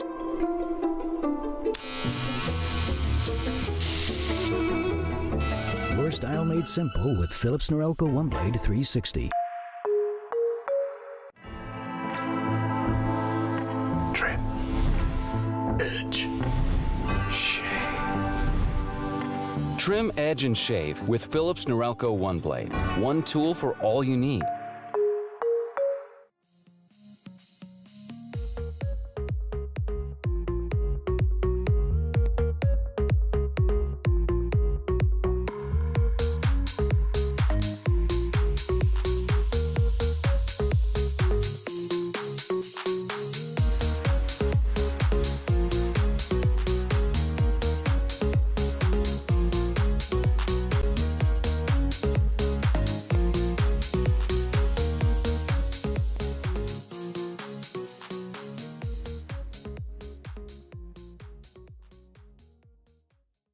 Welcome back, folks. We are back for Rise of the Scarlet Empire, aka Rose versus YFP. Another team today that are looking for their first win in the win column. Both have lost one. They're looking for that win, Marks. Yeah, they really are. I mean, it's such a weird thing to me, personally speaking, just trying to look at how both these teams are going. Because on one hand, we have Rose, which unfortunately, I don't think that they got any wins in the last stage. And then they won through the promotion relegation. But even then, it wasn't a smooth sailing ride. It was a really close final in order to secure their spot. But then on the other hand, we've got YFP, one of the teams from last stage where we had such high expectations, where a lot of people were like, YFP, this is their time. They're going to come in here. They're going to win the whole thing. But after a bunch of roster changes on the side of YFP, you can tell they're still trying to figure out what their identity is and how they want to play together. Well, slow your roll a little bit, because we have to talk about Rose first. We'll talk about YFP in a hot second, but we must talk about Rose. Did you know, fun fact, it stands for Rise of the Scarlet Empire. Did I teach you that? I did know that, but you didn't. Oh, dang it. All right, well, maybe I taught some people in chat that. But here is that roster that we are looking at. I think, when we see them and we talk about them, these are folks that absolutely, I think when you look at individual prowess gompers, right? You see them, you know them, you absolutely know they're capable of it, but just haven't quite found, kind of like in Evil Geniuses Academy, just haven't quite found the way to put that together. Yeah, and so far, it's been a brutal opening for them, going 4-13 on Lotus against M80, given it's probably going to be brutal for anyone going up against a team that's considered the best team right now within Challengers, right? So for them, they had such a hard run last year. It was quite difficult. The only team they had really won against was Shopify Rebellion Gold. but they had even played against teams like Evictix, right, in other tournaments, and even then they really couldn't surpass that level. So this is a team that really needs to give that a good level of elevation right now, especially in this stage. You know, one last run, as you say. So I think this is such a good time to showcase you as individuals. And Bob, she has been a staple in the community, right, of being such an insane player. Queen Bobsta, like, I want to see that. I want to see that from Bob today. I want to absolutely feel that level of just straightforwardness. And to be fair, like, I'm glad that you highlight Bob, because I think Bob has just been having a crazy performance with how Rose has kind of gone through the promo relegation tournament. Yeah. But at the same time, like, Tim, Corrupt, Sherrod, Retro, all of them have the capacity to kind of have those pop-off performances. Yeah. It just doesn't feel like we're ever really getting it in the way that we would want. So it's tough, because we know that potential is there, but they just haven't figured out how to really make it all shine. Yes, one of those folks we want to talk about today is Tim, another person that has a one-syllable name to use for Rose here. I mean, I'm going to go to you, Gompers, first, looking at these stats, just talking about kind of what Tim adds to the team and what we can look forward to him. From him during today. There we go. Yeah, Tim in stage 2, Tim did look like they could be a really good secondary piece for Rose. You know, it had a lot of moments where I did feel like Tim was a bit more in the back burner. But then there were also moments where, you know, that confidence was really starting to shine. So I don't think this is a player that should be put, you know, not in the spotlight. Their performance against M80, you know, it was a huge struggle. It had, you know, they had 8 kills, 17 deaths, but M80, once again, a tank of a team. And I think that Tim could have done a lot better. We've seen performances with Tim against challenging teams, and Tim was super, super good. Like, this is a player with insane mechanical skill. Of course, they're playing on the controller role, so they have to be a bit more adaptive. They have to be cooler, calmer, collected. But I hope they utilized him in a way where it's a bit more disruptive, as we saw in that last game with the Astra gameplay coming through from Anderson, right? So more so of that initiator that I do want to see today from Tim. Yeah, and the thing with Tim as well is the play style that he likes to bring to the table is that more aggressive controller player, right? Trying to find those timings, make those plays, and we've seen it kind of come to fruition and have massive amounts of success on previous teams. But exactly like you said, Gompers, we need to see that come forwards just a little bit more, so it's a bit more consistent and those timings work out. And I'm glad that we got to see the Clove being the kind of representative agent, because that's kind of what you expect your Clove to do. Well, folks, Marks, you wanted to talk about them, so let's bring them out. It is YFP, who have had quite a bit of roster changes, as we will see with this moving forward. We've seen some changes move in. I think, I think the YFP that we had expectations for, Marks, that you were talking about, not here. Yeah, like, you look at the screen and you're like, oh yeah, well, Stallion and Ziff are still there, but then we have 3 swaps across the board. Darkest, Logan, and Vita leaving, and then Devi, Muddy, and Alexander stepping into the team. And genuinely, watching their playstyle, it really just feels like a completely different team. There's no kind of ifs, ands, or buts. It's just straight up, this is a new team identity. Yes. And I feel like we're going to be saying this a lot on the desk throughout all of these days. It just takes time for them to sort out what their identity is going to be. Oh, yeah. I mean, unfortunately, these guys had to go against Vita in their last matchup, right? And then they lost. So that's an ego check. And you're kind of like, okay, we gotta figure things out right here, right now. But it's cool, though. I do think for YFP, a big advantage of theirs is, we talked about M80, and obviously these 2 teams of Rose and YFP had the opportunity of going against them. But their performance for Ziff and, I think it was Ziff and Stallion, in stage 2, they had a better performance individually. So I'm going to highlight them here for this reason, is just the fact that they can handle high pressure moments, and they are super, super mechanically strong. So for me, these 2 players are the core of the team. They know exactly what they're doing. They've been here for a long time. They have that synergy with each other. And I think they can elevate that within Devi, Muddy, and Alexander. Obviously, I believe some of them are close to Devi, because Devi hasn't actually been in the competitive scene really either for a while. So I just based off assumption, this would cause me to believe somebody here had kind of recruited them onto the team. And I'm glad you brought Debbie up because this is someone we wanted to highlight because if you go to the VLR page right now, you will see one game and it is the game they played on the 26th, which that means yesterday, folks. So we are highlighting someone and they were the second best performer on their team, right? So we wanted to introduce you to them because we want to highlight these folks that are coming into the ecosystem. And also again, like Marks, you said this, right? Reintroducing these folks. It is a new team. It's gonna take time. We have a strong belief here on the desk that a pretty fair belief, I think, that Debbie is gonna be a critical part of YFP's future success.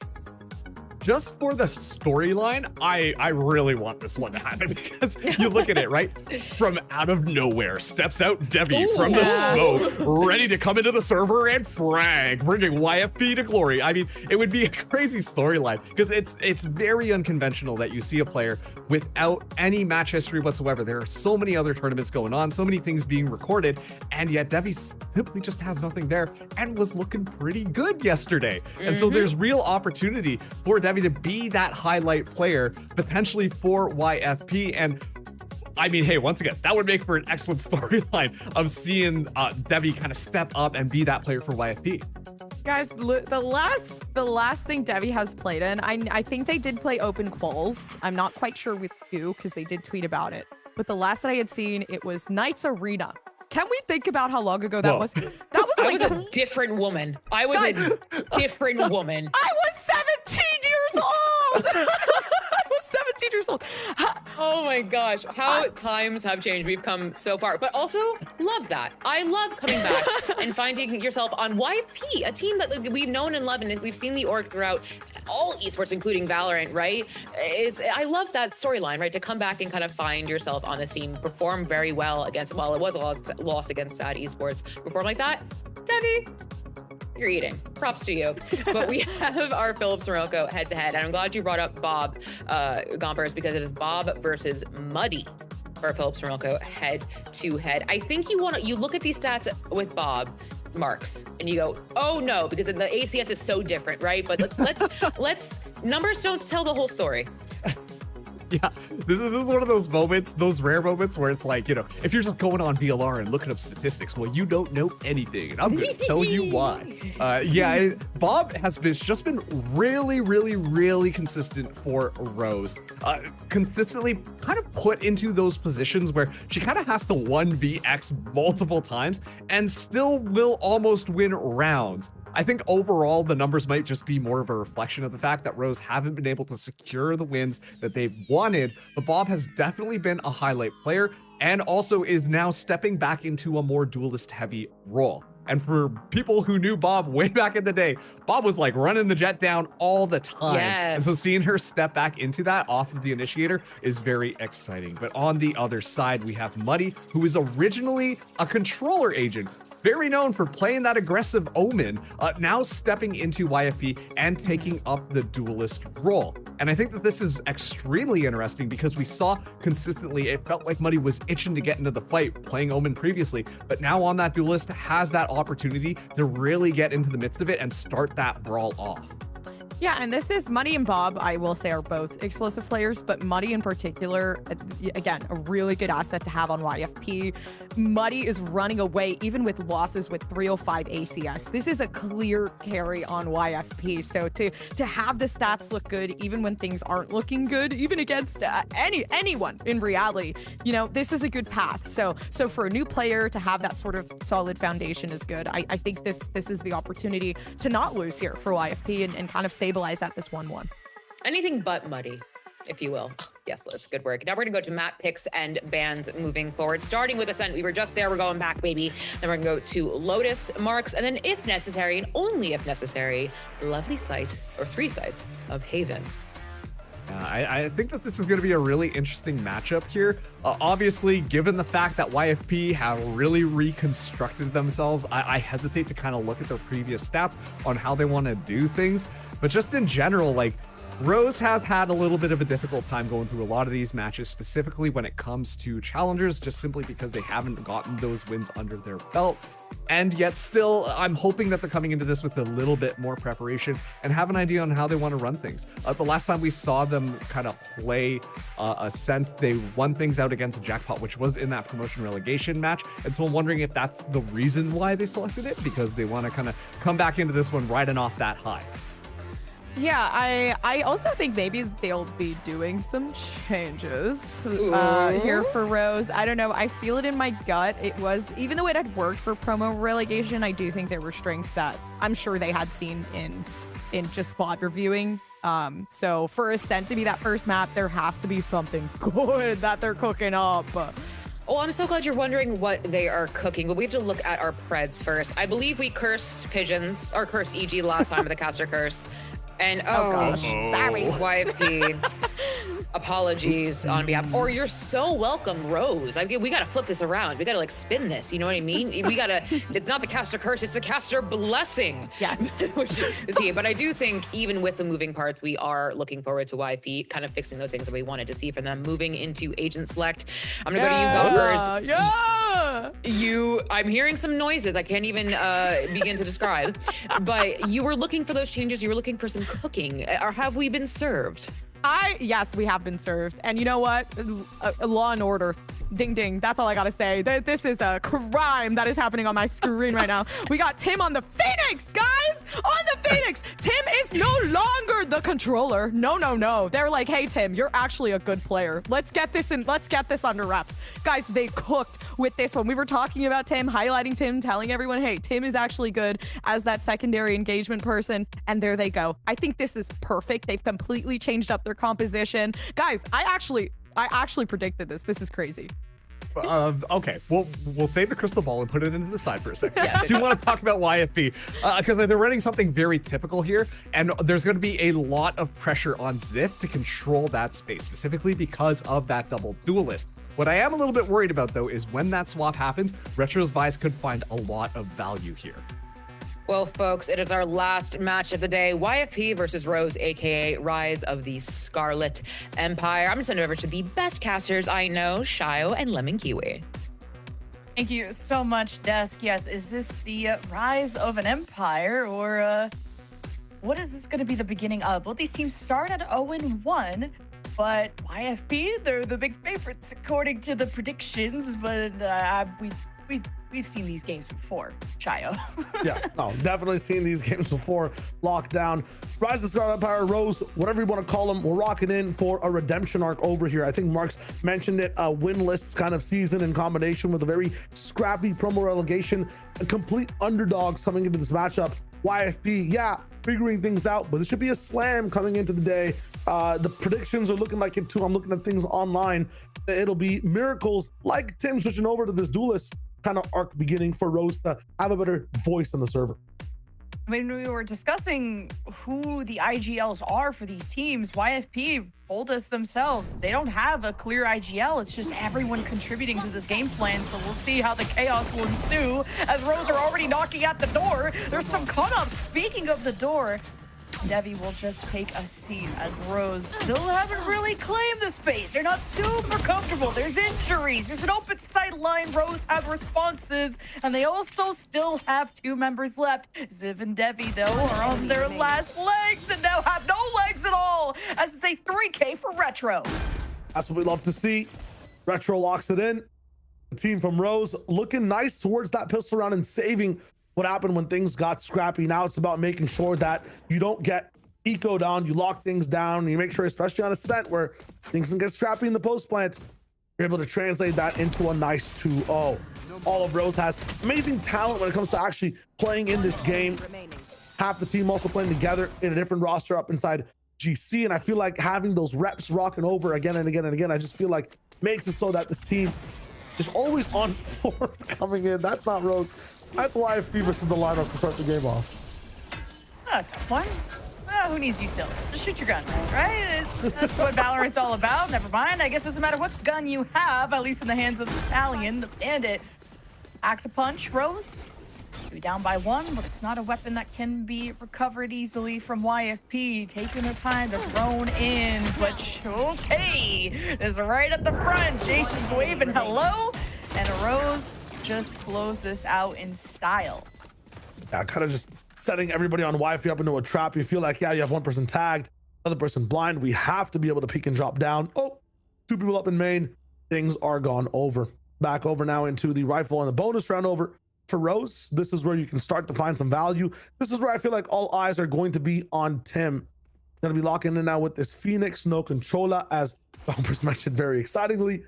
These little rounds where you can make the difference, Guardian in hand as well, can go forward, find a few kills, and at the same time, if Tim's able to get some of those kills up, get those orbs locked in, it turns the next rifle round that much easier for the team.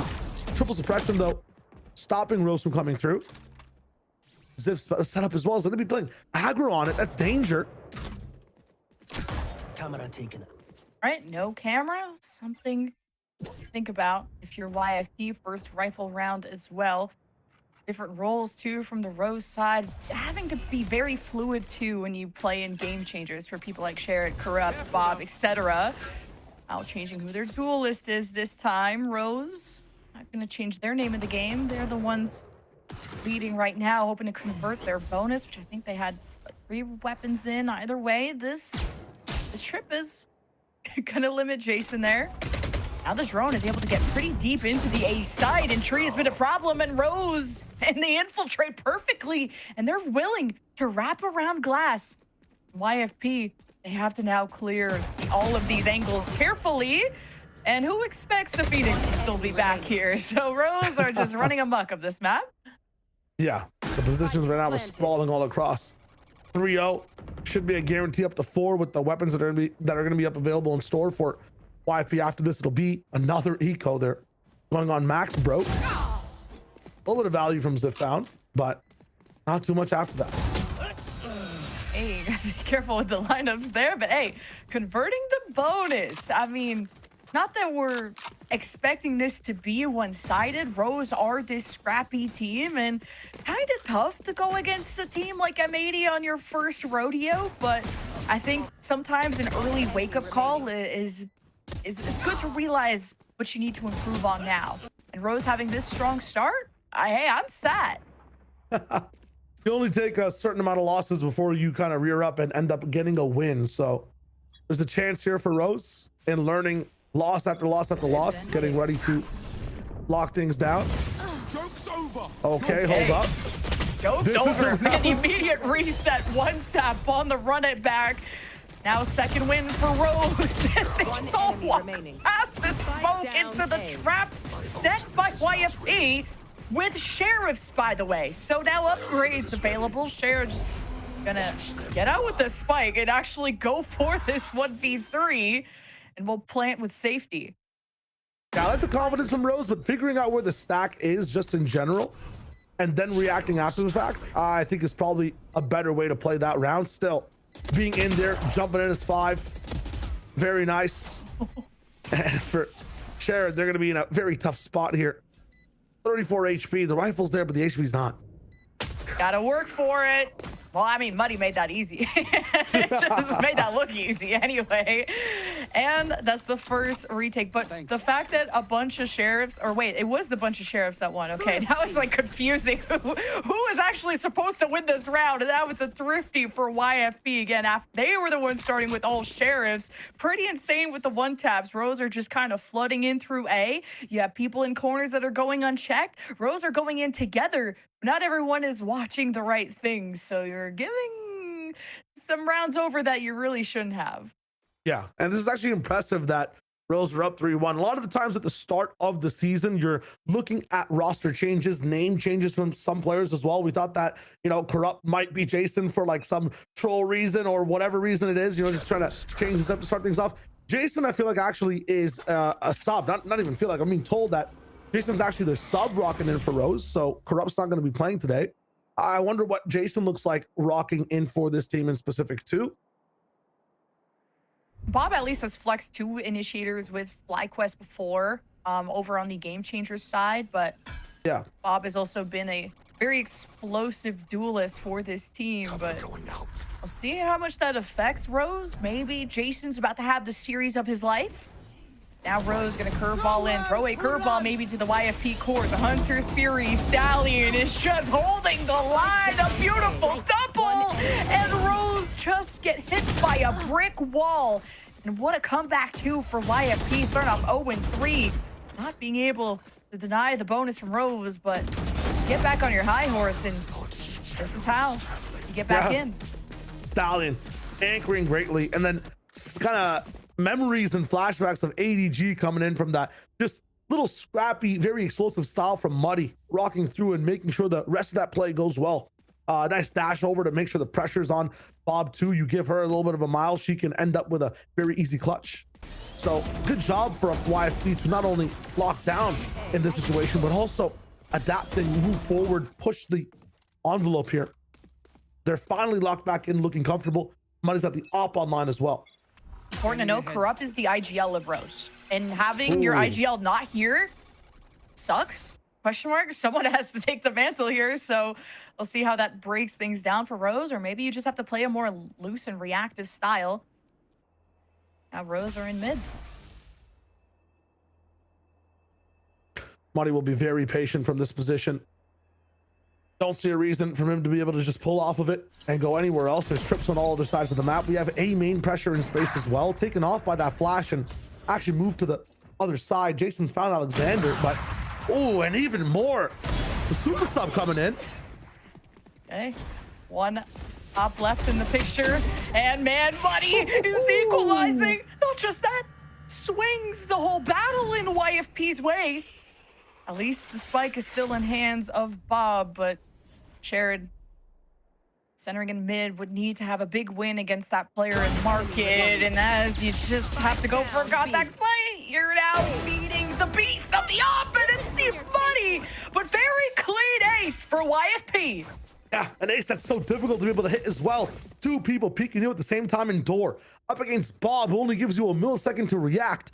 The entire day in the first best of three, all I was seeing was whiffs. Over here, Muddy, ironically, is making things clear. Not getting things messy at all.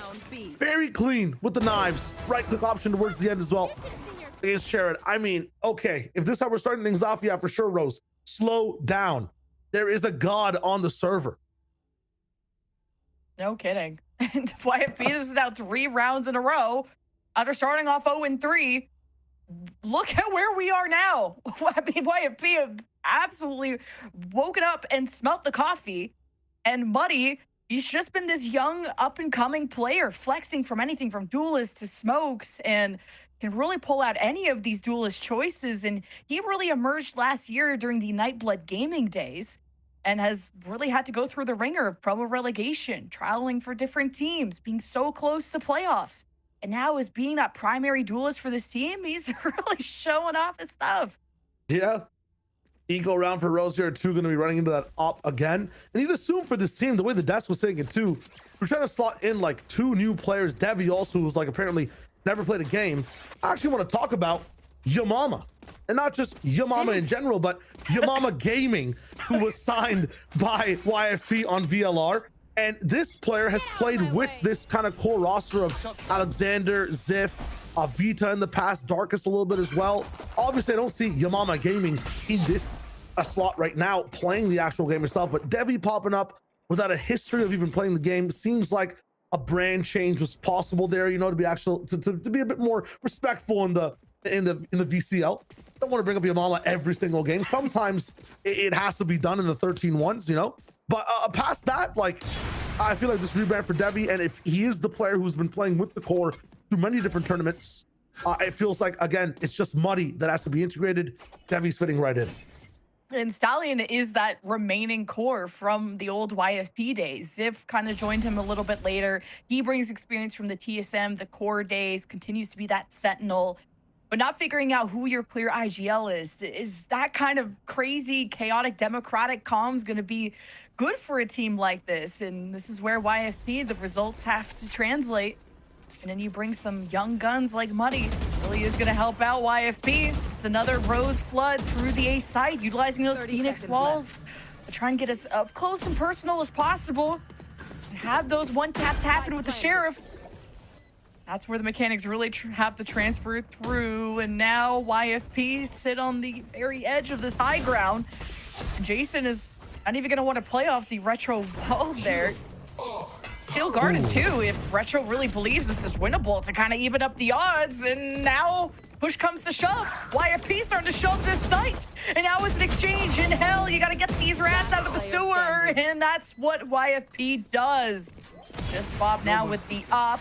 Gets the one and adjusts and gets a peek before really fully aiming in. And YFP continue to streak. I mean, streaking a kind of messy way in this one. Last round saved my money. This one, like what, full Sheriffs and you're going down. I know Knives are in the business as well, but losing 4 players, having an ultimate too. I mean, it's a bit earlier in the half, or I guess exactly the middle of where things are going right now. But amazing, I feel like, for the side of YFP to use that ultimate, deny Knives as a potential possibility to influence around, putting respect onto Jason's name. Retro with that collat though, really wondering how that one happened. Regardless, Bob's still almost there. She had that shot through the wall. If it wasn't a wall, it might have been a crazy round for the side of Rose. Same business this time. Opping the mains, holding these passive angles, letting Rose make the first move. Now really slowing down to a default. This A side has really been hammered down by Rose, so definitely have to change things up, but you only have so much time together as a roster. Sometimes your strat book isn't going to be a Bible yet. It's not going to have all the chapters, and sometimes you just got to throw something at the wall, see what sticks, especially when you have to bring in your super sub of Jason. It's Tim as the run it back. Once they are decided, once they are committed, expect this duelist to be the one who leads the charge. Pop flash trap play as an option, but nobody else is here to have the actually able to play off of it. Starting to strike it for now. I don't see much, but just one tag. The read is correct. What is the adjustment now for the side of Rose? Well, just dodging that bullet of the Hunter's Fury at least is one silver lining for them to deal with. No info at all for YFP to really work with, like you said, just the one tag. Now Rose, it's just a delayed hit. Gonna stay the same, but some trips that they have to get through. And the Steel Garden will force YFP out of the site, and this could be troublesome. The run it back makes the space. YFP around the corner. They're not gonna let this go without a fight. Debbie opens it up, and as the sight lines clear up, Rose find themselves down tremendously. But wait, there's a bit of a kickback, catching YFP hesitating on the fights. It's a 1v1 to decide it all. And Ziff has the variable of time, and Retro studies and gets Rose back into the game. I mean, Retro in the last round with the collat, in the pistol round with some awesome plays, and then now able to finally take away Ziff, who was on site the entire time. Such an advantage to be in that spot. I can't believe that Retro wins. 11-4 for the moment on Vi's attack side, is carrying this team once they actually hit that site. And on 8, he's been an absolute just menace at stopping these rounds, even with Debbie getting these, 2-for-1 kills in these positions. He should be one and done. Unfortunate whiff there from the op on Muddy as well. That could have changed the entire round. The side of Rose are starting to scrap things over, really enjoy the 5v5, and if the game continues like that, YFP aren't going to be able to play their game. Against the Hunter's Fury, and then Tim having to use the run it back. It really just was that close, and now you're on an island with no raft. YFP taking matters and fate into their own hands as Bob wants to push back against any kind of map control that is being awarded to YFP, but maybe Muddy goes unmarked here and wins that against Sharon. While there's smokes up, Rose can't really retaliate against this. First time. Ooh, kind of, not really. They're stuck in tiles. Nice shot from Retro again. I mean, really active here, but you have to be able to just try to save this op, right? Like, there's no way they let you have the spike. I have the spike. Yeah, I was about to say, for the side of Rose, this round will come down to a close here.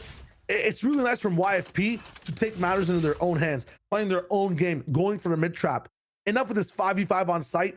Get the first voice, the first thing happening in the round. 30 seconds What a left. fun death ball from YFP as the full team swing. Don't want to accidentally get collided there. And there we go. Another big round for Muddy, who was just kind of unmarked in the middle of the map, winning 2 big kills for YFP.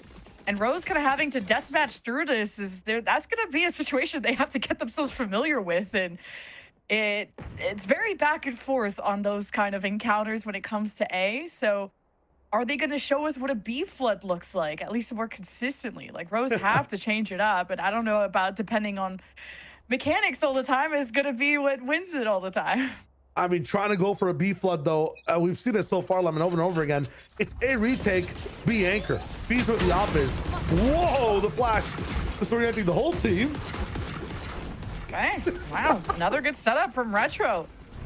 Flash dash out, thinking you have a time to pull out the drones, a distraction for Jason. You try to bodyguard the doorway. YFP love these close corners. When it comes to their defense, you escape over to the corner, a small nook, and you got the stylist, the haircut from Stallion coming through. And Rose, they get a little bit of space, but you need more than just that. You need a full 5-member team. I feel like Rose is only playing with 4 people right now. It's Bob, Sherrod, Tim, and Jason. Retro's on his own team entirely. I feel like he's rocking in. It's a 5v4v1, doing some crazy things, sometimes at the expense of his teammates' positions, but he's getting kills through smokes, rocking down, having an insane time. This is nuts from the side of Rose, and specifically Retro. I need to see everybody else leveling up. Of course, Bob had that 1 round. Right now, if it's not a 5 person exec, if it's not a complete death ball, nothing's happening. Crazy pop flash from YFP. And you can tell that the Rose comms are looking different when you're like, hey, we're going to hit this site, but who is watching what? How are we going into B? We're holding hands a lot and just hoping the power of friendship and miracles and praying is going to help sometimes. And when you have to deathmatch it out, sometimes it works out for Rose, and sometimes a better structured team like YFP are going to show you what good execution is. But it's only still a 1-person advantage for YFP. Kind of a risk here for Retro, but one of the better players on the Rose side. Let's see what they can get away with. Checking out top mid, almost getting caught out. If it wasn't for Ziff, focused on something else, but Neural Theft will give all the answers to YFP. Have the information, might not have the power. Able to push past the lane. We'll get the spikes down. All eyes on Sherrod. What can they do? Ziff was hoping to get the tags through the blast ping that happened. Unfortunate lineup there. No hat, no problem. Needing to double the numbers now is Rose, who just wanted to get proactive in that fight, and now it leaves Bob not really being able to swim, but rather drown under the feet of YFP, who now go up 7-4, 1 round in the half, and no timeouts being used at this point, I think. Unless I just missed it and it just went by super fast, but Rose would really need a solution here. And when you don't have your IGL, it's not easy where those solutions are going to be coming from. I think they might have used 1 very early, and then we were talking about something, and then we brought up Yo Mama. So I think that's I think I got distracted off my notes. I was like, my mama? What's she doing here? What is her mother doing in the server? The biggest thing for the moment right now, too, that we have to look at is specifically Alexander with these flashes looking really good. A player too that started off, I feel like, his career overall playing more so duelist, unlike Moon Raccoon's way back in the day, EG a little bit as well. I feel like going over towards this role now, having the pressure with his team for these flashes trying to come in, it sets up everyone. Run it back right in front.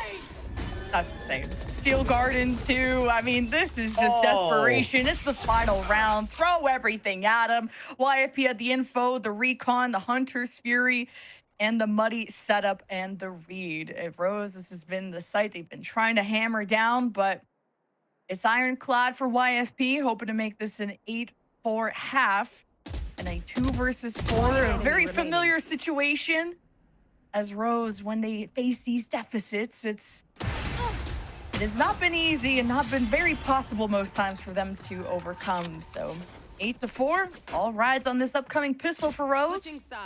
How they want to do on their first map pick. Yeah, I want to see how Stallion and are on the other side of things for YFP. I want to see how Stallion and Alexander look on attack. I feel like these were the two players to pay attention to on that defensive side in terms of setup.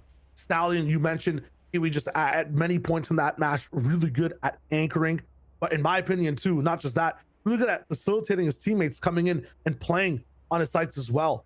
Someone that plays like that, who's really good at switching things up, accommodating for a 4-man site hold or a solo side anchor, should be very dynamic on attack as well, being in the right spots to paranoia for your team, and also entry with your team if the Jet needs so, right? Like in this meta now where there's not as much double duelists, Omen has to be that aggressive player as well. You can be teleporting into Jet smokes. You have to be that guy willing to do the extra thing the team needs if you want to get speedy with it. And so far, Stallion looked really good on defense. I want to see that robust level of gameplay on attack. Having this double initiator too, you're expecting this to really do well for YFP on this side of things. Nothing wrong with the double duelist. I do feel like Phoenix kind of just LARPs as a initiator anyway. Just Sometimes, the way. yeah. Can be solo, can play with the team. That requires some coordination, but really we're waiting to see what the YFP delayed hit is going to be. Sherrod just placing the smokes. Now placing one right at main, but the dash already happened, and it just took too long for Rose to get their setup going. And at least Bob holds back the tidal wave and gives a chance for Rose to have reinforcements and forces a pivot out of YFP. Gotta be really careful here if you're Zeph, not giving up the numbers disadvantage too far. Jason in a really cool spot, a bit of an off angle for any market lurkers, and a really supportive angle for the team to be able to rotate back into. Sif, though, if he can solve this, he does. It's trouble now. 3-on-3. Okay, YFP, they have themselves a secure site, but it's what Stallion can do on the cutoffs that could define how over this round is. 10 seconds left. But he's really not directly making eye contact with it. He's just controlling market, so he's not going to see what's happening at the back site. And really, the smokes are there to delay. Stallion, and maybe find timings to wrap around. And now, speaking of wraps, Bob's coming in through mid, through the market. This is what Stallion has been born. Oh, what a turn and burn from Bob. She's the GOAT. And now YFP have to hold back the rest of Rose, but Bob's been pretty tagged up from that encounter. Through the wall, through the fire and the flames. It's Retro, all up to them. And Zip, the 3K, the hero for YFP, has been downed 1v1 to define the second pistol. And Devi wins it for YFP. Devi, what a nice slot in once again. Not really folding under pressure whatsoever. Time by his side. Too unfortunate that Retro can't do it all every single time.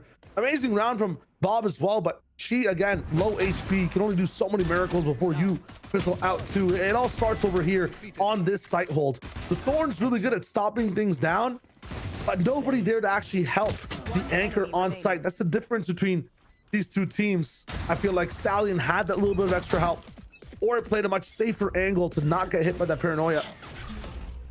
Rose now affected a little bit, at least one person hit by that 0 point.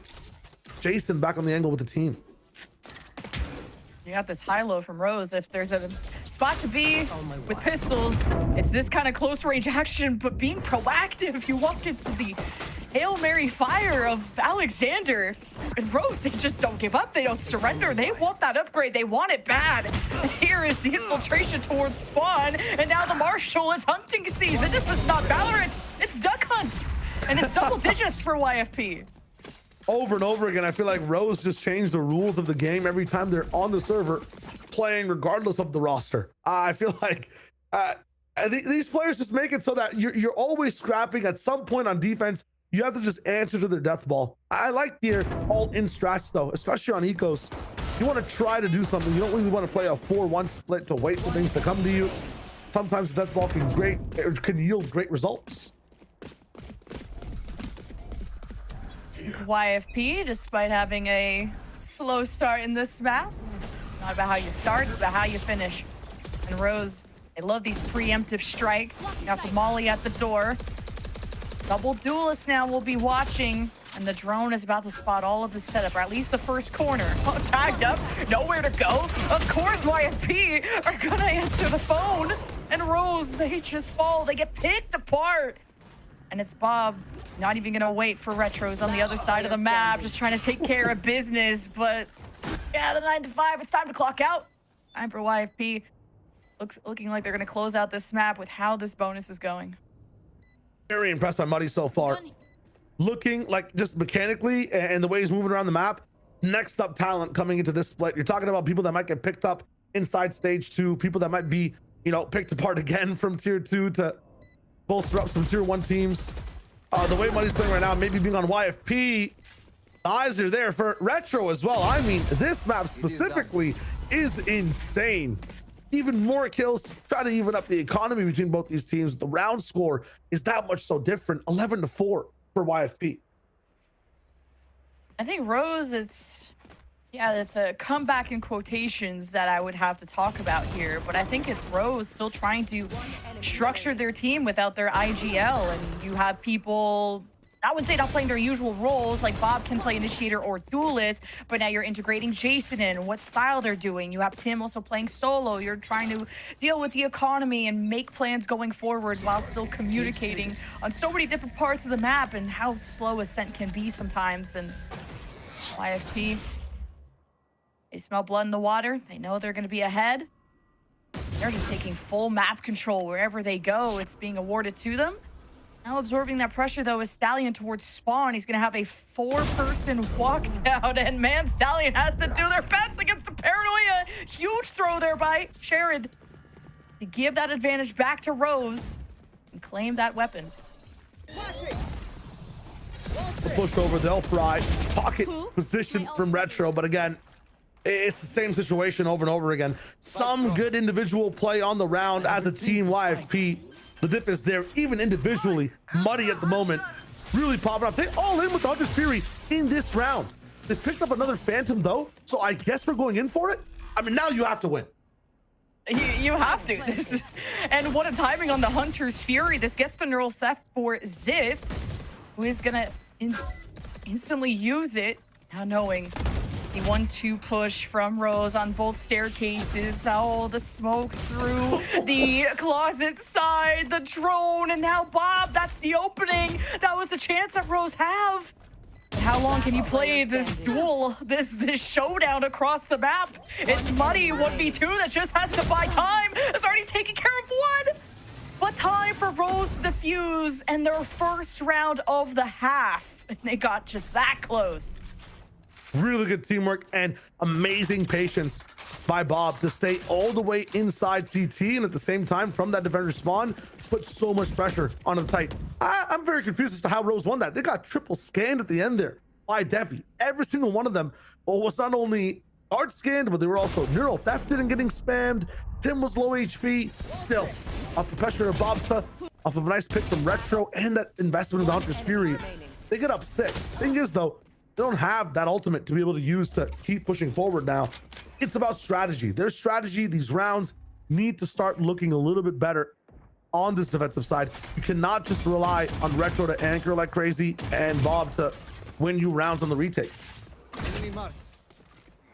And Steel Garden, talk about being able to anchor and kind of have some resistance against YFP. Retro has to choose this moment carefully. And if they just want to play for retakes, but with how forward Rose are, they want to be able to crunch down on YFP, going for this mid-back control. The headshots hit Muddy down to 10. The bait switch gives YFP the fight win. What was such a good peek from Rose, they just couldn't close out the kills that should have been theirs. Bait and switch. KO classics. It's part of the game plan. Flashing. Look for contact, back up, flash and fight. Alexander, the protocols looking absolutely amazing. Has to be a call from him there. And now we rock into this site, slowly edge forward. Retro at the spray of a generation here. Big heroic play, being in this position off the wall, coming up too when Retro gets addressed by the shock bolt. Nice finish. Muddy is still in this round, by the way, as the person took the most amount of damage. And now it's all up to Sherrod, but only so much you can do. Now Jason 1v3. That's YFP setting themselves up for a match point. Here comes Jason through the market, and you have a trifecta, the Triforce of Truth when it comes to the post plant. And there's time. That cannot be afforded. Blocking sight. I don't think the element of mystery really matters. Zip playing a very safe position too. You gotta give a lot of respect to the super sub here of Rose. As now the trip gets broken. You know exactly where this is coming from. The headshots are clean. Wait a minute. But the dash can identify that last target. Good angle there from Devi. Yeah, Devi again saving the round from positioning. We talked about slot-ins. Like, have you played with the team enough? You're new on the scene. Like, how are you looking in these official matches? I feel like Devi's translating really well and really doing his job when it counts the most. Unfortunate for Retro there. I feel like with the Vice Wall in play, you have to take that fight, push forward, and use the time the wall's buying you to get a second 1v1. Pressure, though, amounting so much for Rose. Map point for YFP. And not being able to carry through that momentum for Rose, although it was feeling pretty much impossible to turn around the result that seems inevitable, would have really had to carry through with back-to-back rounds. Now you're facing match point. You have a mixed buy, one hero rifle. But Rose, in these moments, they kind of like the death ball. And now you can't really take that kind of crazy risk. See if you can get upgrades. But Cher is going to test the waters. And oh my God, it's just barely traded at the end. The last bullet sailing from Retro to get that. Now things are all even. Gotta be maybe a Retro steel garden pull. I don't know at what point it's gonna come out, and you knew this hit is gonna happen, and now the steel garden is not gonna bail you out. Maybe it's just a go next angle. And YFP, they'll tell you exactly what's next. It's muddy, the tip of the spear. Looking at this high ground. Jason is so accurate with the headshots in that last round. He has to be clutch yet again as Rose, the run it back from Tim. He needs to deal and get revenge for Jason. The dash shot is crazy. The run it back gets no kills. And now the Hunter's Fury is pinning down these reinforcements. And the spike was planted throughout this time, so Bob can't even get a different weapon, and it's all over. 13-5 goes in the way of YFP on Rose's map pick. Very clean game, and I just feel like an expected showing from both sides. Power in Rose, absolutely, in some of these individuals, and cohesion from YFP that just kind of gapped the skill that was available on that Rose roster. Rose still have a little bit of work to do for Ascent, a brand new map. Maybe we see that work get put in, because I like some of the ideas they came up with. YFP, though, some of these additions. Lemon, Muddy, insane player. The scaling, the op shots, the ace, the knives. Brother's got it all. Absolutely. And this is only the beginning of stage 3, and this is where this kind of shakiness, these nerves, and how much time you have as a team, it's only going to get better. And Rose not having an IGL is going to be a head scratcher. It's going to be a chin scratcher even, and they'll have time to think about it, because now we're going to the YFP playground. It's Lotus. It's going to be fun. Can't wait to see you there.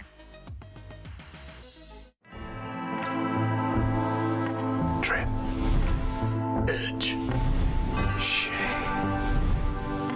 Trim, edge, and shave with Philips Norelco One Blade. One tool for all you need. Philips Norelco One Blade presents Shave All Things.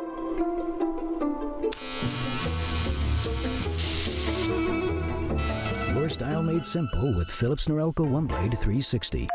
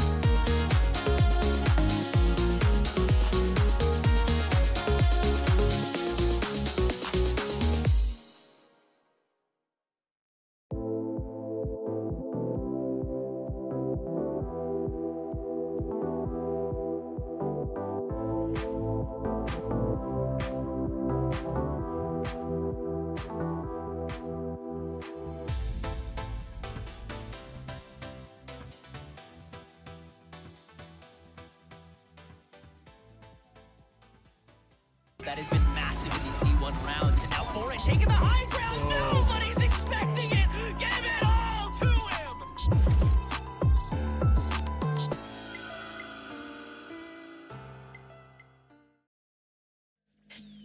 Jason Derulo once said, life throws curveballs. Well, he also said Jason Derulo. But yeah, okay, continue. Well, did you guys know Olivia Rodrigo came out with a new album today? Welcome back to VALORANT Challengers League North America. I'm your host, Elizabeth, joined with Marks and Gompers on the desk. And if you're just joining us, it was a YFP Master Class. Beautiful for them. And exactly, again, I think we're putting up all these expectations, Gompers, right? We keep talking about all of these teams. We want to see what we know you can do. And absolutely, 100% YFP stood up and met those expectations, hitting a 13-5 scoreline. Yeah, they did. And guys, I don't like to admit that I'm wrong, but I was wrong. Devi has had a very, very long-standing competitive history, actually. So they are previously known as, I'm not sure if I could say this, Prod forgive me, Yo Mama Gaming. So I was wrong. I'm sorry, but they played great, and that's why I kind of looked into it. I'm like, there's no way this kid has not played in any tournaments. So it's actually pretty cool. I think YFP obviously holding their own. I do like the changes we did get to see from Rose Esports. I think all in all, with the Phoenix, I was expecting something better. I will say it is quite hard when you have two ground duelists that really just kind of have to migrate off of pure knowledge, instead of where I do feel like it's more forgiving having, you know, the Jet be that entryway for that. So I don't know, it was a pretty challenging for Rose, to say the least. You know, and I'm kind of hoping maybe something can cook up in the next game like we did today, but you can see the changes are in fact being made. Yeah, I mean, those changes are being made, and it feels very experimental, right? Meanwhile, on YFP's side, it felt like they just kind of figured things out a lot better. I was really impressed with Muddy's performance on that Jet. It felt like Muddy just finally has the leash taken off. Go wild in the dog park, Muddy. You can do whatever you want. And Muddy was just all over the place, consistently finding multi-kills and just lighting things up. When you talk about that kind of double duelist pressure that we were expecting from Rose, I have to wonder whether or not that conversation of Phoenix being that pseudo KO might have impacted the choice there, but there was still so many of these just individual plays that it felt like Rose were looking for that just simply will not fly when it comes up against a squad like YFP. And that is, again, I will say this 100 times, write it down, put it to memory, pen to head. That is exactly what we were looking for from them. And I think also it was something the catchers were talking about that we talked about, and that, you know, we're going to continue to talk about, is the kind of the missing pieces, right, that have to slot in, right? We saw it with EGA, we saw the pieces that, you know, were there, couldn't quite, slot in. And here we are with YP, looking like they have kind of the answer. They figured it out. We saw some great moments from Rose, things I can absolutely work on. Again, they're searching for their first win until the second game of the Swiss stage, Gompers. But looking at this, you even look at the timeline. Rose, win pistol, win the bonus, and then it just becomes the YFP show with 16. Let me read that again for y'all. 16 first kills. Yeah, that's pure domination. It really is when you're looking at the scoreboard, right? So for you to go 16 first kills, and then obviously post plants were looking good for Rose, I will say. So getting on the site was better, but YFP were playing a more passive game on their defense. You know, they weren't actively trying to pursue keeping sight. They were so much better at retaking, and I think they knew that, right? So for YFP, they just did what they do best, right? With Devi on the team, obviously having like a slightly different dynamic for YFP, especially even having, you know, some fill-ins. I think they did spectacular. Devi felt like nothing had really changed. So yeah, I don't know. YFP, they really killed it. There really isn't much to say. Yeah, and it always felt like YFP, when it comes down to some of those team plays, just felt a little bit of a step ahead of what Rose were kind of walking into this one. And genuinely, like, it felt like Rose were just looking to try and be aggressive and find those kills. And there weren't that many opportunities where YFP were going to leave that unchallenged, uncontested. And YFP were always going to have someone right around the corner ready to swing in. And once again, like, such a highlight player. Muddy on Jet. 26 kills in the lobby. The next highest kill was 20 for Retro, who was really trying to bring Rose through. But once again, it just never really clicked for Rose. are playing with the sub. That's something we missed originally, and we apologize. But I did some investigation. I talked to M80's Alvin, and I said, hello, Alvin. You know, Jason, so you know, I'm gonna be looking at my phone to read this tweet. I apologize, read this DMs. He said, he was on Lemonade State with No and Bao in 2024 and qualified the Challengers with them. Think he stopped competing and mostly focused on collegiate. He's recently come back, and because they asked him to sub, but he plays collegiate for University of California in Irvine, excuse me. So that experience is there. And the collegiate scene, you know, I believe when I was looking at his VLR very quickly, he just played the competition, the championship, right? So as someone who has that experience, they weren't just pulling someone, obviously someone they have trusted and someone who has that competitive experience that we are looking for. It's just a story of people coming in, doing the dang thing in Valorant, which is what we like to see. But for a head-to-head, folks, it is Devi versus Alexander. And I mean, we hyped Devi up, and boy, did he deliver, Marks. I mean, he really did. And honestly, like, you know what?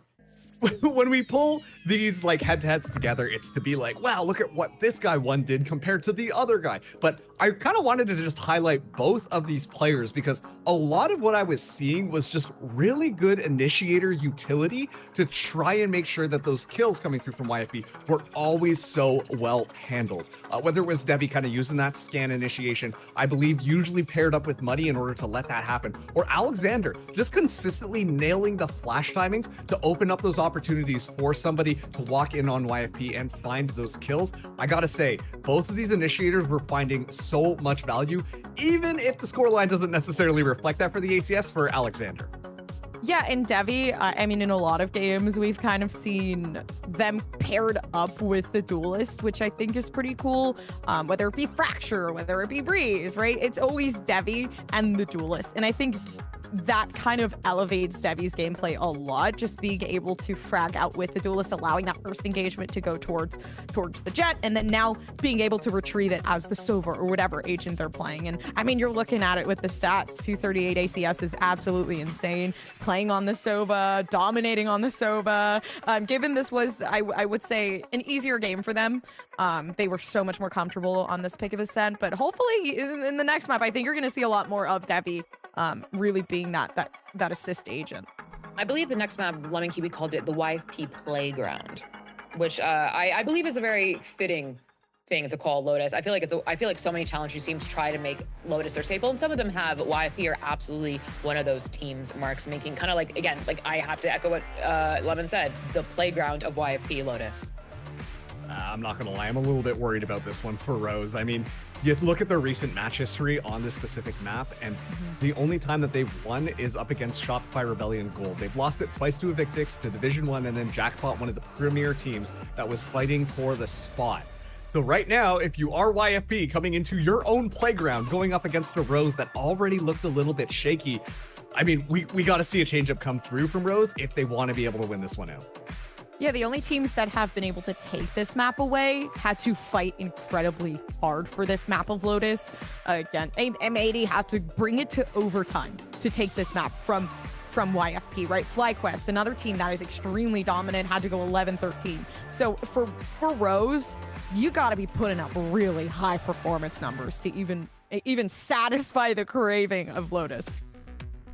And here we are in Agent Select, everyone. We see a haba, as they say in Boston, on the side of YFP. But Tim on that Clove, Gompers, and also Jason, our lovely sub that we were talking about on the Rays, gonna have a Rays battle with Muddy, nonetheless.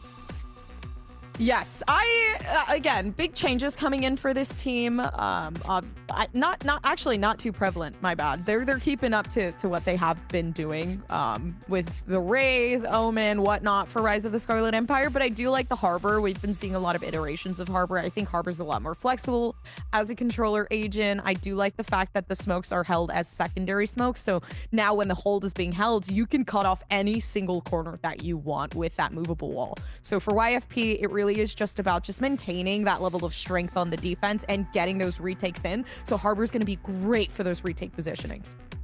And on the flip side of Rose, we're seeing Tim step back into that Clove role, obviously being a little bit more aggressive, given the fact that Sherrod is also on the Omen. That means that they do have quite a few smokes to toss down, but the big question is going to be whether or not that big old wall will be a very important factor for Rose to be able to find that value, because that seems to be the case for a lot of teams. And well, Stallion on that harbor provides that wall for YFP.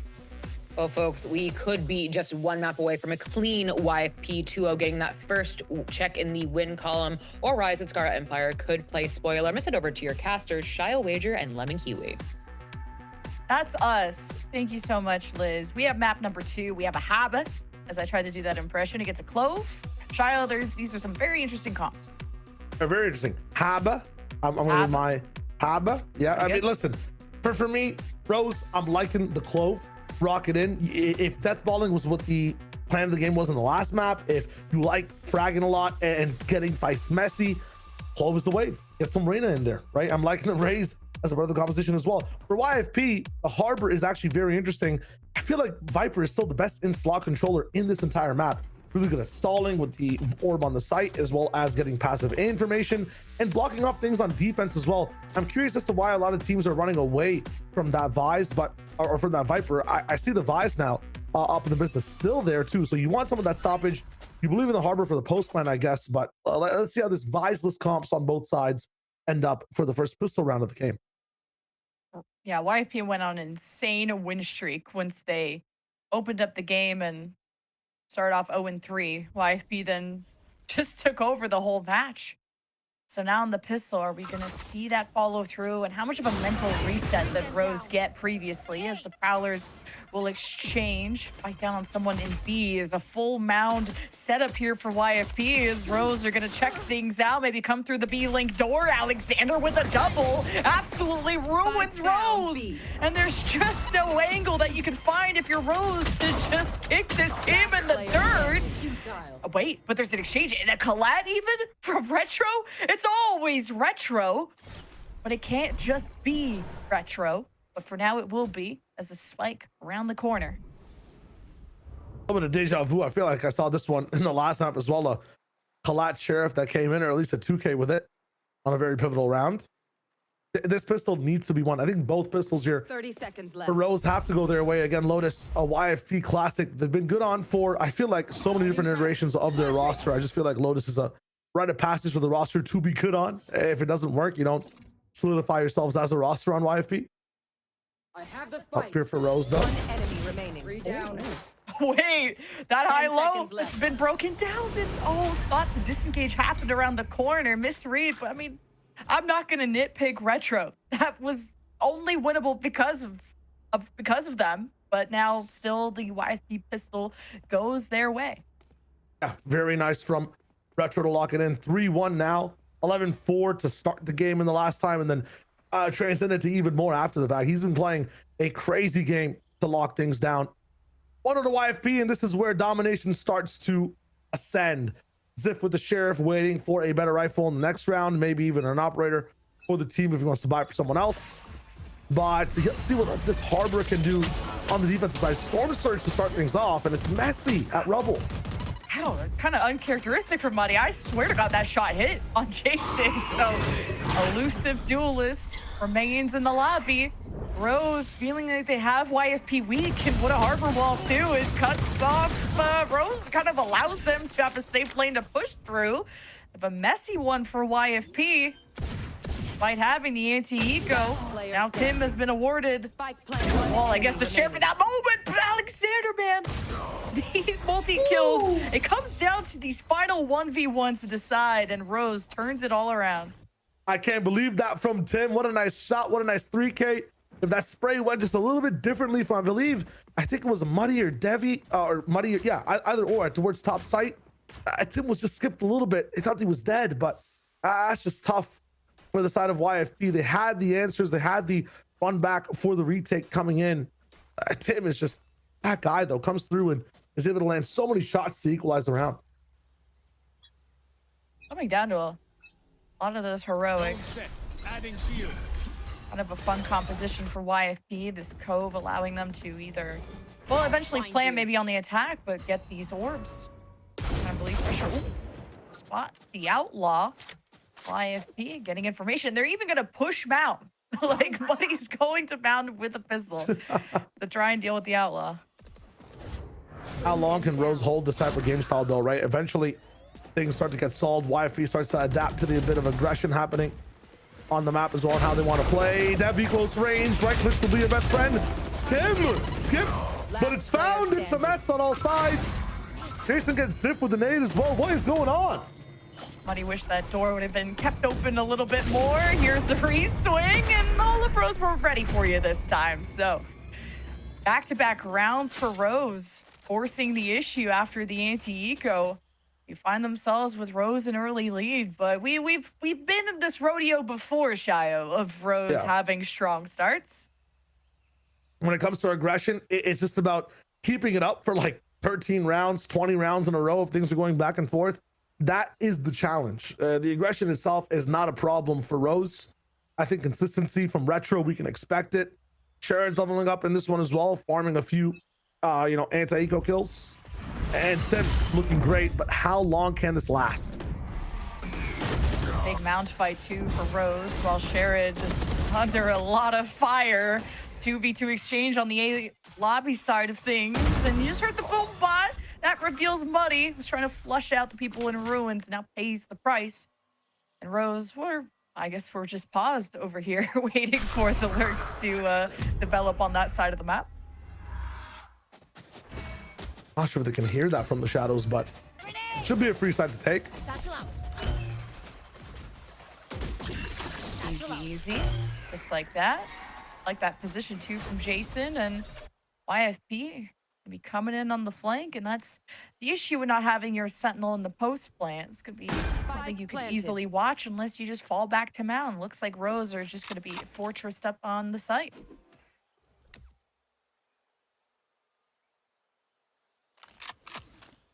Save for these guys for now. Ziff and Devi, or Ziff and Devi. Just want to make sure the rifles are available on the next one. I'm liking the way Rose are approaching this. I mean, again, it's all about the longevity.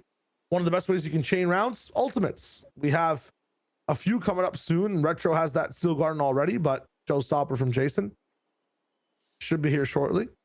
Ziff can find some value here as well. Get the Steel Garden of his own up if he wants to. But I feel like ultimates also really dictate how this map goes along. I'm not sure what you feel like is the most impactful one available right now. I think the coolest one we have so far is Stallion's Reckoning, right? That wave will come through and really change up this map in a way we haven't really are used to seeing. Really, Harbor's not really picked so much on Lotus.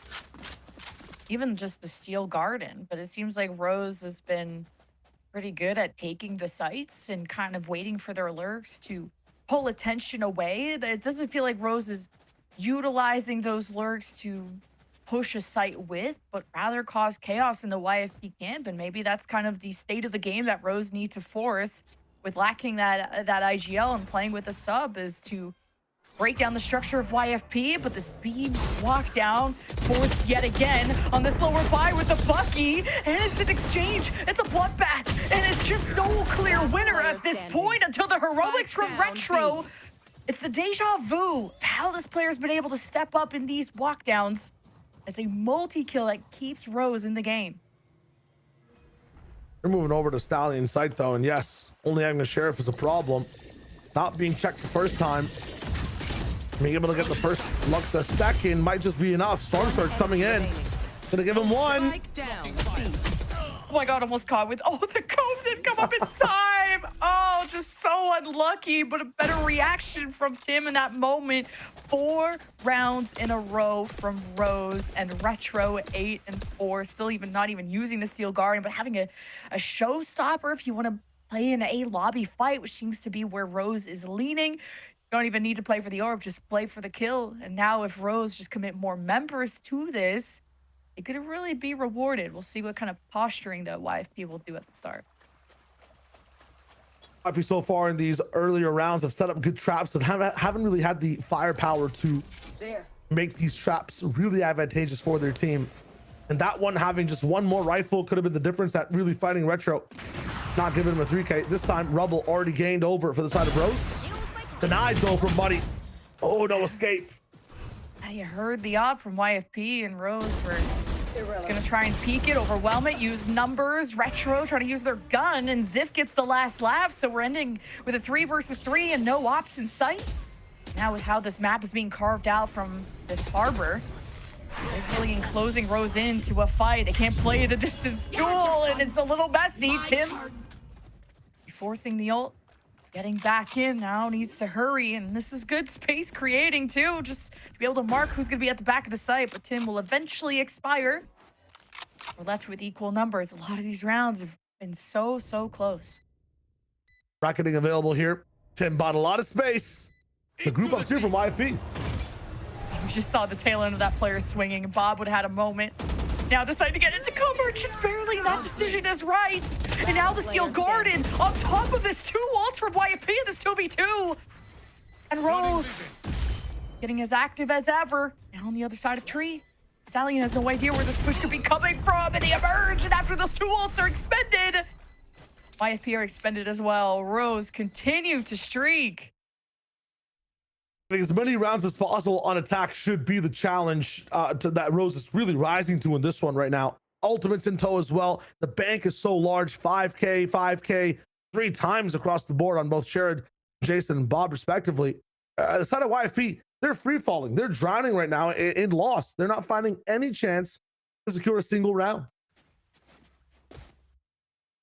Now but we were kind of saying it was about how Rose can maintain this strong early start, and YFP are still building that response, really trying to dump a lot of players into a fight, and YFP, they do encroach on Rubble, and Rose, instead of facing the fire, they are just going to pivot, really take that information and run with it. Running straight into a few thorns for the moment in the beginning. Bit of a gap to get a prowler through. Rest of the team on flank from YFP. They'll dodge a showstopper. That's been stopped by thorns. Lots of damage taken. That'll matter to these sheriffs. Now with a few people on flank, we'll wait for that wall to trip. And here we go. Spike planted. Where this flash is set up too from Ziv. They're hoping for a really good fight here, but when the Outlaw's already watching it, the Nightfall is committed from Rose against a full Sheriff save. So the hail of bullets is all over Ziv. And what? Ziv is just response. It's phase at 3K against Rose. This is a thrifty opportunity. A showstopper right to the dome of Retro. 1v1, and Sharon at 5 HP barely closes out that round for Rose. I can't believe it. 3 shots, 3 kills from Ziff with that door opening. Bonanza of a battle over at Mound. And then you have showstoppers being traded from both sides. Jason and Muddy trying their best to make the round easier for their team. Unfortunately, that last advanced position from Sherrod, it's too much to handle for the side of YFP. The best rounds they have so far have looked like they're equal rounds. That's a bit worrying. It's telling me they don't have enough confidence to run aggressive strats on their buy rounds for now. They have some cool trap plays, but I need them to see more rubble stoppage here. They tried a few times. They're getting diffed every single time. Muddy opens the door, try to find some form of sightline, but Sherrod's just that good at the game. These approaches, these A-Rubble fights have been really rough from YFP. It just hasn't been decisive. Even when Muddy has an op in this situation, this time he didn't. He didn't have any support there either. So Rose have controlled the whole right side of the map. B, A, whatever they want. YFP have to decide how they're going to put up a resistance to this B pivot. Rose, despite kind of having that win, they are taking the space as quickly as I would think they would. So now Tim is going to be on alert spot, and okay, had to adjust and kind of a wiggle there, but the dance-off concludes in Rose's favor after using now a Steel Garden just to get into the A site. Devi, that's who they've been really worried about in this moment. He'll have the Nightfall and has the opening kill for YFP. This is not going to be a swift round for Rose. They huddle back. They hope to address Devi, who needs some backup from Alexander, but he's caught Paranoia in hand and still manages to get a kill at 18 HP. What a scrappy fight from both sides.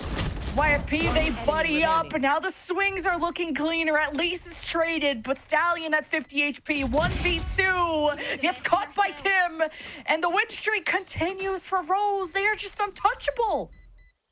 Insane amount of rounds won, and they've looked the most confident with some of the most basic strats and approach to this map. Some really good mid rounds to kind of get back over towards C after they have some space. I feel like a timeout called in there as well from YFP. Their map pick, but they look so much less confident and so much more lost compared to the first map that they played here today. That wasn't even their map so far. On Ascent, definitely their playground. Very comfy on the retake. On Lotus, where again the core of these players have looked so good, where you would assume Alexander has a lot of dynamic paranoias. He can be throwing some TPs forward. He can be pushing in with Muddy with as well. The team is just not using aggression the best way, and they don't really have a good game plan either to stop Rose.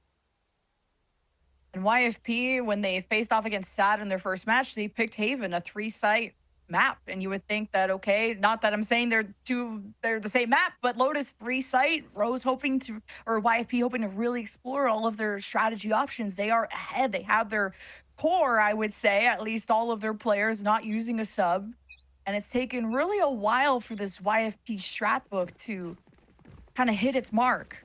And hopefully this timeout is to address all of the issues. Is it too late though? It took a 7-round win streak for Rose for this timeout to come out. I'm surprised a little.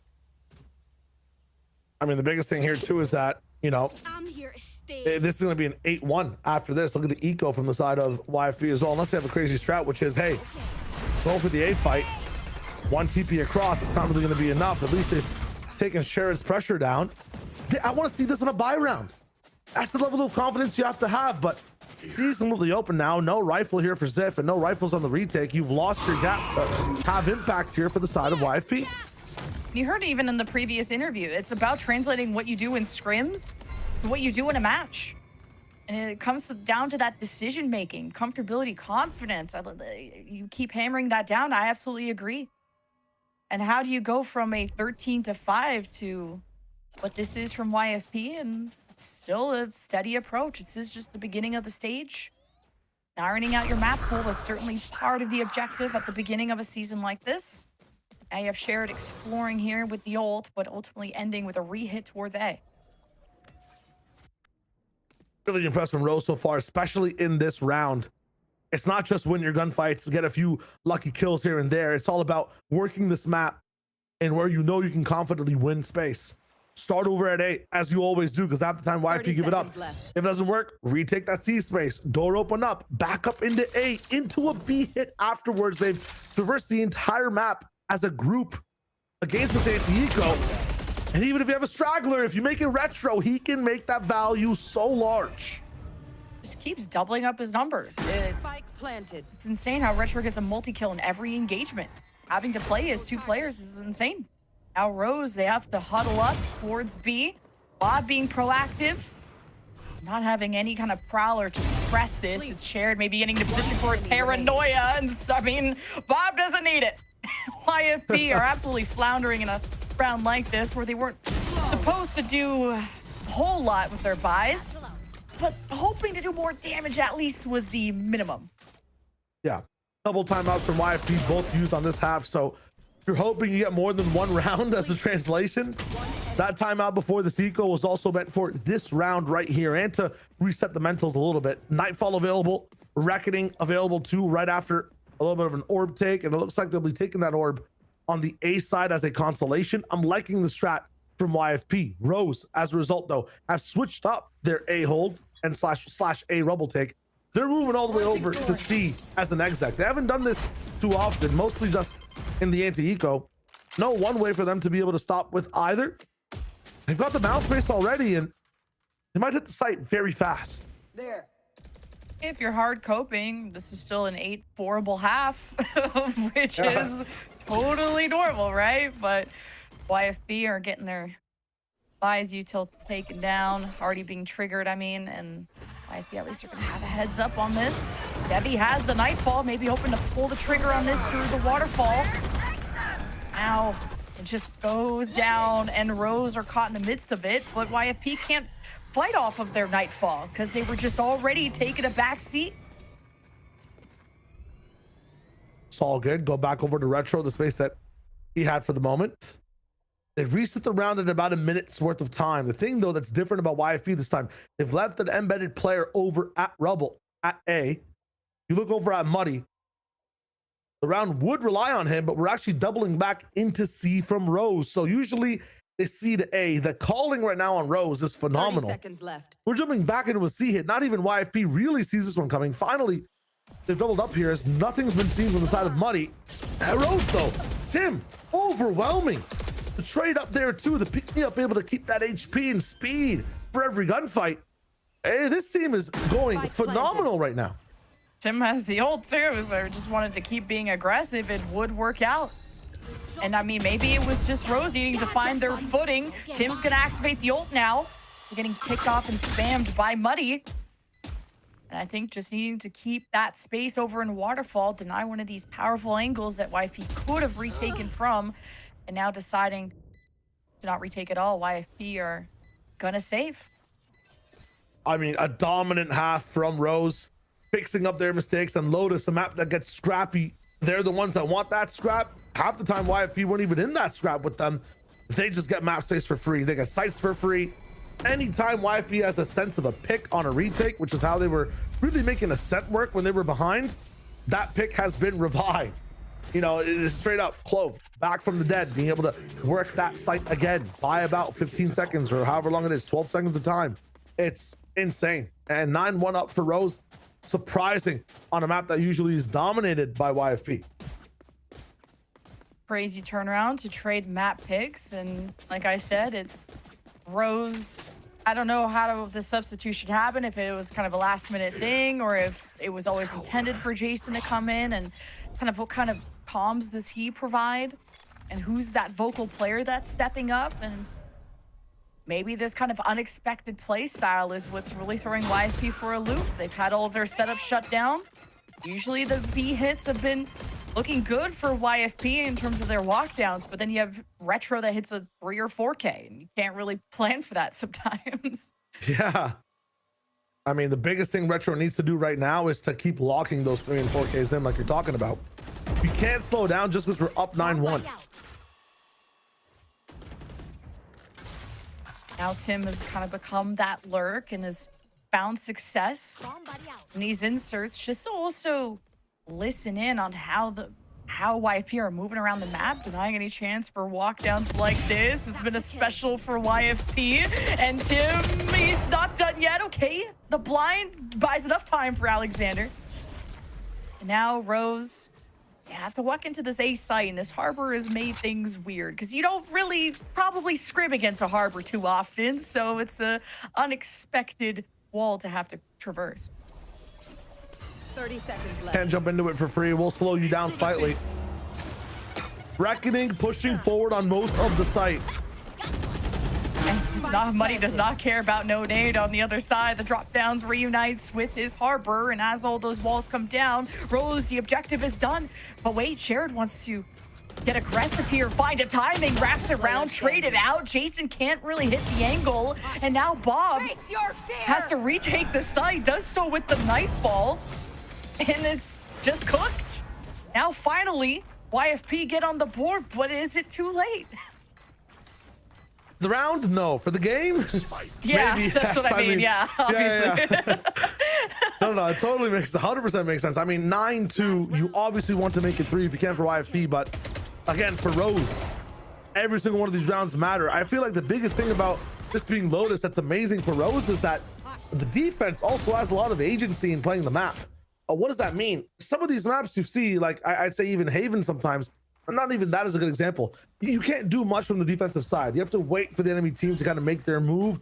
The retake might be better. Some space might be better to take overall. But for maps like Lotus, Fracture, sometimes Haven on defense, you can really activate on that defensive side as well. Choose where the game's played, make your own moves. That's what Rose loves to do right now. It's being solved a little bit by YFP, but it's taken 11 rounds and you've lost 9 of them. So I'm not sure if it's even worth it, or I guess it's super worth it.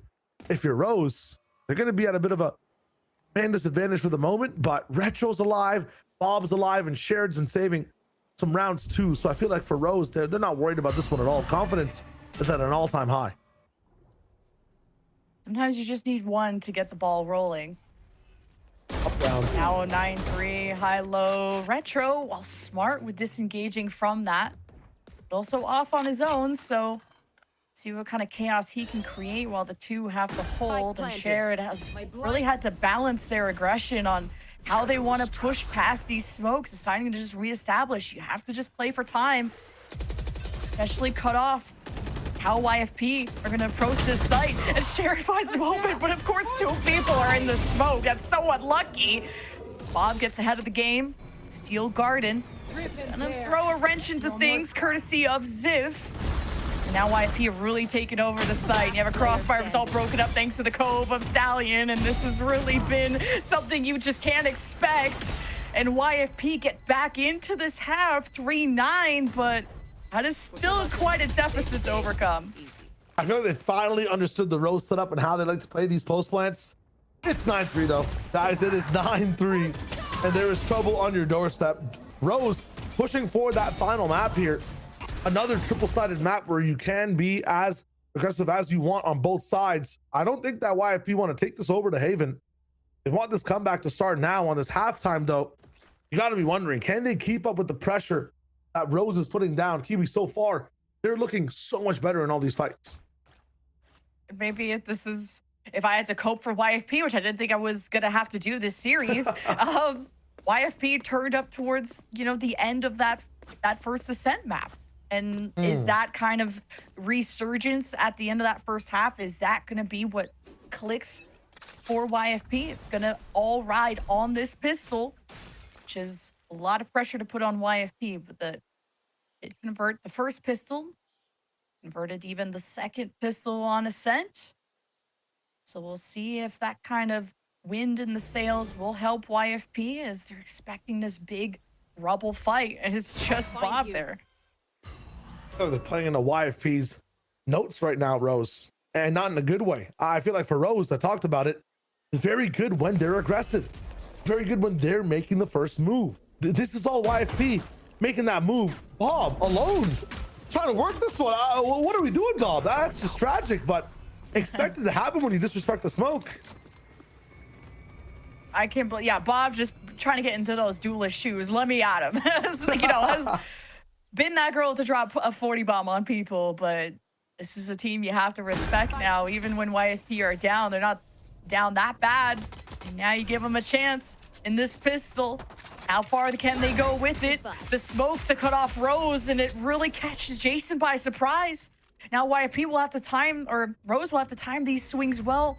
Past these barriers. Paranoia doesn't make a connection. Here's a double swing, and the teamwork is just better for YFP. Now Tim just has a lot of 1 HP targets ahead of him, but not enough bullets in the chambers. So a much needed pistol win for YFP. A breath to kind of have that comeback spark start to stay alive, or start to ember, I guess, in their hearts. The big thing for YFP is flipping that bonus round, right? That's where the comeback really starts to be real. Tying up that 9-9 again for Rose. The one round they wake up, especially ecos, we should be scared of, where they have no fear, they can take the fight to you. That's where you have to be careful. Right now, I see that happening. It's a slow walk up instead of a full fight. It's a trap actually being put down here by Rose. They dodge the eye. They're all on this box. Paranoia comes in, but they're not able to find anything off of that slow trap play. And Muddy can just maintain his position. I mean, he has the better weapon here, and Rose got the orb that they were hunting for, and this should be YFP scaling up, ramping up. Do we not know this kind of the numbers here? And I mean, here's the thing, weapons? Right? When you death ball on Lotus like this, the call is after you get that orb, after you fight for that aggression, maybe spread apart on this side of the map. The biggest threat for YFP right now is that death ball. They've hoped that Rose has maybe left one person behind, or seen nothing, just a raise, gotten confused, and then hopefully anchored the wrong site. They'll slowly now move up towards C. This is like 101 of how to take apart a stack and play against an anti-eco if you want to play a bit slower. And we're leaving Muddy on the lurk, who just has a Marshall. That's not a gun you're really worried about losing to any of these people on eco, so no worries. Seeing nothing, not even inside tree. You're confident about C. You realize the stack was on B the entire time, and now Muddy has a lurk angle as well. You can bolster up C whichever way you want if you're YFP. This is a really good way to play against an eco. They've played it perfectly so far. Rose, though, still have their cards in the binder. They still have value. They love deathballing, and that deathball is available.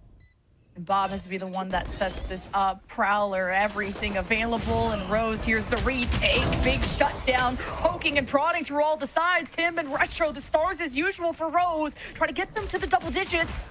And the YFP, they have the better guns. They better prove it. Devi doubles up. And now it's all over for Rose in that round. And YFP, but though it only 2 weapons into the bonus is not great either. They'll be able to rebuy 2 if they want to here, and then give that Marshall and Spectre up to somebody else. But yeah, I think one of the keys for YFP there too is to make sure you save a lot of those weapons as well. They drop, I think, the Spectre for a Guardian, or I think Devi might have bought into that. Regardless, their buy is not going to be strong enough to answer 5 rifles coming in, or at least 4, one of them being Guardian as well, from the side of Rose. The approach though from YFP, I'm liking it a lot. They played that round very patiently, do not want to make a single mistake. That being said, it's Lotus. You have to take some fast, aggressive risks. Tim is, by himself, this is insane. He's just such a mechanical, I guess, close player. He's just a demon, yeah. And how he chooses these engagements. He's not someone that I feel like is really overcooking, is someone who's really just trying to be a problem. And YFP are stuck in spawn, hoping to at least leave someone behind if in case there is a weird walk-up from Rose. Now, they have literal thorns in their sides right now when it comes to the C side, but also this positioning from Sherrod. It's going to be so hard to Prowler out. It's not usually possible. They haven't answered it. And as long as Sherrod stays here, Rose is so comfortable with leaning towards this BC side.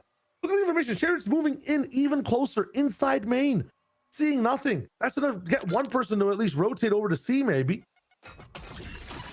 Not at all. The hit's about to come in. Thorns pop, the wall hasn't been. 35 seconds, the rest of the team is blocked off. It's just Muddy and the TP going across. And with the portal, or the TP as well from the Omen, and it's just too little too late. Such a good sentinel wall to break apart the unit that is YFP, the unit that we know them as.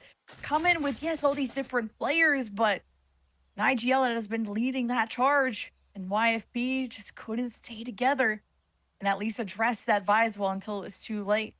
So now you really stifle the momentum here, and now getting to double digits. This is the red zone, and not in the good way. Yeah, absolutely. And I think it's not just on the appreciation from Rose, but the fault of YFP as well. You have to play a little bit aggressive. You can't just stay silent and try to hit things at the very last 30 seconds of the round. And some of that craziness will come in here at Rubble. TP to TP on it. Spike down A. Hey, Bob, that's a big win. And look how much better this fight looks when you have support. Well, now it's all being broken down. Just some solid shots from YFP. And leaning on their mechanics, especially Alexander, who is starting off with the 2.0 KDA. Now Retro hoping to come in like Kool-Aid Man at this point. Just thinking about pinging it and to join Tim's side. And Tim could be the one that's that entry, especially with the ult. Got to be careful on the 2v2. These two players are the ones that have been so talented. Timing for Tim, but he gets ticked. Nightfall reveals these players, and now Rose. This is going to be a huge disadvantage to work against. And Tim can pop the ult, but also needs Retro to stay alive in these moments to help protect that position if it's popped. Retro, the barrel spotted, and no, Debbie chokes under pressure. 1v1, and Tim at 1 HP barely pulls it off. What a round. Pros are doing it, the absolute upset. When it comes to roster versus roster, I just feel like the talent on YFP usually eclipses what Rose has to offer. You saw that in the first map, but in this one, against their map pick of YFP's Lotus, Rose is absolutely transcending in a very, very dynamic way. They're able to play the 2v2 very patiently. They're able to start rounds in a slow fashion or get scrappy with it over at Rubble. They look very strong on this Lotus map, but for me, I'm just wondering why they didn't pick it. I feel like this is home ground for Rose. Maybe there's flowers all over the map too. It's a Lotus, like yeah, right. Rose kind of fits right in, right? Like yeah. Oh, that is on brand. Sometimes you just have to learn how to crawl before you walk, and then you run. And Rose got a bit of a jog. I would say 11 to 5 is more than just a jog. They're kind of running away with the map, if I'm honest. And I had to cope for a second for YFP off the pistol, but it's not match point yet. There's some wiggle room, but it's a bunch of sheriffs. And it's still this Vise that has created such a hurdle for YFP to get through, and triggering this wall is still an important part of that plan, and they haven't done it yet. But this wall's just a little bit further up in such an awkward spot as well. It's pretty hard to jump stop without just giving up like your entire body past the smoke. So it's the little things that Rose is adjusting right now. You don't really even see tier 1 teams do it all. So I'm liking that pseudo adjustment. Tim's back again. We're so back. Oh, showstopper from the defense. Jason checking out who's home. And YFP. Oh no. Nice insert there from Ziv. The only person with a real gun on this team. Maybe looking for these upgrades. That gives Debbie a chance. Now pushing off the Cascade. Rose are now on the back foot, and they could just go back to square one. Play off the Vise util. A Reckoning will make it so that you can't even challenge the wall. You have to work through the gaps. Money's up in the business. 12 seconds. Still looking so good. 10 seconds left. What is happening? Like, how are these sheriffs hurting this much? 3 seconds trying to spam through to deny the plan. It's too little too late. Bob, be able to activate the Nightfall once Shared is ready for it. And it makes no contact with YFP, ready to receive. Good read from YFP as they stand on the edge. What seems to be match point, but Rose still are at a deficit in numbers and walking into the crossfire. Shared becomes a victim, at least trades. Bob 1v2, couldn't line up the headshot. The crosshair was there. And YFP buy themselves another life. For now, and it's taking a lot of effort, a lot of resources every single time. In that one, Reckoning from Harbor needs to come in. Some talented timings and shots from the entire team need to stroll by as well. The timing on Ziff for Tim's ultimate to be able to counter it. I mean, things have to really slot in properly for YFP. It feels like this type of round happens every 2 round losses for them, and they can't afford that anymore, right? 2 round losses, map's done. It's Roses. This time, aggression towards the A side. They're just testing it first, though. And things look fine. B space taken as well. It's one of the first times Rose on this half is on an eco. It's crazy.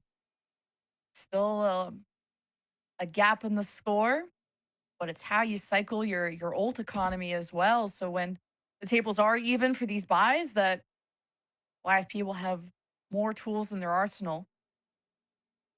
A full B clear and very much a perimeter control. So you're, with how empty the map seems, you're expecting a Rose death ball or a stack somewhere that you have to suss out before you give up any weapons to them. And in these tight choke points, this could be where a showstopper could get a lot of value. And Muddy has been really trying to play off the team. So right now it's YFP knowing where this retake is coming from, but not pushing back against this yet. So now the ball is in Rose's court. The Steel Garden gonna catch maybe some of YFP, who still have their weapons in hand, at least with the defuse that made was planted right in the smoke. And YFP, they laid a trap, but Rose just walked right in it. Okay, now we're just giving hugs. The round is not over, guys. The spike is still getting tapped, and YFP, it's now a clock in, clock out type of round. Now hoping to just get away from this blowing up. Oh. Debbie gets it as well. I was tracking the economy a little bit. I'm like, they can afford to lose like maybe 2 or 3 players, but losing 4 in that round. The bank gets hit hard for that one. Muddy now down to 0. I mean, I know all of these rounds are must wins, but you want to have a bit of padding to where if you're IFP, you trip up even a little bit on the comeback, you at least have 2 rifle rounds back to back. Tripping up here before Rose is on 12, tripping up on a win, that's going to be tough, especially against a full eco from Rose. That is almost best case scenario. If that round went any better, Rose would have won. This is such an important round now for this economy, and now you're trapped in here with Muddy, and we know there's no one home. So unfortunately for Muddy, the Rocket's gonna get nothing done besides maybe a fear factor being thrown out. Rose spotted towards spawn there by the boom bug, but this check on the flank, what Tim can accomplish here could define the round. Steel Guard being thrown at the front lines is why YFP more addressing this front to back. We'll see how Stallion holds back against Tim. 1v1, jiggling the angle. Tim trying to get as close and personal as there's a crunch from all sides. The pressure's mounting and Tim gets traded out. And good reaction from Devi. Wins from the YFP on the front lines. And Rolls want this match point. It's going to have to come off of Bob yet again. 1v2, but just no time to let this blossom out. As YFP make it 3 rounds in a row. Ultimate's used for now. Alexander's still there in case they lose that spike somewhere or want a cheap play to make. We have Devi's Nightfall coming in very soon. That Reckoning from Stallion will be in here shortly. And if it's an ult round, it just feels like it's YFP's language to speak. And Rose has not been hitting their Duolingo dailies, it feels like. They are not able to have a conversation with YFP in any of these rounds. Steel Garden buying time, the showstopper buying space. What else is there left to buy for Rose? I mean, hopefully something in the next round. It feels like half of them are saving here. It's a timeout to figure out the game plan. And it's just any slip up here from YFP, and this could just be the end, and we'll go into Haven to decide things. And Recider is something that YFP have actually picked against SAD Esports, but they floated it as now they got to change their strength of their map pool. But YFP have revisited this recently, so worst case scenario, you could always fall back to what you've already practiced in an official. But it's also mentally, how do you come out of a map like this? And there's some experienced players on this roster, but a lot of newcomers. And how you deal with a loss is just as important as how you deal with a win. Right now, before that loss and win, we still have a few more rounds to go in this map. 15 seconds left. Another eco round from Rose. The last one went really well because they were able to at least delay the fight on the site, have 2 players die to spike from the side of YFP. Here. This time, might be just a bit more decisive from YFP. They were pulling a little bit, tried at rubble, ended at C. 4 players now on this mound side. It's Tim's one way to deal with. Clove, a very combatant agent, but the smoke don't last too long, so just a few seconds. Boombot in the mouth as well. That doesn't taste too good for Tim. He's down. Retro now, trapped on the left side. Naded off. The smoke's gonna be there past death, but I don't think it's gonna be enough. This is trouble for Retro, who jumps across and gets to live. How do they get to live that? It's now the seas is limiting things, but interesting that Tim did not care about the 2 pieces of util, the nade and the paranoia, and was hoping to just get at least traded out or to go have one go down with him. But funny mound fight there as YFP assemble the Avengers, and you still have to jump through some obstacles being laid behind. And you have Bob with the hero rifle, and at least is rotated from into this site, help suppress the upcoming push from YFP. This would be a nice point to open up the B-Link door and kind of produce a fade, but with no one over there, you're just nervous. You just don't want to create any more variables in this equation as YFP, they skip and frolic across and just get the immediate tap on the one rifle that Rose had. And Retro just makes it difficult, but still achievable for YFP now in a 3 versus 1 against a Sheriff who cannot get an upgrade. Has Retro made a deal with the Sheriff Devil is what I want to know. 3rd time where he's at a collat Sheriff on one of these eco rounds between both maps. Over and over again, equalizing things for the team.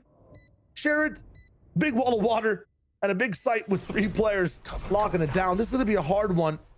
Stealth missions usually don't go too well inside Valorant. 20 HP. Just one I'm bullet. not saying it's non-winnable, but yeah, okay. Jeez. Nice peek. Okay, we're good. We'll jump across. YFP bring this deficit of 8 rounds down to 2. Okay, do we have a series on our hands? Or is this just the most delayed YFP comeback? Just like I mean, it happened very swiftly on Ascent from 0-3 to 13-5. And now it's YFP. This is now not just, I think this is just morale now that they've really much needed. To kind of force these mistakes out of Rose to really, Rose needing to respect the util being thrown out by YFP. Not be caught out in a position where they can't escape it. You got a 3-man walk down here from Rose on the left side of the map. Nightfall from YFP to produce a fight over towards the site. Wasn't Fake, I guess. Yeah, Retro on site never hit. They have no idea if someone's on site or not. Not sure if Stallion knows if there is somebody back all the way on site. Could be an easy possibility. It's a full fake. And a 3-man mount start here from Rose.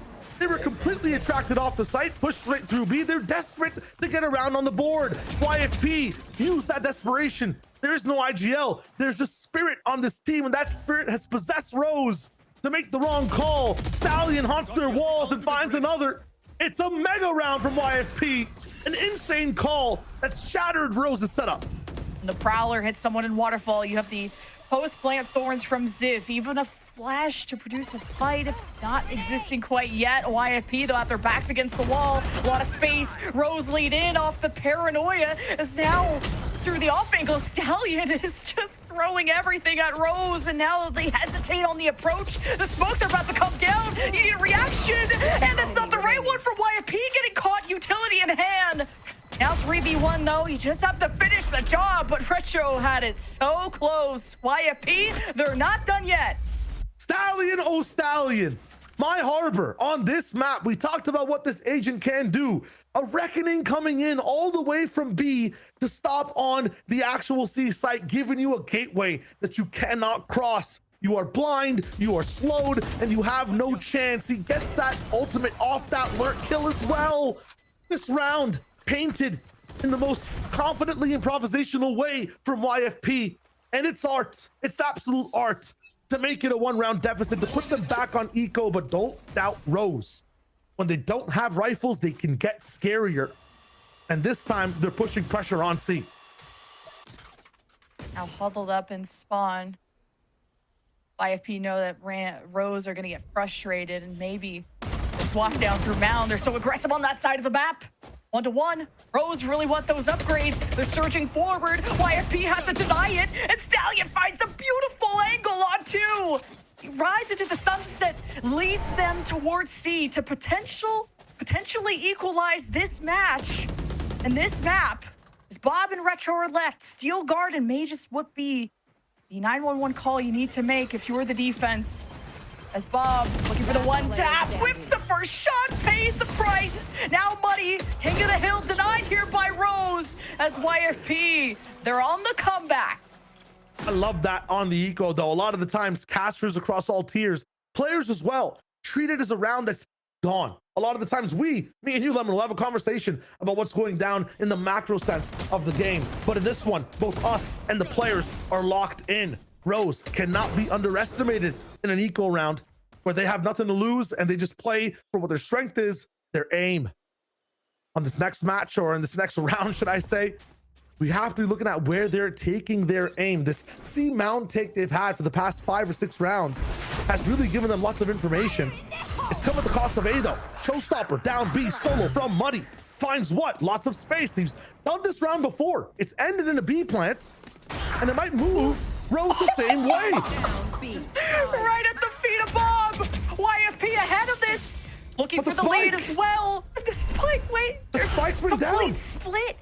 YFP need to reorient. They need to communicate. Now Muddy has to retake the site that is already claimed, and it's the Steel Garden to reclaim the spike. And YFP, they focus down, they lock in. It's Tim and Retro, what seems to be against the world. As Rose, they're really crumbling on what seemed to be such a decisively for them. It all fades to black. Retro in a 1v3 with an op, misses the first shot. You saw the crossback. You have no idea where the rest lay except the one that you regret letting live. So now Retro just has to hold the op and play for the comeback now for Rose? I mean, I don't believe it. Frozen at 11. YFP, do not give up. Do not back down. In that round of recap, we start off with Muddy really going in. B was not the plan for YFP initially. They pivot to catch up to Muddy. In the catch up, door opens, Tim gets a frag. The team comes in from Rose. They have Spike. Alexander has already ulted into their spawn, so can't ult to seal the spike. They have to fight for it. What a cinematic round. Using Omen ult as soon as the spike goes down. On timing, Stallion, yeah, falls, but they've got a bank to rely on now. And he actually gets 1 second closer to ultimate as well, 1 orb closer. That's probably the best death that Stallion could find. Timeout for Rose on the penultimate round. Or I guess, yeah, the final round even of what's going down here between these two teams. Regulation and no more timeouts for Rose, at least until OT. And this is... You believe? I what do don't Rose need to believe in fix? anything anymore. What do Rose need to fix to get into that OT spot? I think it's leveraging this up and kind of trying to mark the trends of where YFP are hitting. I think Rose are really trying to throw the tempo for a loop. These walk downs on C, making mistakes, YFP punishing it. That's been the name of the game. And now you really have to slow things down and play off your op.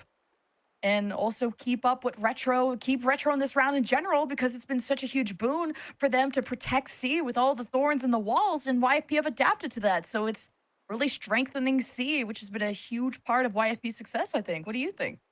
I think it's a trap play. I think the best like, if you want to fix something, look at what was working before. It was when Rose got scrappy with YFP. How did YFP fix that? For the first 40 seconds, they do nothing. They just chill all the way in spawn, or they take things very slowly. Get B main space, and I'm seeing that from Rose right now, and have a door trap play available. If these guys want to take Mound on their own time, be in a position to fight on their time. I feel like B main is the answer. The B door and A door is the answer. They're in B main for now. They're saying that they're there though for the moment. And if YFP takes C Mound now, I guess these guys off for the flank. This is not the plan though. This is not what I was talking about. Sif now gets 3 fights. He gets 3. Imagine if Rose was able to open the door and go for the trap play. Instead, it's YFP who open it up and look to end the game. Disaster for Rose and their game plan.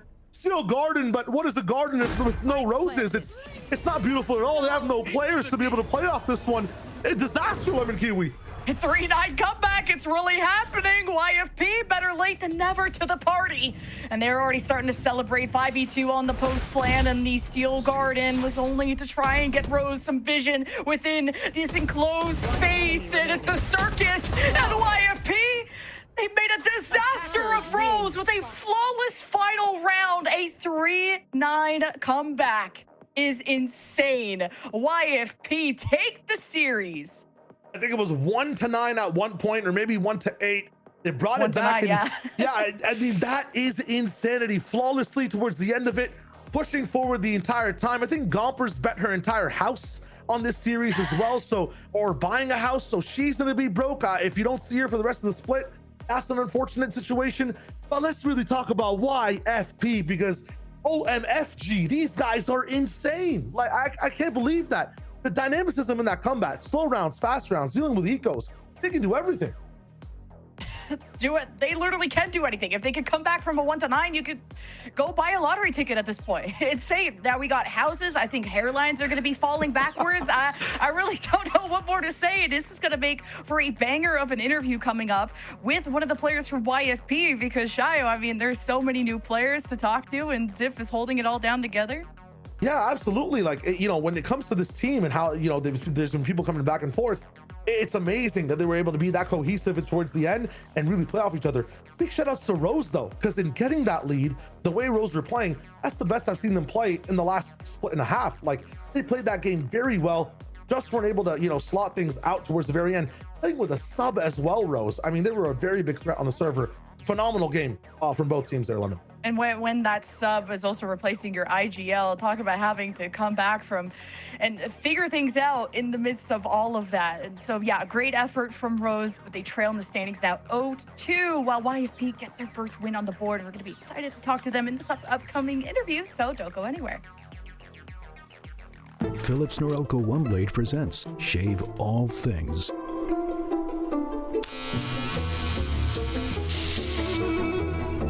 Your style made simple with Philips Norelco OneBlade 360. Trim, edge, shave. Trim, edge, and shave with Philips Norelco OneBlade. One tool for all you need.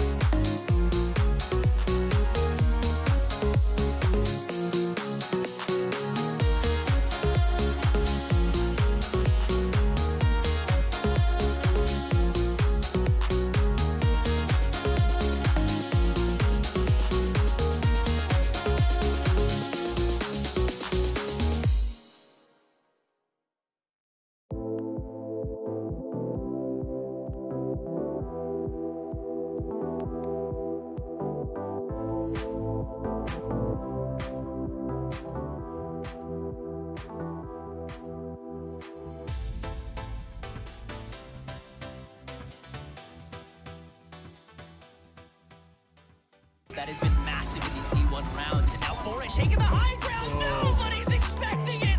Give it all to him.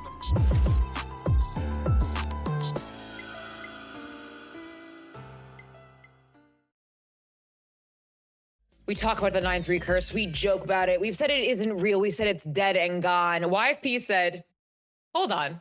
Let me show you how it's done. Taking their map pick of Lotus for the final time. Welcome back to VALORANT Challengers League North America. I'm your host, Elizabeth, joined with Marks and Gompers on the desk. And friends, I mean, we were sitting here and we were looking at this scoreline. We're like, okay, like a map 3. Sure, we're like, we'll go to a map 3, right, Gompers? And then, and then it just, please explain to the audience what you think happened.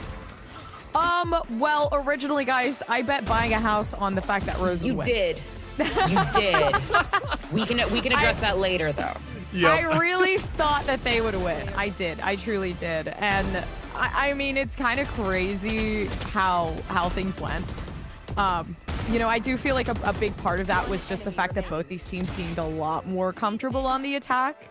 That being said, the defense is also really hard on a map like this, and composition-wise, like, it didn't feel like they knew how to play the defense with what they were given. Obviously, the harbor was a bit challenging. I was expecting more of those retake walls coming through from YFP, but it did feel slightly lackluster because of the aggression we were seeing from Rose. All being said, though, for the attacking half to be so significantly strong on both sides, I mean, it was kind of crazy. It felt like we were seeing a different side of Rose. Obviously, we did get to see Tim kind of migrate back to that controller role and go 24 and 22. So obviously looking a lot better than the duelist, which is kind of insane. 7 first bloods on the Clove.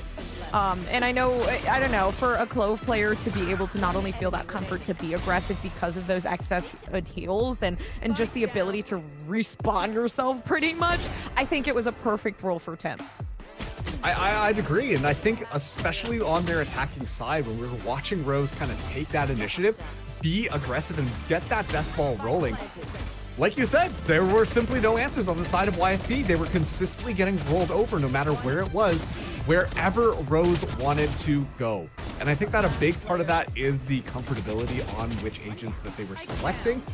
But then it started to fall apart a little bit on that defense, where essentially it felt like YFP, they started to do their own type of death ball thing, but it felt more intentional at splitting things up, getting those flanks online, finding those opportunities to shut down these Rose players.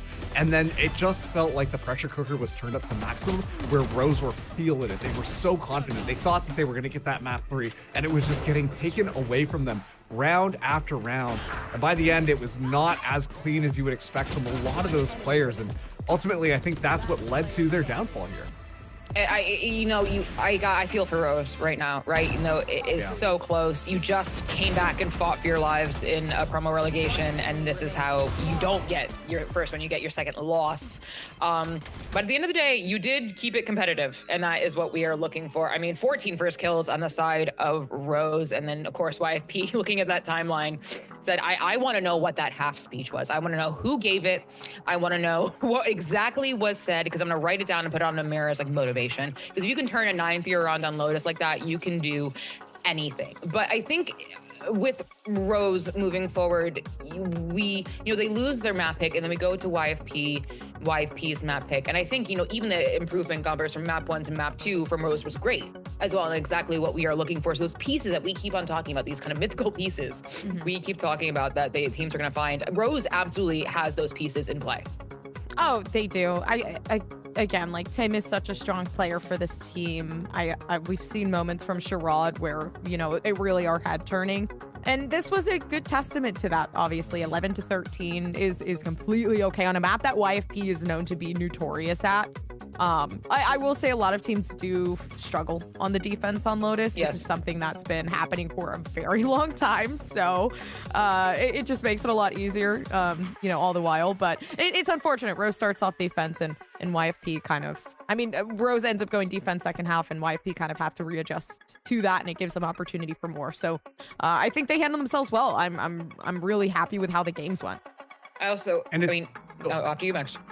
Sorry, I was just gonna say it's really impressive. Like even when you look at the kills that are coming in from both of these sides, like Rose is going blow for blow against YFP here, with the only exception of Jason, who once again just subbed in for Our super Rose. sub. Yep, super sub coming in here, trying to make it all work, but it's still crazy that it really was that close between these two teams. And I think that the scoreline this time paints a really good picture of how this map kind of played out. And that's what we're looking for, right? I think when you look at this kill spread, you look at the KD spread. I think we want to see more from the Harbor, right? We want to see more from other folks. But again, like, I mean, looking at Tim with 7 first kills is more than enough. And I think looking at the scoreboard, 7 first bloods, no one comes close to him on first bloods at all. So shout out to Tim doing the dang thing with that. But I think moving on with kind of looking forward, now that YFP have their first win under their belt, let's talk about, the mental of it. Now you have your first win. You were talking about the path to champions that we've talked about this entire week, where you're moving closer and closer and closer. Getting that first win and moving forward in that Swiss stage marks is actually especially right now, getting that win under your belt in round 2 is such a boon. It really is. I mean, it's really early on in the stages. We see kind of these echelons form themselves of all the different teams and the different skill levels. And that was one of the things that I was really interested to see if YFP were going to be able to continue to do, which is work on that solid team play. I saw a lot of it looking fantastic on Ascent.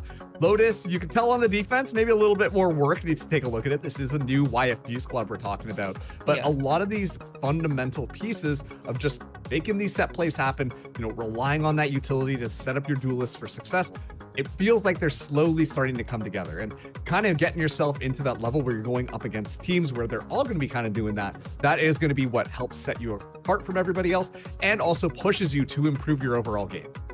And I think maybe you guys will disagree with me on this. It is round 2, right? We're shaking off a lot of nerves. Some people are getting coaches into it and, kind of getting protocols and stuff settled down. Maybe personally, this is my thing. I don't know if you agree with me, golfers. By round 3, I expect things to be much tighter than this. Personally. Maybe it's just because maybe it's because I'm a bit of a harsh. Sorry.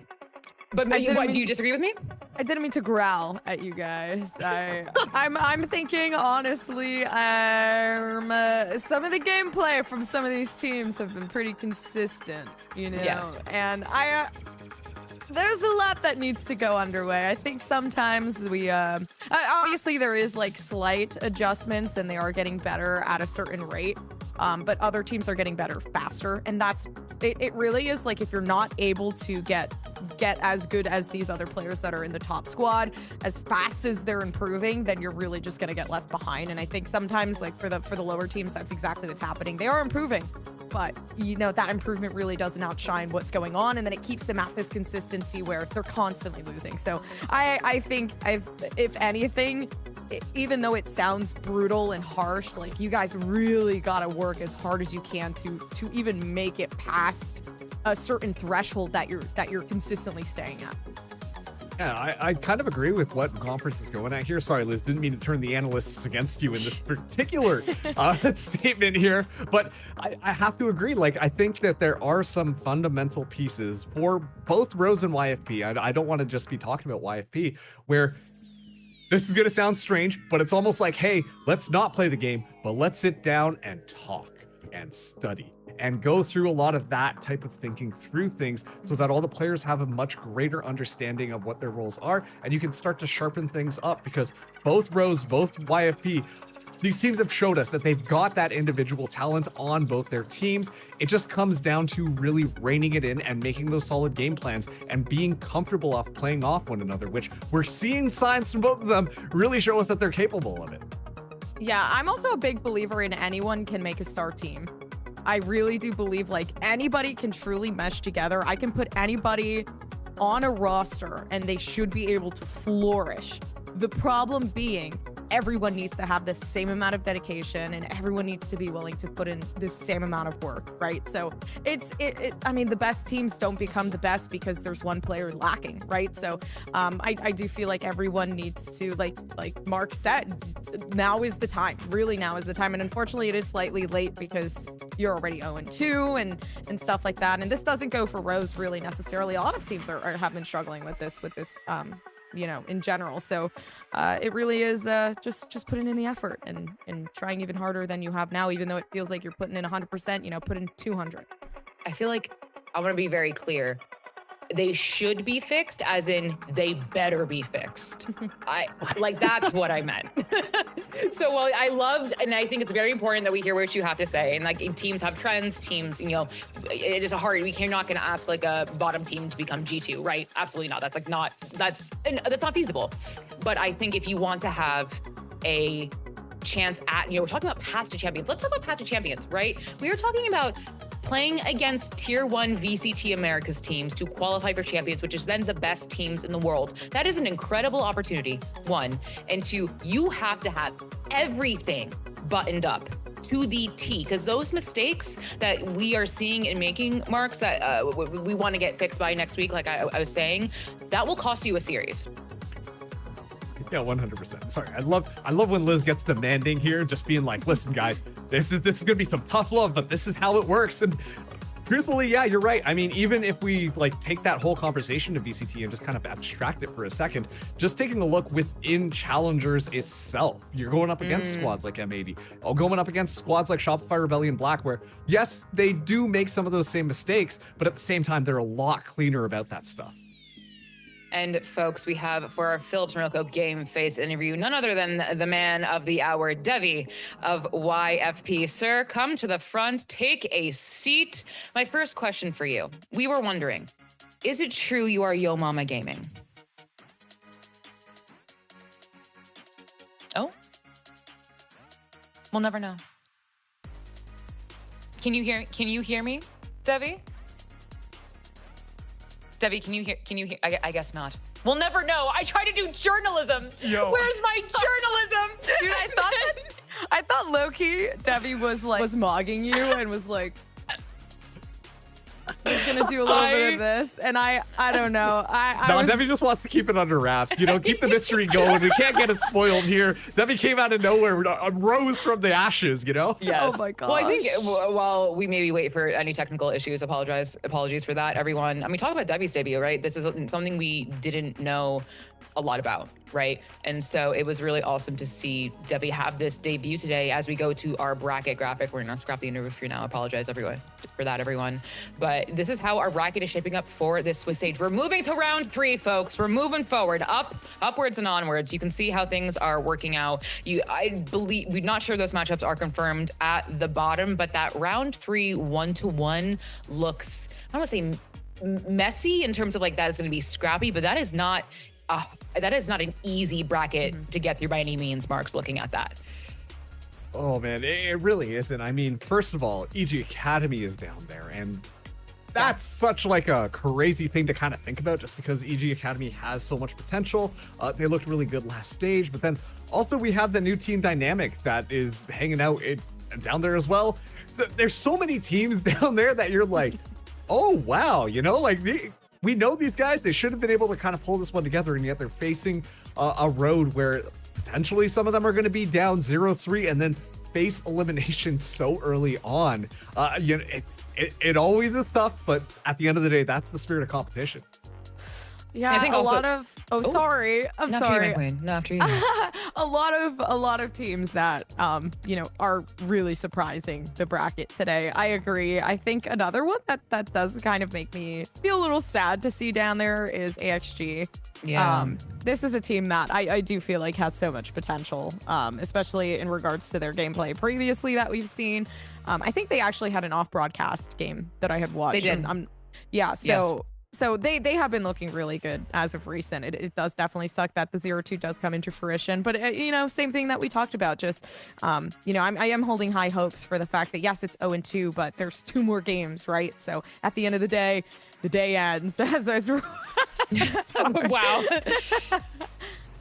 At the end of the day ends, we have wisdom here. We have Jason Derulo telling us life throws us curveballs, and at the end of the day ends just like this broadcast, folks. It has been long, but it has been so much fun today. Thank you so much for joining us. On behalf of production, the casters, the desk, everyone in between and beyond, thank you so much for joining us. Have fun, be safe, make decisions, and we'll see you right back here tomorrow. Yeah, this is a lot about Pigeons believing in themselves, right? Absolutely, yeah. I mean, you want to lock down with what you know? Well, when it comes to what you have, though, in terms of EG getting picks, fighting up a little bit, doesn't matter. Samoa with a 3K going for 4. Insanity with a scope on top side B. Exactly, just these casters and walls are so crazy for Pigeons. If they don't have initiators, they can just keep waiting on the mechanics. And it's now cause what you feel. Trying to play the farm, no connection, no vision with the seed. What is Jakey? Yes, dark out there. And DG has the pyramid set up at ease. And he takes down the dog. DG now has to react. And their duelist. Kind of playing off on his own. But man, they have Sentinel Yuto to play off of. The flash, the fight, the darkness is setting up. Pigeons dashing into the fray, avoiding the thorns, but they can't avoid recoiling. Seems inevitable! And all the pins line up! A 4K! It's an absolute strike from the EG squad! But the job's not done. 1v2, or cuz. Off by that flash and actually moved to the other side, taking Xander, but oh, and even more. The superstar coming in. One top left in the picture, and man, buddy, if you see